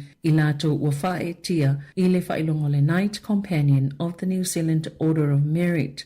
Ona o lana tautua e ala I lona loto fua I whapea lana langolango I to mai o atatusi. O lo o awhia le to se lau fitu se fulu fitu ua whaamani e ina I nei whailonga tā waloa a li I matamaita I Pasifika I to fitu e awhia Rachel e Mary taulelei I le whailonga le Member of New Zealand Order of Merit. I lana tautua mo pisinisi ma Māori whapea le sunga e Ronnie Clark mo lana tautua le Pasifika ma le lakapi o polo Officer Tracy A. Long mawhileo ona o lana tautua mo Pasifika ma o onga maululunga. O le whailonga le King's Service Medal o whaamani e nai ena tuleni I kitoa po lima o na o lana tautua mo tangata ni we whaapea mo Kafetu Smith mo lana tautua I le Pacific Art o Cheryl Saila Wama talamai bao I lana tautua mo tangata Pasifika whaapea ma o onga ma le sunga I lele I whaife au. Reverend Wayne Saunua mo ngā ngongo tole afoa mo lana tautua I le maafutanga o tangata Pasifika. Na Saunua whaamalo le Pālemia Christopher Luxon I tangata umaita o se lau fitu se fulu fitu ua whaeaina I whaailonga tā waloa o le New Zealand Royal Honours o le tausanga luafe lua ono. Ma sauno ai e whai masui o le whaita wafe o tangata na manuia mai a lātou tau mwhainga e whaafetai ai la lātou tautua mō New Zealand. Ia tunu I whafo, sa whaongai ni au ngāo I se masine vile I se pūla po o I se whale tupe I se amani, ma mawhaiona o lātou sawa I tutono se potu, o te waitino I tupe, o auro ma o loa taunga tātou tau tino, ma o lātou ave whaongau I ia tupe ma auro, petu samale tolu se fulu miliona euro o lātou tau, po leonu se fulu tesi ma le valu miliona tāla New Zealand, piona whaalia leo leo, I se amani le asolua, e silia ma le tolu ave pusa I te waia mea tau tino I tutono le whale tupe, I se a ai sisifo na talai ele au ngā oi. E o maile taimine ele I maua I lātou. Ai o tumutumu I whawholwhal tupe tangata I te waia lātou tupe ma oloa taunga tā. Ile fia maua ni whaamatalanga maile whal tupe. Na whaalia leo leo. Na vile ele au ngā oi se pue ui atu ile poto te oloa I lalo le palapala o le whal tupe. Maile paka o ta vale. Olo I ele maa salonga o le au suesue. O le telo le taimile whai unga le vai aso le ana iaia tangata I tutono. Matalai pusa o te wai tupe ma mea tō tino taunga tā tangata. Na whato ailo le ngā oinga ina ua e se whailo le vave ao le asonga fua. Sa whailo e ni moli mau, le eo ni tau le lea na tāmo ni tanga la popo a mai si tepo, ma nga I le paka o ta vale, I le po le asoto o nai, ma le aso saa.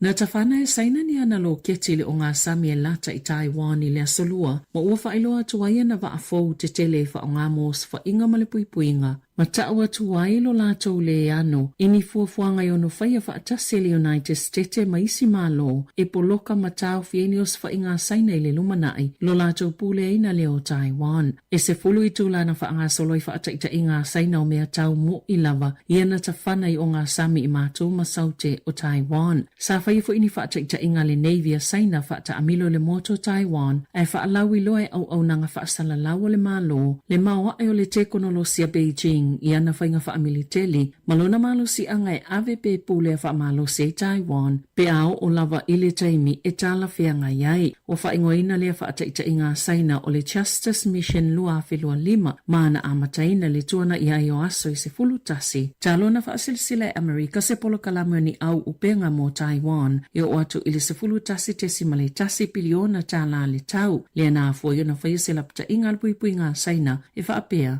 o lea wha atino ina lona malo si anga wha militeli, e tali e tuai, pe awhai lava ua mo o miaina. Tala fau ia mai li si ufonga le lau mua mo le nei au auli. Talo si e ia mau se tau sanga fau fia, ele mamalo le au wha fonga, wha soi fo ea.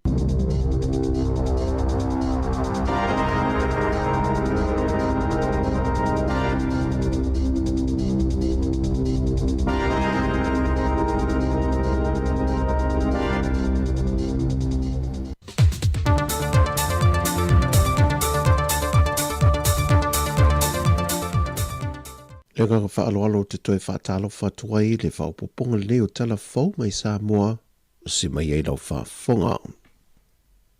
O le whaalau i loa o ata o whaamtalanga o i lātou o lo tua ina, e mōlia e leo leo i o lātou a whianga i whaala au whaasaina, ai maisa lawa i le aisa, walanganga ai foi fina ngalo le atunu i lungo peng ta wha i langi, e le a whiai o lātou waia ta tau i lalo o le whaavai o le atunu, mō se whaamsino ngā mio tonu.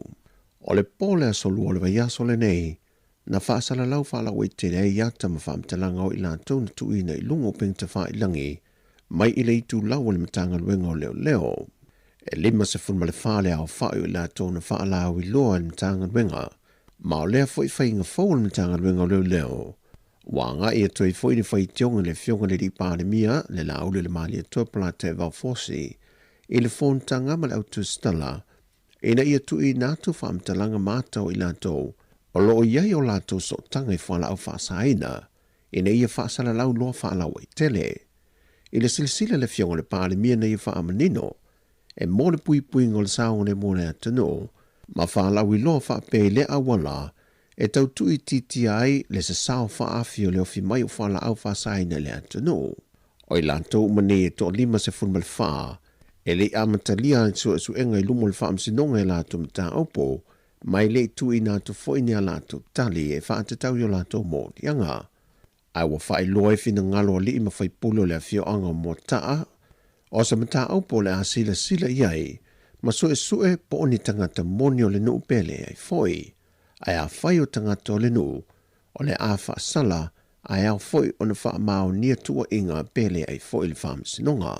I le whonatanga nisi o leo tustala, ma le sui kom sino mtanga luenga o leo leo, na ia whaadi ai e iai lon talitununga, e le o iai se lapel mtanga luenga il whaasara la wino i la tau ia o tua ia, se ilonga o tu i natu se whaatununga ma le whaamsinonga e tau fia ai.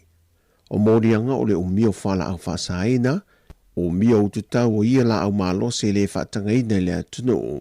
O mea whaitino e whaonga ai neu lai le aisa pe o paipa. O le maua e whala au whaasaina o le aisa, o tino i tupe ma nisi o masini i taunta, o lo tua ia i la tau e leo leo. Wa tuetu ina maile lamta inga maile malo mole atunu atoa, ina ia matala le toe alia ai mai fwe o whainga tau whaasa se, le olo whaonga ai upeng ta wha ilangi i whaatasi ei, atoa ai ma le toe whaonga ai na fwe e nisi o tupe tau whaasa se. O ngā yo inga tau whaasa se rungo upeng ta wha ilangi, o lo se tia tele i tangata manao tele, ma o atoa ina leilo loa i alatu tupe, ona ole talitonu ngō fia ia whaato sina pepelo. Na whai loe le fionga le minister o tupe, le fionga mulipola ana rosa ale morio.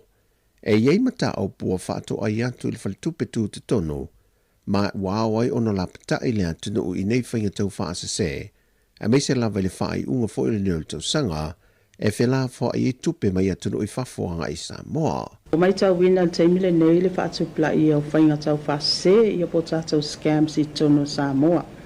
Ia ai o le whanonuanga o le whaonga ai nai i a lungo penga ta whailangi. Ia e pei lava o le kako platform le WhatsApp ma le Facebook. Ia ma ua lipotia fo le whatupe tuton le si itia o lipoti. Mai whale tupe ma company ia i tūlanga lava ia. Mai o se tūlanga e au pea o na longolongo puia li ia i le malo le atunu. Ina ia mautinoa. Ia e te tau lava o na usta ia fo i vaenga uma. Ina ia mautinoa ia matala. Awal whaasoa atu whaamatalanga, especially ia tātou personal information. Awa ai ia tu ainga scams ia au mai lunga o tātou penga ta whailangi. Ia simi, au mai lau passport, au mai lau bank account. Ia on whaapela ia o tangata le inei Samoa ia o le e te tau ona e sao ia vaenga umaia. Ai o le whaololo ma au ma le sosoani pe al tātou polkalame i le tātou watunu ia mata i tū vaenga umaia. E re ngata i whainga tau whaasa se, au whapena foi, o na toe vai e matupe pepa whai, mai o whainu mera la po o lava lea o lo lomi e ia tupe. O le amatanga o le maasina leina au mai e se lapta inga al whalitupe tu tono Samoa, e winga e le toe maua ia tupe ua toe vaia.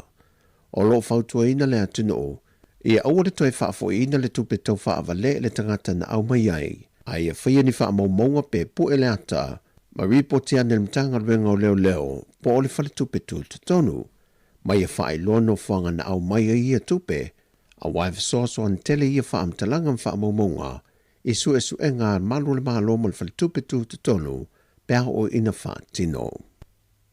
E wha tesi ma leono miliona tā la le ua wha nganga le malo, e wha le e nisi o vainga wha le tonu, wa mata i tuwina i le taua lunga o le whale wha amasino i muli no. Ua pasia le kapeneta le tūlanga o le wha le leia i se tūlanga vave le ofisa o wha amasinonga. Ma ua pasia le tino i tupe whātesi ma le 1 miliona. E ala i le toe fausia atoa o le taua lunga o le maota o le wha amasinonga i muli no.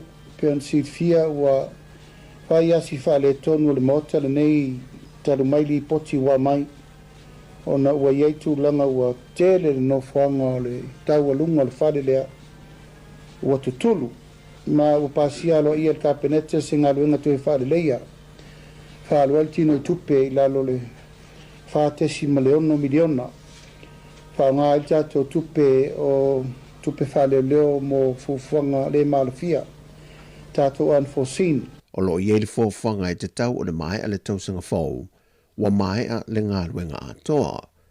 O le tausanga dua fe se fulu i a Januari, sa te tala aloa i ai le mota wha amasino i muli nuu, e awhie ma le whale wha amasino ma walunga, wha amasinonga wha i tū ma lo, ma le wha amasinonga o whanua ma swafa.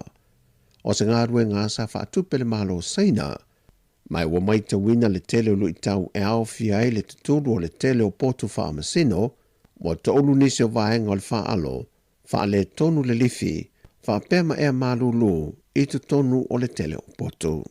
O le wha i unga leo telefou o le neifo i tau sanga lua whelua se fulma le 5, o se hawa noi moli atua i lo whaanga ma le whaafti tele, i le pa i o si o tātua tunu ma le au whaafonga i paanga uma, i le lango i telefou mai Samoa i le nei tau sanga, o le te talo la tua o ona vai vai, e a whaamanuia te le atu le tua i la asanga uma, mo si o tātua ainga whaafonga, a o tātua whaitau i tū la, i le tātua sopo i atu, o le lua whelua se fulma leo no.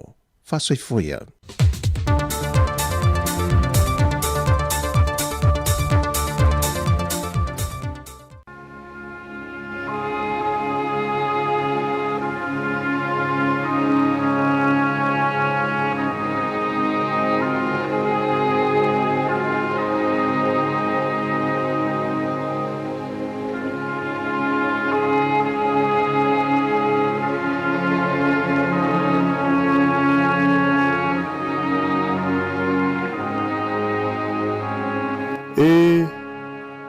Ua mā li liu toa, ua mā umawai a upenga o le taua.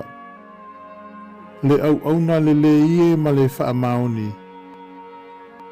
Ulu whale maia i le fia o lo wali. Ua mapu nei le tua sivi le whaiva le manusina. Ua whaifo nei le tua mafa fili malai. Ua mapu nei sa sanga o le tau muli o le vaatele. Ua whae e fo i whanua le vaa o le tausala.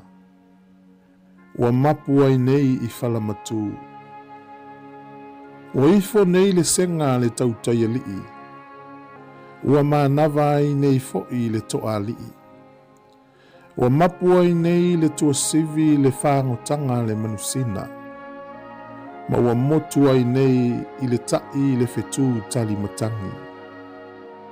Mātou te whaasila tuai ma le whaalualu. Le tu uai o le malo e si o mātou ta māpeleina. Le awhionga i a masoe Timoteo Melesala. O le langia lava lea o tia ma matia i tu au. O wale fio a inga masala fai. Whaapea oe le pule. Aile ngata ilea. O le tuua fo i lea o le malo e le fionga polata i vao Timoteo Melesala. O le usuia fo i lea o le fono i le fetalainga i a ala i malo le alofi fiu Timoteo Melesala. O le langia lava lea o malai filongia. Ua le susu o sa mali e toa, a fio sa tupua, ala la tai le fale lua ma le fale tolu. A ingae, Paolo, mangafa sili ilangi, wo mai masani, o na toe sauninga fale a inga, faya i le asolua, le asono Januari lua afe lua sfulu ono, i le ono i le afiafi. E faya i le Elim Church, se fulutasi Heriot Drive, Alston i Porirua. Sauninga fale lausinga, faya i le asolulu, fitu Januari lua afe lua sfulu ono, i le se fulu i le taheao. Faya lava i le Elim Church, se fulutasi Heriot Drive, Alston, Porirua. A mai a, o na moli atuai lea i lona nofoanga tu mau.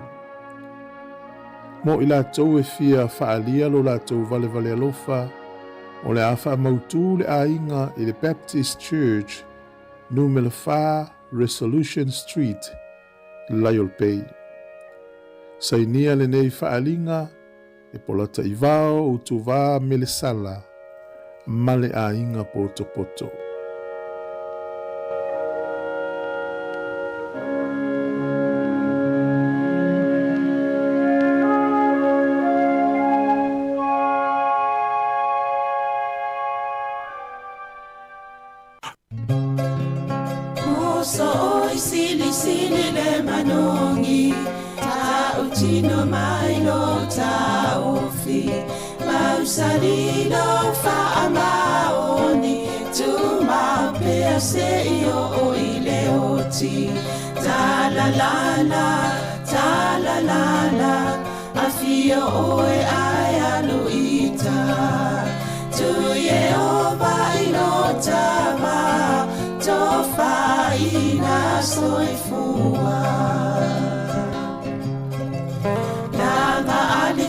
Sili le sasala i tu e fa o Samoana e fa ato sinai o amanga ya te o e sumalete ine tau sala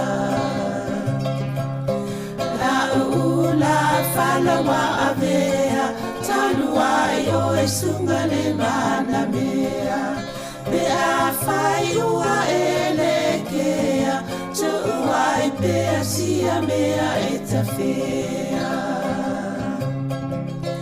La upua tau no fore nei tau ai so se e sili ne la lelei Ma le fuaro sa ngumu e te whaata patima e tuli usasu Ta la la a fio oe ai aluita Tu Yehova ilotava Tofa ina soifua Ta la la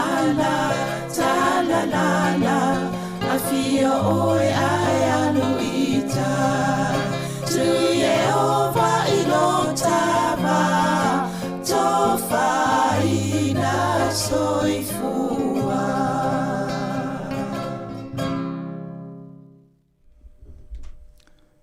O te whatalofa whawhiloa e atu i le pei maulungo o le tatou au whaafonga masani a le si ufongo lau mua po le Samoa Capital Radio i Porirua, Wellington i New Zealand. Whatalofa whapitoa mo o tau whatoa whalongolongo mai mua mai i whaasalaunga a le Samoa Capital Radio nei tau sanga lua awhi luas fuma le 5. Ia, a vea le nei awanoa e whaiea o masui o nei le komiti whaatono o si ufongo le lau mua trust. Ma le mātua au whaasalau ia Savelina Kasiano, Ana Whaasolo, Mari Whaivalu, Tuafua Fiso, Tasi Maiava Tui Tolo Waa, Lawano Ati I Lawa, Cherry Tapumaneia, Matazesa Lem Sam, e whaaleo atua se mātou whaamtalanga I le tātou au whaafonga e tu sai mga luenga al Samoa Capital Radio mo le tausanga lua fe luas fuma le lima. Ia le malua Samoa yon tūlanga whalupi. Le pa ia o whaululungo e ka le sia fia, ma le au whainga luenga pa ia le tua ma le fionga ia pātele. Tupu mai e le au fualuloa o tūlampona o le atunu. Le tu pāo tina ma tamaitai, whale tua ma tausim sao ao. Whaapele tupulanga talavon whana witi o paanga ia ale Samoa Capital Radio. Whatalo whatfo i o tātou uso ma isi motu o Pasifika o lo mātonga lue whatasi po kalame mole soifo maloloina ma o onga. E ia uso tokelau talohani, tu valu talofa, tonga maloelelei, niwe whakalofa lahi atu.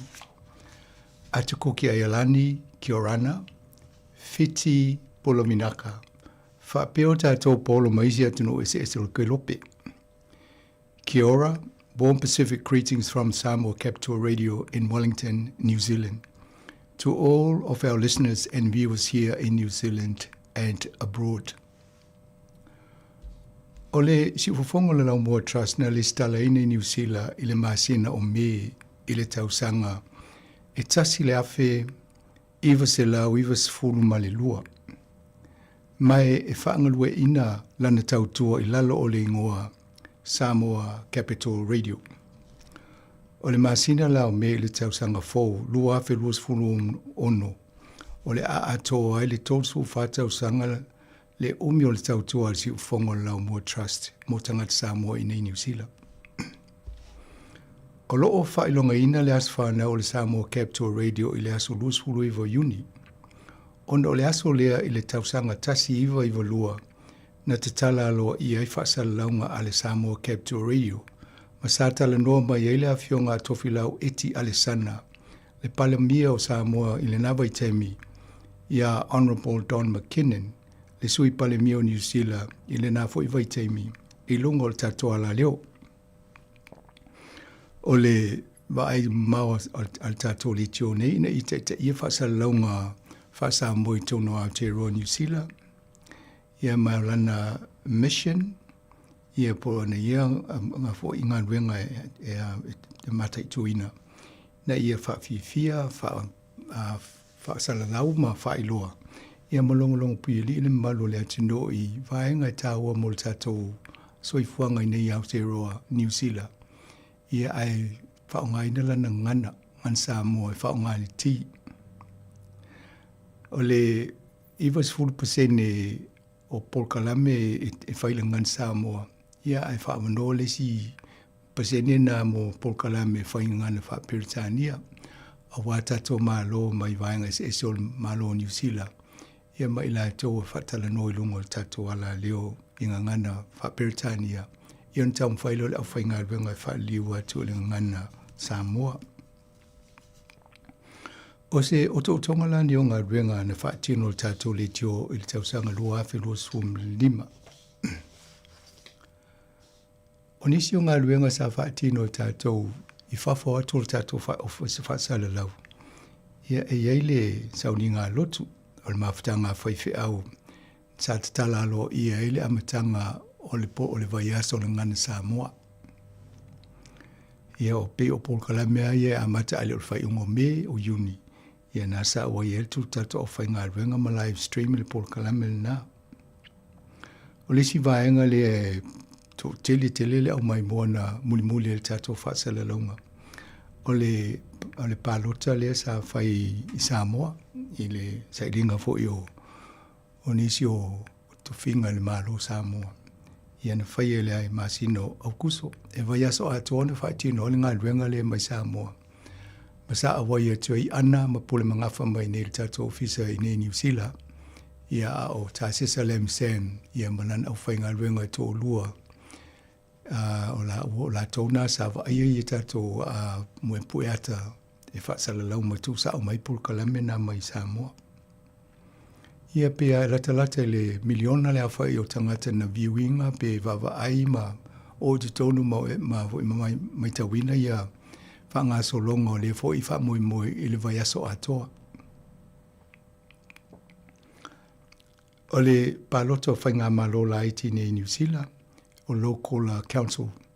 Ia ele maua tu nei, o le mai sena Oktopa, sa whaatino ai. Ia masa whaasala lau ai fo i le tato le tio mole taimo mua. Se fono ma nisi o sui tau waha, na whaia i nei porua lava. Ia ma le wha moe maulunga o le tato ofisa. Ina ia whasosoani i porurua. Ai mesi o tato tangata Pasifika ma Samoa. Ina ia whaatino le lato a ia ta awalia o le whaia o le lato palota. E ova le loa afe tangata sa mai moa i le tato live stream le po le wha silanga le lunga o ata i le Facebook ma le YouTube. Ma le te mua le o tō te lintanga te whapea i se meet the candidates po se fono e Yesu i tau wā na whaia i nei pōrua. Ia mai wailoa i fo i le au ngā o whasalonga whapea tō te leie o la am whai ona lato mai mua ina ia pōkalami whapea nei. I tanoanga ma le pule nua pōrua sa i loa ai o le palota i tu atu. E pea ma le 12% i la tō sa palota. Ea na o folole e lo tato o unanga ina i soani e le ngata ia pōrua. Ai whaamalo si au i si tangata Samoa uma i Aotearoa ina ia whaiala tō palota.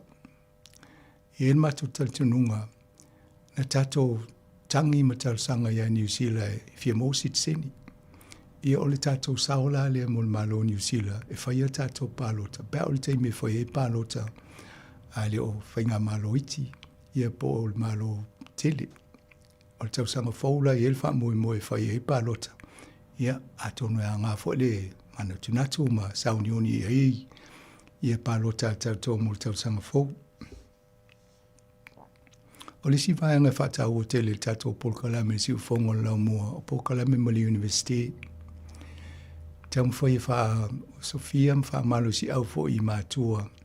Ina ia tau mwhai alum whanau i au sia le tūlanga leo a onga i tūlanga lua University. Ia po ala vanisi vaenga ba onga matata esi. Ia waula tolu manai. Ia pe ona mulmawina fo i le masino te sema. Fast food tasi le fa la tona tola lo ina tola to ingoa. Ia le masino me ia ole numera taila talata fo ia fa ile lima sfulu. Sa ia la tu swafa na tola lo ina tu.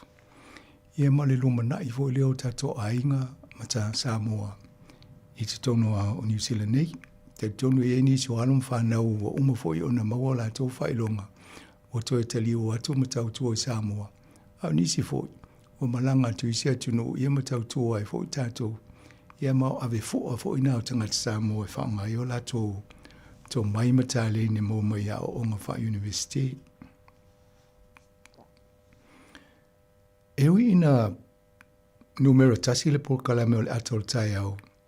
Ai e le Polkalame na whaafoia tu e Anam Savalina wa o whaamomoina o no lo whaamamlama i te tonu tupu wa e o halom whanau iti. Ina ia tātou malamalama le le iai. I ona aua le son sa waina i halom whanau. Ia le Polkalame o lo o ngalua e le ia ana whasolo. E ta ua o le The Incredible Years. Ia ma o e peu susu enga i e whaamamlama i le tupu wa e o le whai aitu lo, po le mawhawhau o le tamaliteine nei titi. E tele ina soso o i whatununga tātou, ai le o mawhai e mawhawhau le tamaliteine, o na whatulanga tele o whatununga nei i tempu upu. Ea ona te ia le o sasa le tamaliteine whapea le usta. Ia ai te lea le o onga lo tu umai e tonu le Polkalame lea. Ina ua mai al whasalaunga le Polkalame le sa awatu e la ua lalo o le vaenga le o le Polkalame na i lau tina. Ai wala au maistasi o whaife au mwhisini mai pe mwhaina mausana kopi o le Polkalame. E au ngā e whaanungolongo mai au ngā muia, ma le ainga e au ngā fo i mo le ekalesia. Ia o le tūlanga na e na tele na tātul tātou Polkalame lea. Mau te tonu mo tōna whaanungolongo iai. Ia atunu au ngā fo le whaasol te milau tō whilo i mato ainga. E ese teimini au malanga ia ana i Samoa le whaingo le palota lea e whasalonga mo le palota i Samoa. Sa mo I fo le manoa I tu sa mas tau sanga. A se a whawhenga inga sa mo. I stasio e kalesia ina ia mawhai ona roa tu e whasala lau. Whaisana Paul Kalame sa mo. Aina whanongolongo ia o nei New Zealand. Nā lana tau sanga ia nā luleo ana whaiela na Paul Kalame. Ia ma whaailoa I fo I tūlanga o vaenga ia o loo. A o ia I Paul Kalame o loo whaia I nei. E whasosoa ni I mātua o loo sawaina ala tō whanau. I le Paul Kalame leo loo ngaluai ana e se atu maltato le tio nei. O ila tō e tō uina mai e matanga ruenga o aonga. Pa e li poti hoi whaia aonga pe a tele ina sawaat mātua I tamaiti. I ona maile I o mātua na e whai e se ngā ruenga e whasosoani e la tō. Ia mai la tō e refer mai pe e hoi e whasoa mai e whasino mai e le MST po le Ministry of Social Development.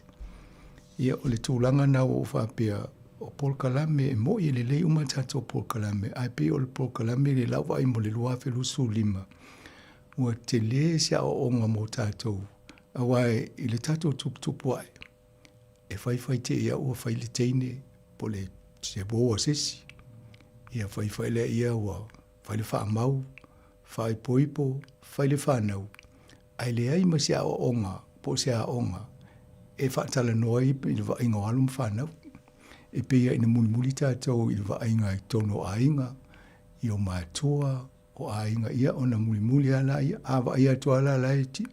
E whaasawa pe sasa tamaiti. Ia ona sawa ia la ia. A pe o le mena o whiwhi Paul Kalame ni ma ne to tātou teimi o nei fo I vai aso. Ina ia whanongolongo ini se li whanongolongo mo ia.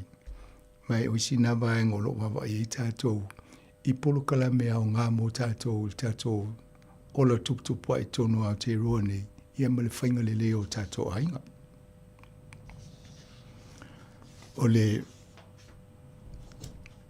isi la vaenga ia e fiesta o se tanuanga e le ngate vaenga o tā ui lunga. Ai muli tausanga atoa. Sa mātota mo whai e longo puieri le mamalo le atinu. I mea e lo te tupu I Samoa e pe ona au mai talafoa tā se Salam Sam. Ai whapea fo I matala I mea na tupu ma o lo te tupu I New Zealand nei. Ma le lalolangi e pe ona watu ia tātou talafoa mai ala wano ati I lawa. Ana wha solo ma Savelina Kasiano. Sa awina te fo I lapta inga ma whautuanga I lunga o ata mātou wha salalaunga. Ina ia whaio tātou tui pui. Ma tui wha popo boosters. Ia ma mea te tau ona whaia e pui ei tātou mai ngase o le misela. Ma isi e pipisi I New Zealand ma moto o le Pasifika. Wha pēr ma le lalulangi. O ngase na awhi e sa mo le lua whelusu lima. E awhi e le talevivini po le hoofing cough, dengue fever, ia ma le flu e pe e tau le COVID, ma le misela.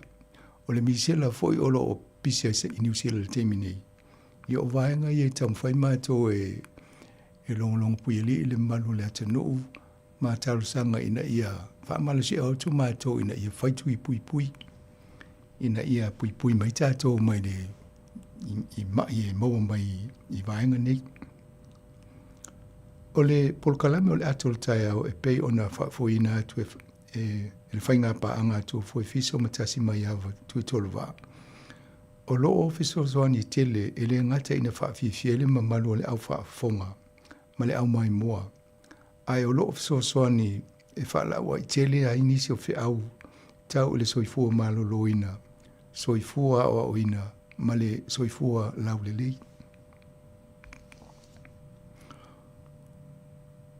O le mau le tato le tio o Paul Kalame tauna whai ina ia muli I tato vision ma le mission. Lo ia le tato tapasana e whai Paul Kalame ina ia whai Paul Kalame ina ia taita ia tato whaasalonga mo sa mo tono Aotearoa. Ia fo ila vaenga na le mission whaasino manga ina ia whai Paul Kalame le leia. E a foi whawhiwhia, e a wao, e longa pui li ia ma fai lo ia vai umania ai fai le ngan Samoa fa ngai ma tole ti fai fo i le fa lo ma le fa fata ia pe o vai ngana le tau fai ma to mul sa ia ta to Paul Kalame mai ma to fo i a fa lango atu ina ia ta to ngal lu fa ta si le tele o taimi ile fa tinonga o Paul Kalame fa pea o fufuanga na fata tia mai mo tau sanga lua felusu lima. E au fia ina ia fa le ia tilipo Kalame mai nei New Zealand. Fa pia masa mo i lungo social media. E ele Facebook ma le YouTube. Sa ele tato a Samoa Capital Radio app. O le te mine ele o toi whaonga ina. O lo toi wa ai po o mo mia pele de si vaenga lea.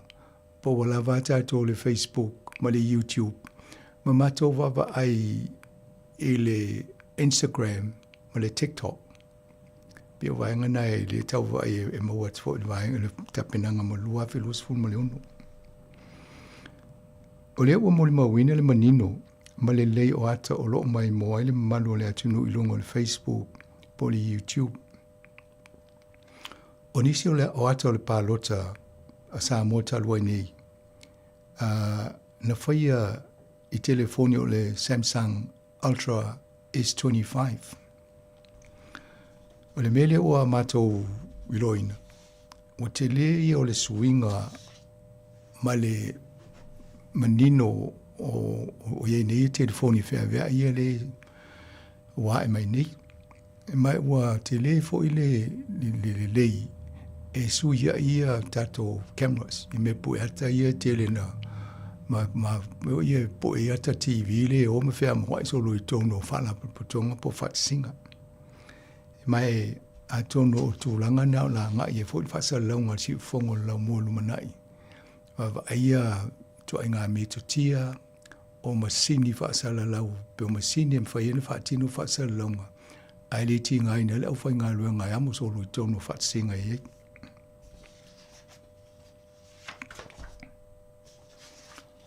o sila vaenga ia lewa wa ita tō mole anga ia tu lua filusulone toi la ilo Paul Kalame ali si ufongo lau mua ma le wha moi wha le a tilia tātou wha salalonga. Ile masina nei o te sema na amatai o na wawa ai mātou i vaenga ia o cyber security. Le telefoni taltano atu i ina ia saunga le mu tātou i osa inga i lungo o vaenga wha teknolosi o lo i el teminei. E la stasio matonga lue wha tasi le e ngoia Tony Arcus o iolo o wha mautu i Hawaii. Ia sa awai mele mato fono n whai le amtango n masina nei. Ia matala noa mai nisi o vaenga nei waenga lue wha tasi ia ma le University of Hawaii. Ia mai tele an wha ngā ia teknolosi. Lava fo ilon silfia mal lama so soani mai tato Paul Kalame. O ia fo iolo mato ngā lue le wha tinonga nisi o tato wha salonga. Ia mai se fo ilonga le social media ma le Facebook. E la nisi o vaenga ia o lele wa amata ngā lue le au whai ngā lue ngā mo le anga i luma. Ia tala noa fo lele whaonganga mwawa ai whaonganga tato o le AI. Mo whasalalaunga i lunga o le letio ma social media. Te le tau whaasesele o mai whaatasi ma teknolosi nei. Ia tau mwhaise awala mwhai ei o nei longo fie, pe moni, pe le moni. Ina ia te ua lawe vea ai tātou sistemi. E whai te ua pe a tōl whasalalaunga te ufongo lau mua. A tonu vaenga nai tātou wawa ai ei.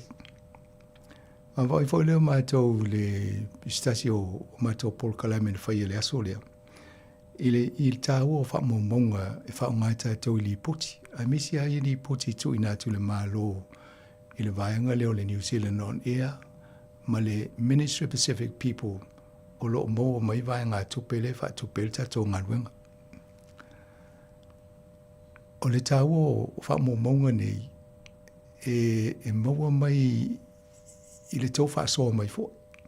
O tau ia e le tele tala noa mai, ma mai e tau fo i li poti i le tāua ma le whaonganga e o tau o Paul Kalame o watu i lunga le tio. I le tūlanga o li poti awe le soifua maloloina e mo mia la tō po o ani swinga o nisi o ainga. Ia po o nisi fo lau whaafonga i le tausanga. E isi teimi on masina o Januari, ia ona whai e fo i leo statu i leo longa por kalame, ia mato fasiri whaapitoa to mo vaenga ia. Ina ia fisosoani i tato li poti tu ina atu wha tausanga. I ofisa ne o le maa lolo o ia tato konkalati. Mo le whainga o lato por kalame. O le vaenga la le sa tala noi mo li poti ma le tau o tata, po wha momonga.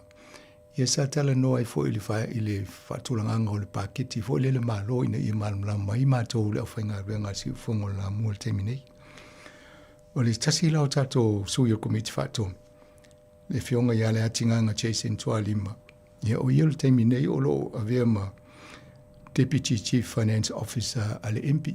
Ia po o ia o le sui o taitai o le vainga o tupia le mtanga renga lea. O le Minister of Business, Innovation and Employment. E mai nei e wai tala noa e malamalama fo i tūlanga o iei e whaingo budget cycle. Whatu penga whaingo paketi al malo. E ma fo fo tu e li poti tātou le whai nei.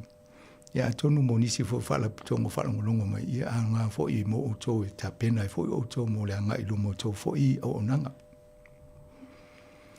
Lesi vaenga le o lo whawau perenga luenga i lungo le tātou app e no tā ua. Se wav aipo anis tūlanga e tā ua e le whawau pe o le app. Ia e mese fo i ngā luenga o lo whai i lungo le tātou website. E pe o na mulima wina fo i le ngata i lungo le Facebook. O lungo le tātou website a si fongo lau mua. O le ua watu ia tasi ia postings e Murray. Ia male au whai ngā luenga. O nisi o Paul Kalame tā ua tātou. Mo le si la fia malu le au whaafonga. Awai e le maua umai a taimi e whanongolongo i Paul Kalame pe awatu longo le ea. Ai mawhai ona e alu pe a manawa ngā luenga. Ona e mai mole inisi o vaenga na whiriwhiri e mātou e tā ua mo lau si fia. I ona watu role i lunga e te mwhai ona e alu e matamata le taimi talawhia ngai mo oe. Lofa wapel mātou ngā luenga e ele Paul Kalame e ta o le langa fau a le Ministry of Pacific People. Le whaunga ina nā ma le tāma wino le ngan Samoa, ponga ngana isi motu o Pasifika i tono a Aotearoa. Nā la yelf so soani mtanga ruenga le malo mo Paul Kalame whapena. E ile lato the Pacific Languages Strategy a matama le lua fe lus fulua e o atu le lua fe tols fulma le lua, sfultau sanga. E o lo ia ila vaenga na e mwhaianu so soani i office fasalau i tātou i Paul Kalame whapea. Le si vaenga le wawa e mo le luafi luas fun mo le ono e ei whaatisinga o fuafua mo le tausanga fau. E whaafonga i musika mwhaatanoanga o mata upu matangata lau tele le community a tātou ne i New Zealand. Ai o lo fuafua le whaia i Porua, o Wellingtone, o le Hutt Valley, o Masterton, ma Palmerston North. Ia, e steimi e whaafsota i te tfo inisi o tō masani o na wheloa i mai lungo le tātou office whasalau. Ia na whaatūlanga lea ai lea o tu tau malulu. Ai wa ia so mawhana whana e tātou wheloa i e fo ia ma taletele noa inisi o ta opolo o watu lungo le tātou le tiu. Ia me se fo ini tau li poti i awala e whaalea tine ngā ruenga si ufongo lo mua. O le tausanga mwaisa talanoa toa e le spell checker. Po le Paul Kalame le ina e spella i tātou ngana Samoa. O le ingilisi e a tusi le pepa mwhai ona e whai se siaki a le spellanga upu ia. Ia ona whaasa o maila i o le spellanga upu. O le tātou ngana e le o iei se vaenga whapena a o iei le ngana Māori. O le ala e ngā lua e tau tāpena pena le vaenga lea e vai po le ala awala e whai iei. Ia matangata fo i talawhia ngai tonu lava i le istau whainga whapea. Ai o lo whatala noa pēa nisi i le nei fo i tausanga. Ia wawa aise a wala e whatino i pēa ono ngā tatau ia fuafuanga o whamoimoi. O le Paul Kalame lea o le mo le ofisa o whasala lau a mese ale soifo maloloina. ia ma le tūlanga o ngālum whanau iti. O le e whaasolo lava le pōkalame o lo whaatino e ana whaasolo.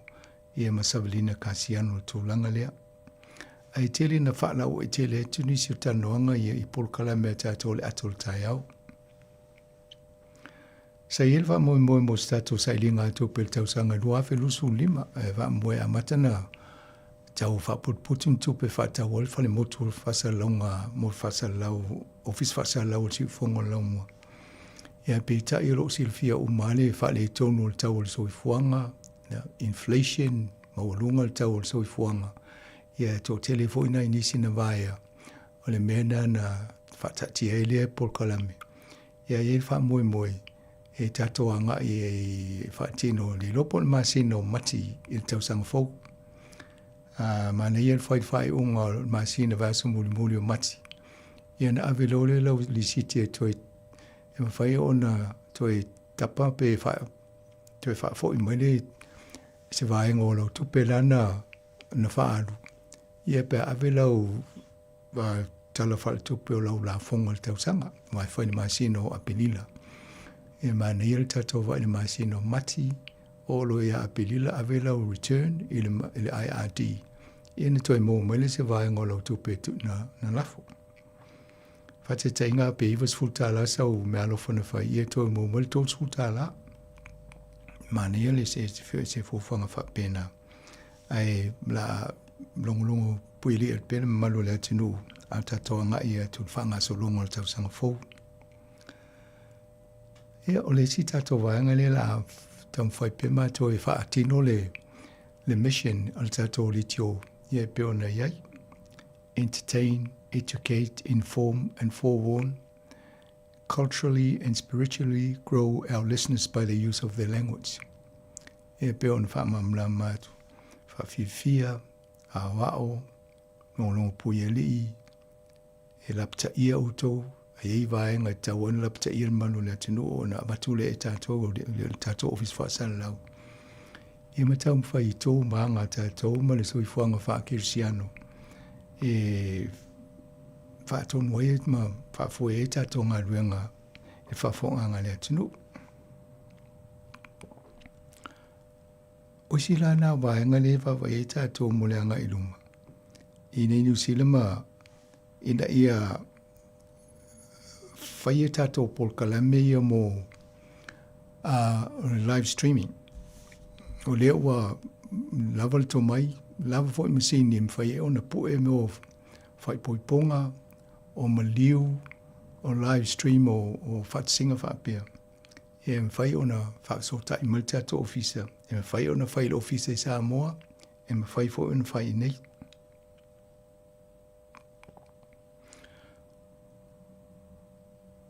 O le tele o tātou polkalame ni olo iai nei, bo umone whaataatia mai, o le maua mai lawa e mātou i taimi e se esol tausanga, le lango sua au tātou au whanongolongo.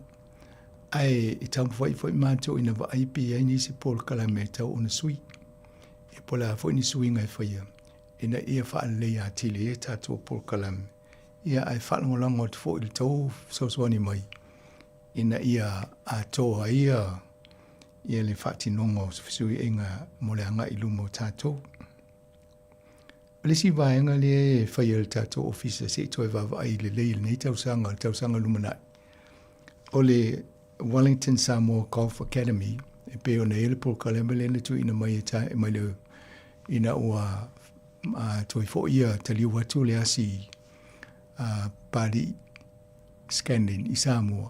Ia o ia le sa komisina whaima komisina Samoa i Wellington nei. Sa wa aia la le tātou Golf Academy mul whanau iti mai le whae o le sfuifi tausanga. Ia o le teimi nei, ua pei u lawa i tausanga le la a vai atu nei. Tele na le a wanoa ne tangata le whaia ia o ngā tātou walum whanau. Leo wa aia tu o whaia lana ia polkalame whaapitoa mo walum whanau. Se i whatala noa ma i la tōlo i eile polkalame le teimi nei. Pe fi a wai se polkalame whaapea. Pe whaawau pea ona whaista tō a whaia o ngā whaapitoa. E whaia i polkalame mo alum whanau. ai toi mau te whaamitalanga i steimi o mua, tolu masina o mua. Ia, Samoa le nau o to atu nisi o ngai ruenga al si ufongo lau mua po Samoa Capital Radio mo ni tau sanga. Ma mea na tupu ai. O le nau o vatu ai manisi o fufanga mo le lua afe luas fuluono. Wha moe moe le whaatasi mo le tātou ta mao i le langi. E whaatau nuu ai nei fufuanga uma. E o toe o seanga o na tātou wha mawai atu lea i le lua afe luas fululima. Ai tātou tu vai atu i le lua afe luas fuluono. Mai au ai o na tātou vi ia, whaaftaia lo tātou sisiri ese, o na olana tau singa alofa ia i tātou le nei tau sanga. E ui na toi se nisi o paanga al Samoa Capital Radio, o na wala au pa ia le tua, ai o lo to te le pea i tātou o tatoi. Ia maua le nganga o wha mawhanwhananga mai le tua, mo tātou a inga wā whial malanga ale maliu male uti, i le nei tau sanga.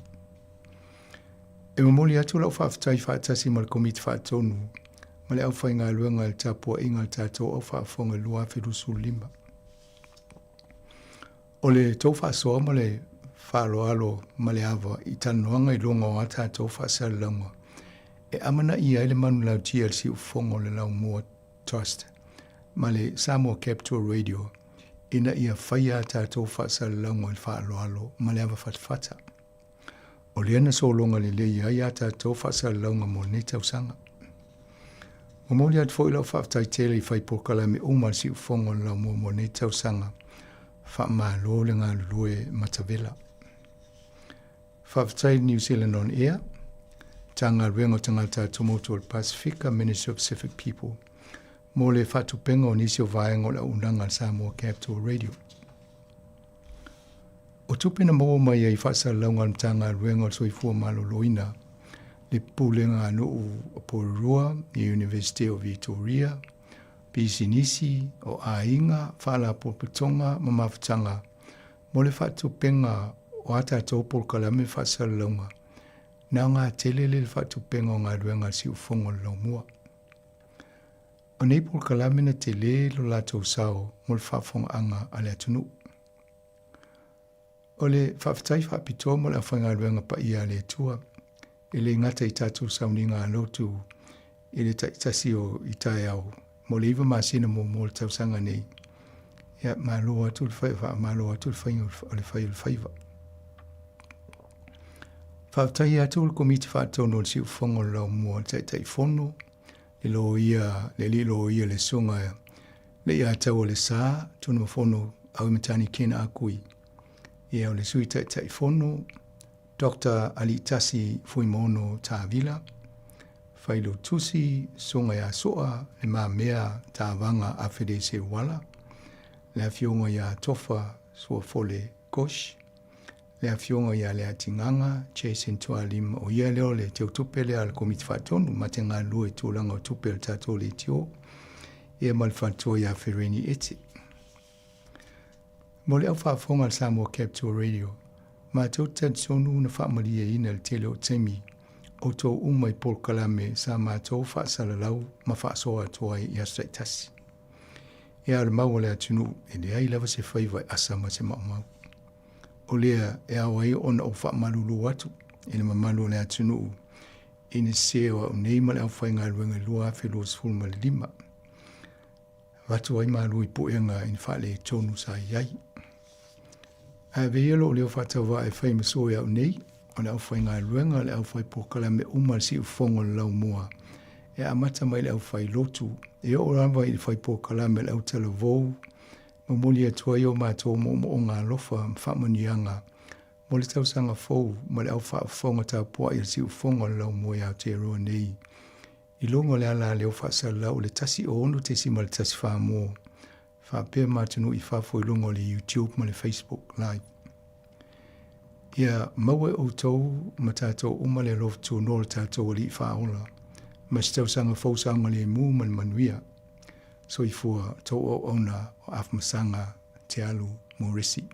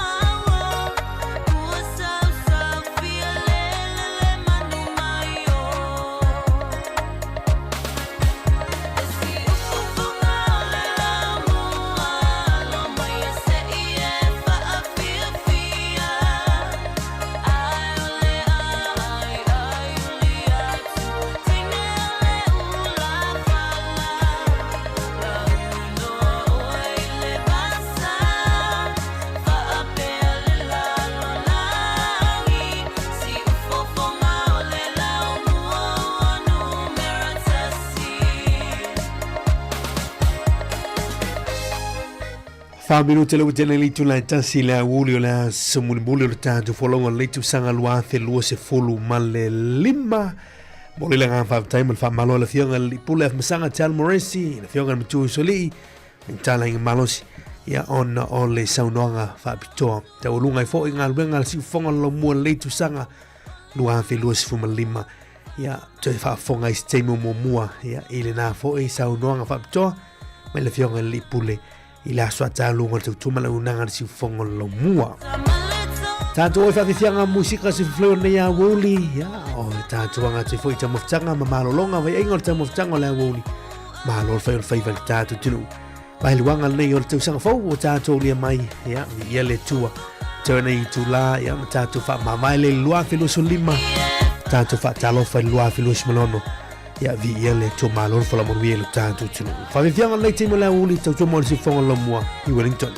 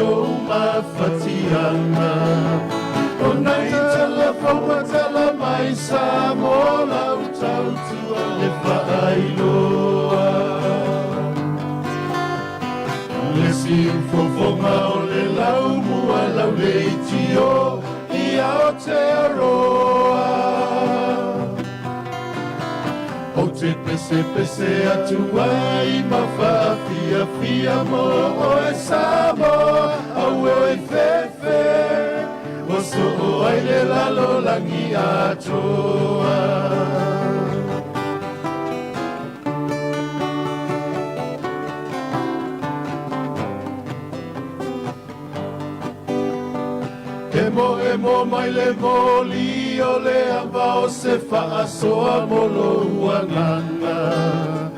Ai wha mana tu mai pea molo soifua malolo ina.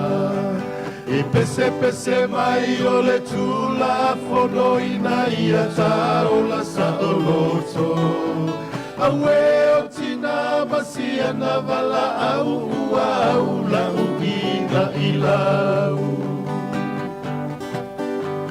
E alua soa e saua soa i talalau aluna o le vai aso.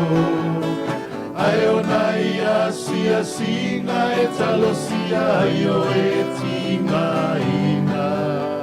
Ai ole ola oa o ina o nai tupulanga whaata ua ina. Le ape foe whaatini o la tāwho langa ua i usau ni tau mawhainga. Le si ufofonga o le lau mua lau le tio o te aroa o te pese pese atua I mawhawhia fia mo o e Samoa awe fefe o so o ai le lalo lagi atoa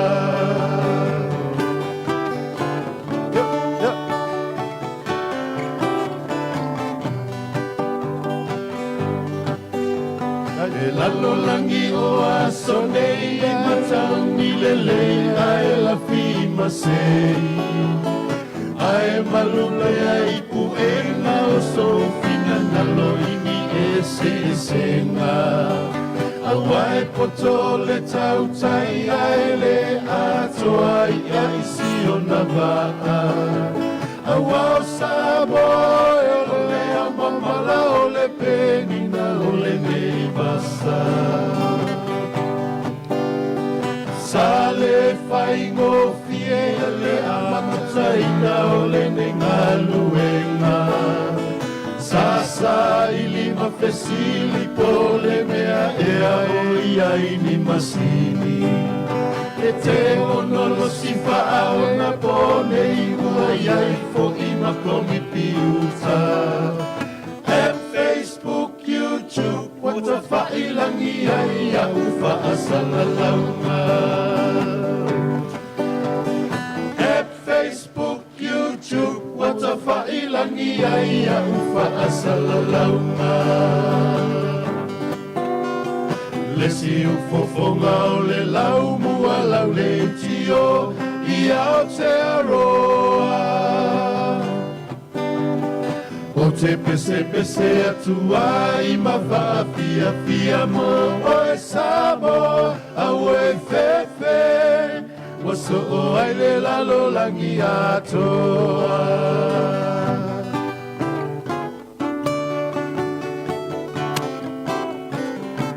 O le tofio tamatane o le mumata I le afi Se vai ane la fasa saunga E se launga la o ana I mafofaunga ki li Lei se boca, lei se cheese, lei se tequila, fai a whaafia, lei se boca, lei se pia, musika I pakilia. O le tofio tamatane o pui puinga aina Se vai ane la fasa saunga E se launga la o ana I mafofaunga ki li Lei se boca, lei se cheese, lei se tequila, fai a whaafia, lei se boca, lei se pia, musika I pakilia. Kasi le kama e valua popo, o lesi kama e kakau. Rua kama e valu kau, o le si ofu au. O eke kumai ai le pusa le u, o la le mafofau. Ako fafia ngai au kua, nga whaloloa i o kau au. Fili mai lau ua, le anga e vavenga asa le umu. Bakungi maa asa o lo saitu le vai i a kumu. Maa I lau i ofi, ma le lau mango, oi I sulu e koe fili, ma le lau ua ngale wai fafo le uro le sumu. O maa fea, le mawhainga kali e lango lango. A asa le anga o maa Amerika e le vai singango. Pasi mai le se sae, ka po e whai a mama. Me iei ni mea nga kokoe anga poe, manga oi koe whaafanga. Ai ale ai, kango loi whasusu mai no pea kanga. Su e masau i e ofi, ole a o mule mua kama. Cinderella, sau oi I pe ai ke pae e. Lua lau niu le leiva ai oi I se e. Pi I mau Spider-Man, pi e peise fe e. Se si ai pa u, ai le umal kako pise me. Ole toke whamatane a mumata I le afi Se vai ane la whasau saunga E se launga lau au ana I mafofaunga ki li Lei se boca, lei se cheese, lei se tequila, fai a whaafia, lei se boca, lei se pia, musika I pakilia. Le tofio tamatane o pui puinga aina Se vai ane la whasau saunga E se launga lau au ana I mafofaunga ki li Lei se boca, lei se cheese, lei se tequila, fai a whaafia, lei se boca, lei se pia, musika I pakilia. Vai mai mama, e mua mua le sua le whawhea ngainga. So so oi le ma le sua, o le sa o le ngai ainga. Samoa, o me ngai whai ma masanginga. O lalafanga, e pele I lo loko whaalanginga. O le moanga I le ausi, e poko e inga whamai o le IVV. O le fuela velave, o le koko o le ngausia. O le pua I le make ia. O le vau filifili nga o le akuanga ki sila fia. Le so o ngalo kia mea, kakau ngai whaai keke. Peia so whai special units mai meleke. Ka apera so ngafua I koko pusa apampang keke.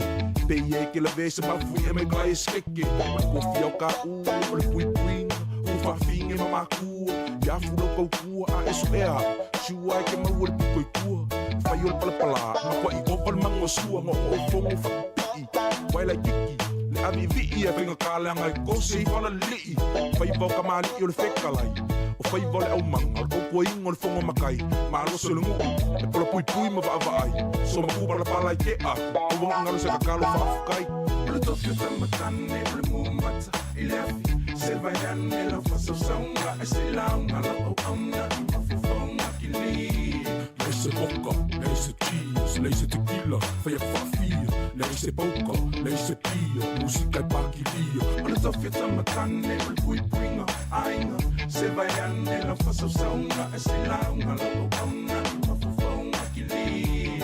Leise boka, leise cheese, leise tequila, whaia whawhia, leise boka, leise pia, musika I pakilia. O le kamale mangu, e whawhanga I ke wila, whangala au I ila, o whenila, o musenta ma ke kapila, au kako fiu e fusipau salu lima o se vai o se sae wai au ki poki wila sau malea o inga ku kalinga o le kama ki ke poko inga ke fa nga inga e vili leo leo ea loka la ko inga se kango fa pasenga mai kau sanga o langa kau singa la makufule manu makivale kango lima nga o langa kuspa ia le sa lima ka inga lo falo so au ni fa se inga lo ma fo fau ye fa ko mbuo lo ainga ya ai sa kau singa o kama samo mongi lo kiu ke lo skai kusa pe au sangi se makiva e fa sangai mangu ye sa lilo e ma fo le fu vai fa mangu yanga mai makua lo au lo mo lu mangai se fa kala kala ngo so se fa fika uli ka mo fo fa samo o le bon e lo e fo ai la mea fa mai fo a e rap bang e pe ya o ele fuea Il est c'est vaiane la fossa songa e se launga la ona ma fofonga ki li Leise boka, leise cheese, leise tequila, whaia whawhia, leise boka, leise pia, musika I pakilia. O le tawhia tamatane, le pui puinga, ainga, se vaiane la fossa songa e se launga la ona ma fofonga ki li Leise boka, leise cheese, leise tequila, whaia whawhia, leise boka, leise pia, musika I pakilia. O le tawhia tamatane, o le mumata, I le afi, se vaiane la fossa songa e se launga la o ona I mafufonga ki li Leise boka, leise cheese, leise tequila, whaia whawhia, leise boka, leise pia, musika I pakilia. O le tawhia tamatane, o le pui puinga, ainga, se vaiane la whasausaunga e se launga la o ona I mafufonga ki li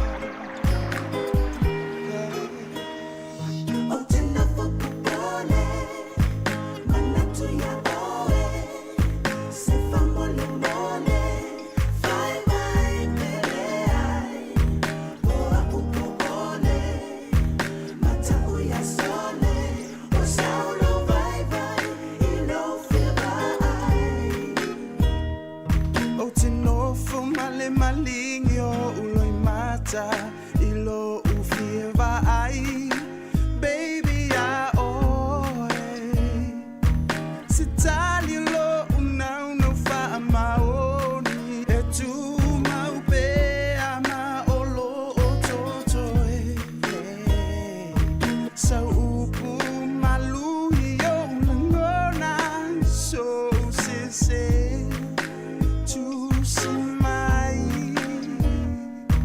Una o lo loto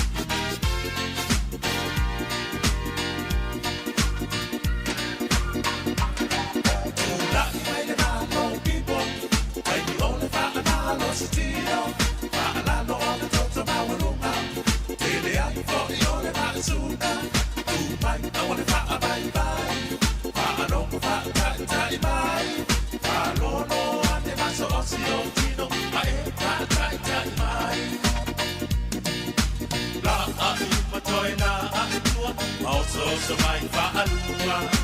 La a e lupa toi la a e tua whakasa o rau whapatua. O sa vai tasi whaata a milo milo, marue rue mai lo tino, awe ka ino. La mola i o pui mananga, mato mai kau manava, si i o lima i lea, marue rue mai whaapea, sa vai fua fua i lo matua, la a i lupa whaalua, tau tau anga vale, oka oka lo whai mea vane.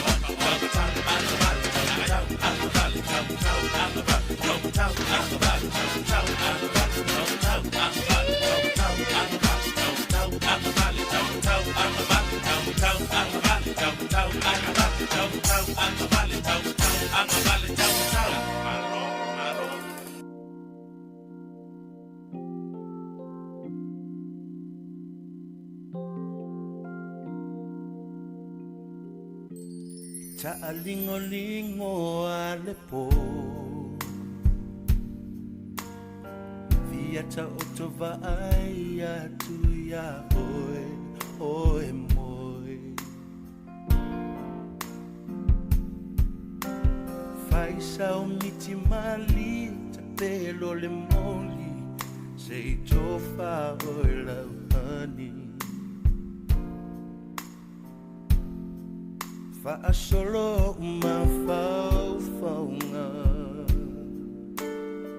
Pe au le toe ala mai I le tae au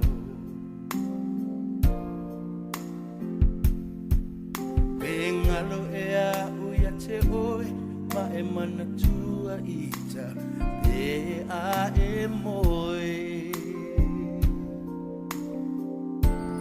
Ale o tae au A o folinga ia le mamau Tau mawhai I aso alu A pea uma o malu Na o i o nei fatu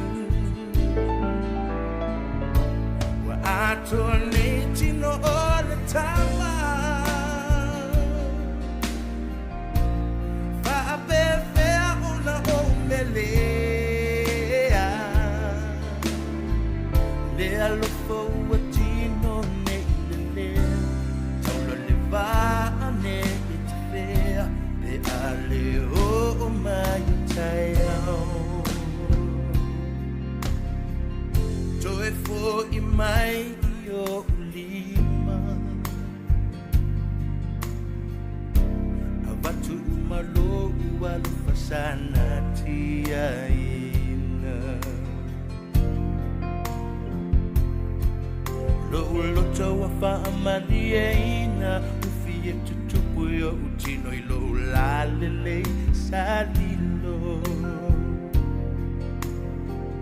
Tautino atu loloto atoa Ua omatinoa ua leto e motu le asoa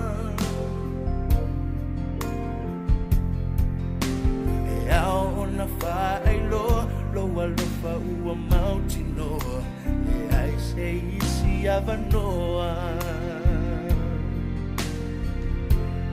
ale o mai o tae ao a o folinga ya le mamao tama fai ia soa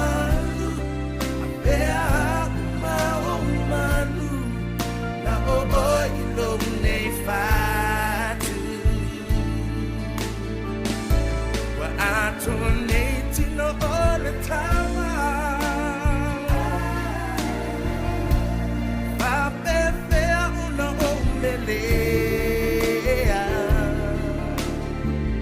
Lelo fa uatino nelea. Tola leva ane ieta fea. Pea leo o mai taeo. Tautino atu ia te oi o folinga mate momoi Bea leo o mai o tae au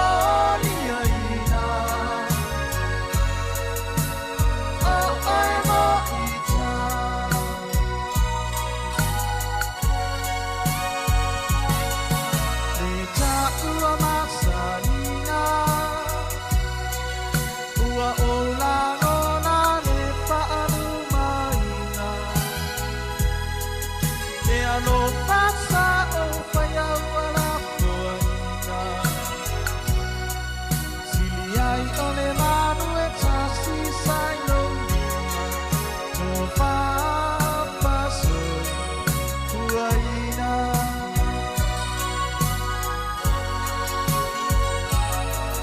le ta ua masaringa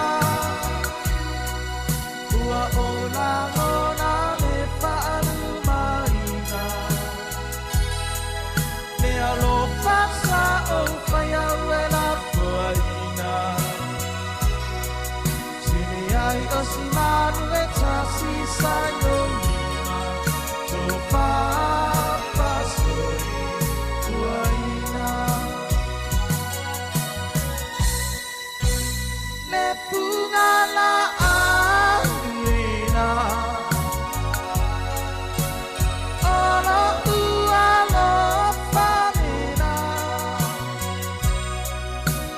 sa on tango mori aina o oi mo ita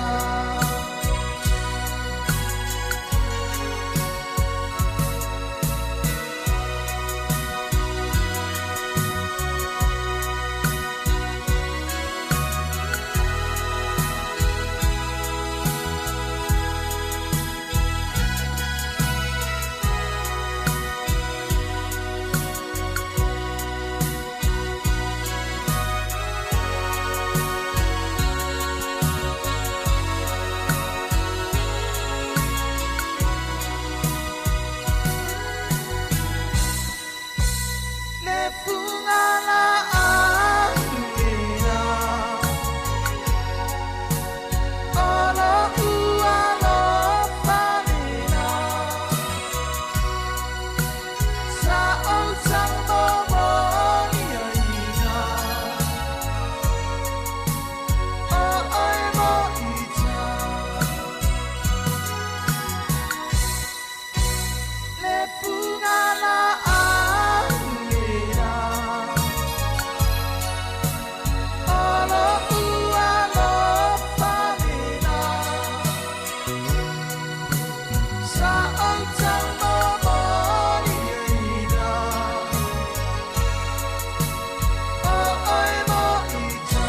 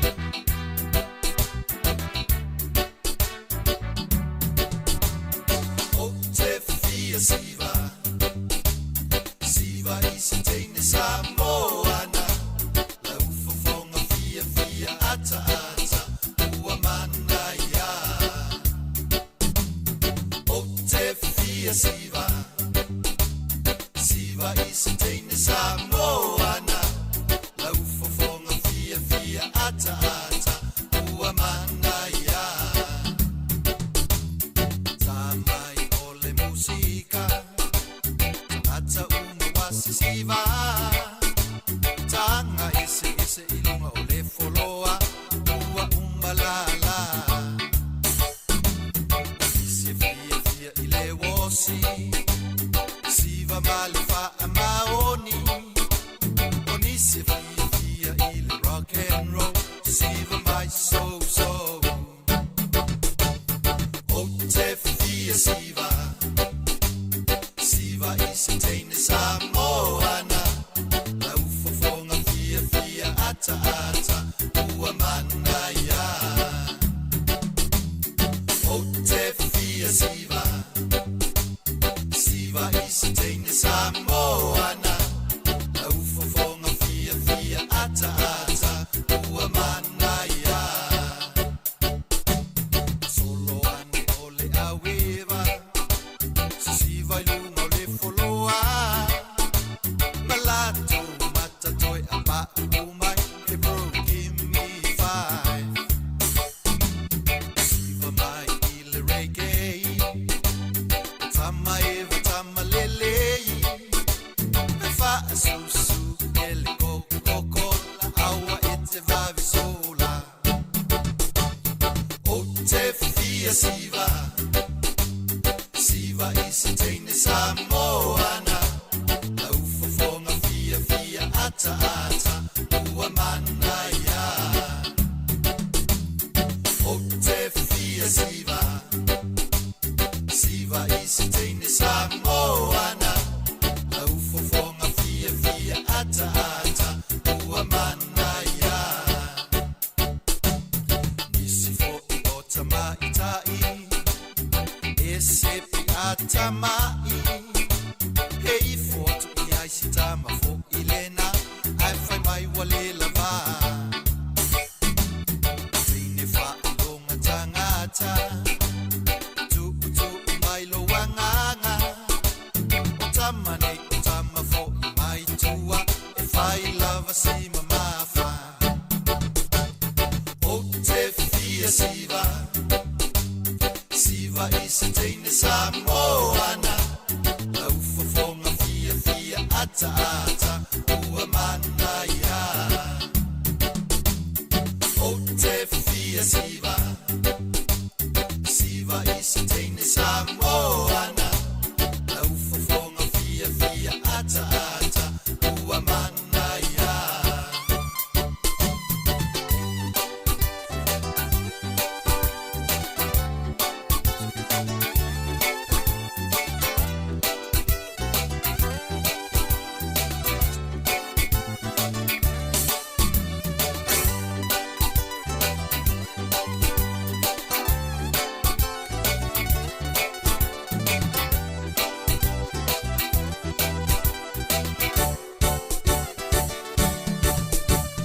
Ote fia siva Siva ise teine Samoana La ufofonga fia fia ata ata Ua manaya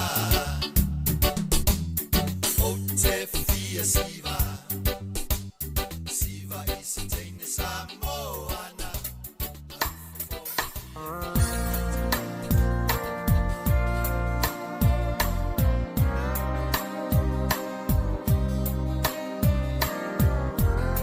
Olo minuta tele na tale uli tu lai lua ya Samoa le atunu e pele loto malanganga manatu ya wo mai fo il taimi tu wai tatu mautanga taulunga fo ile tautua la sifonga lo momo litu sanga lua fi luas fuma lima manatu ya oli toe pol klame fo ile nei tu sanga lua fi luas fuma lima tao ena pule lofa le tu mul tu lu tu sifuma samatu niola ya tanto wa ulia le tu sanga fo Pol kalame mo mua o tau sanga fau afi lua sumlono. Monu mula tu le tolu tau sifua, so i fua ma samatu wola. Tanto whinoa e le aso anta hao.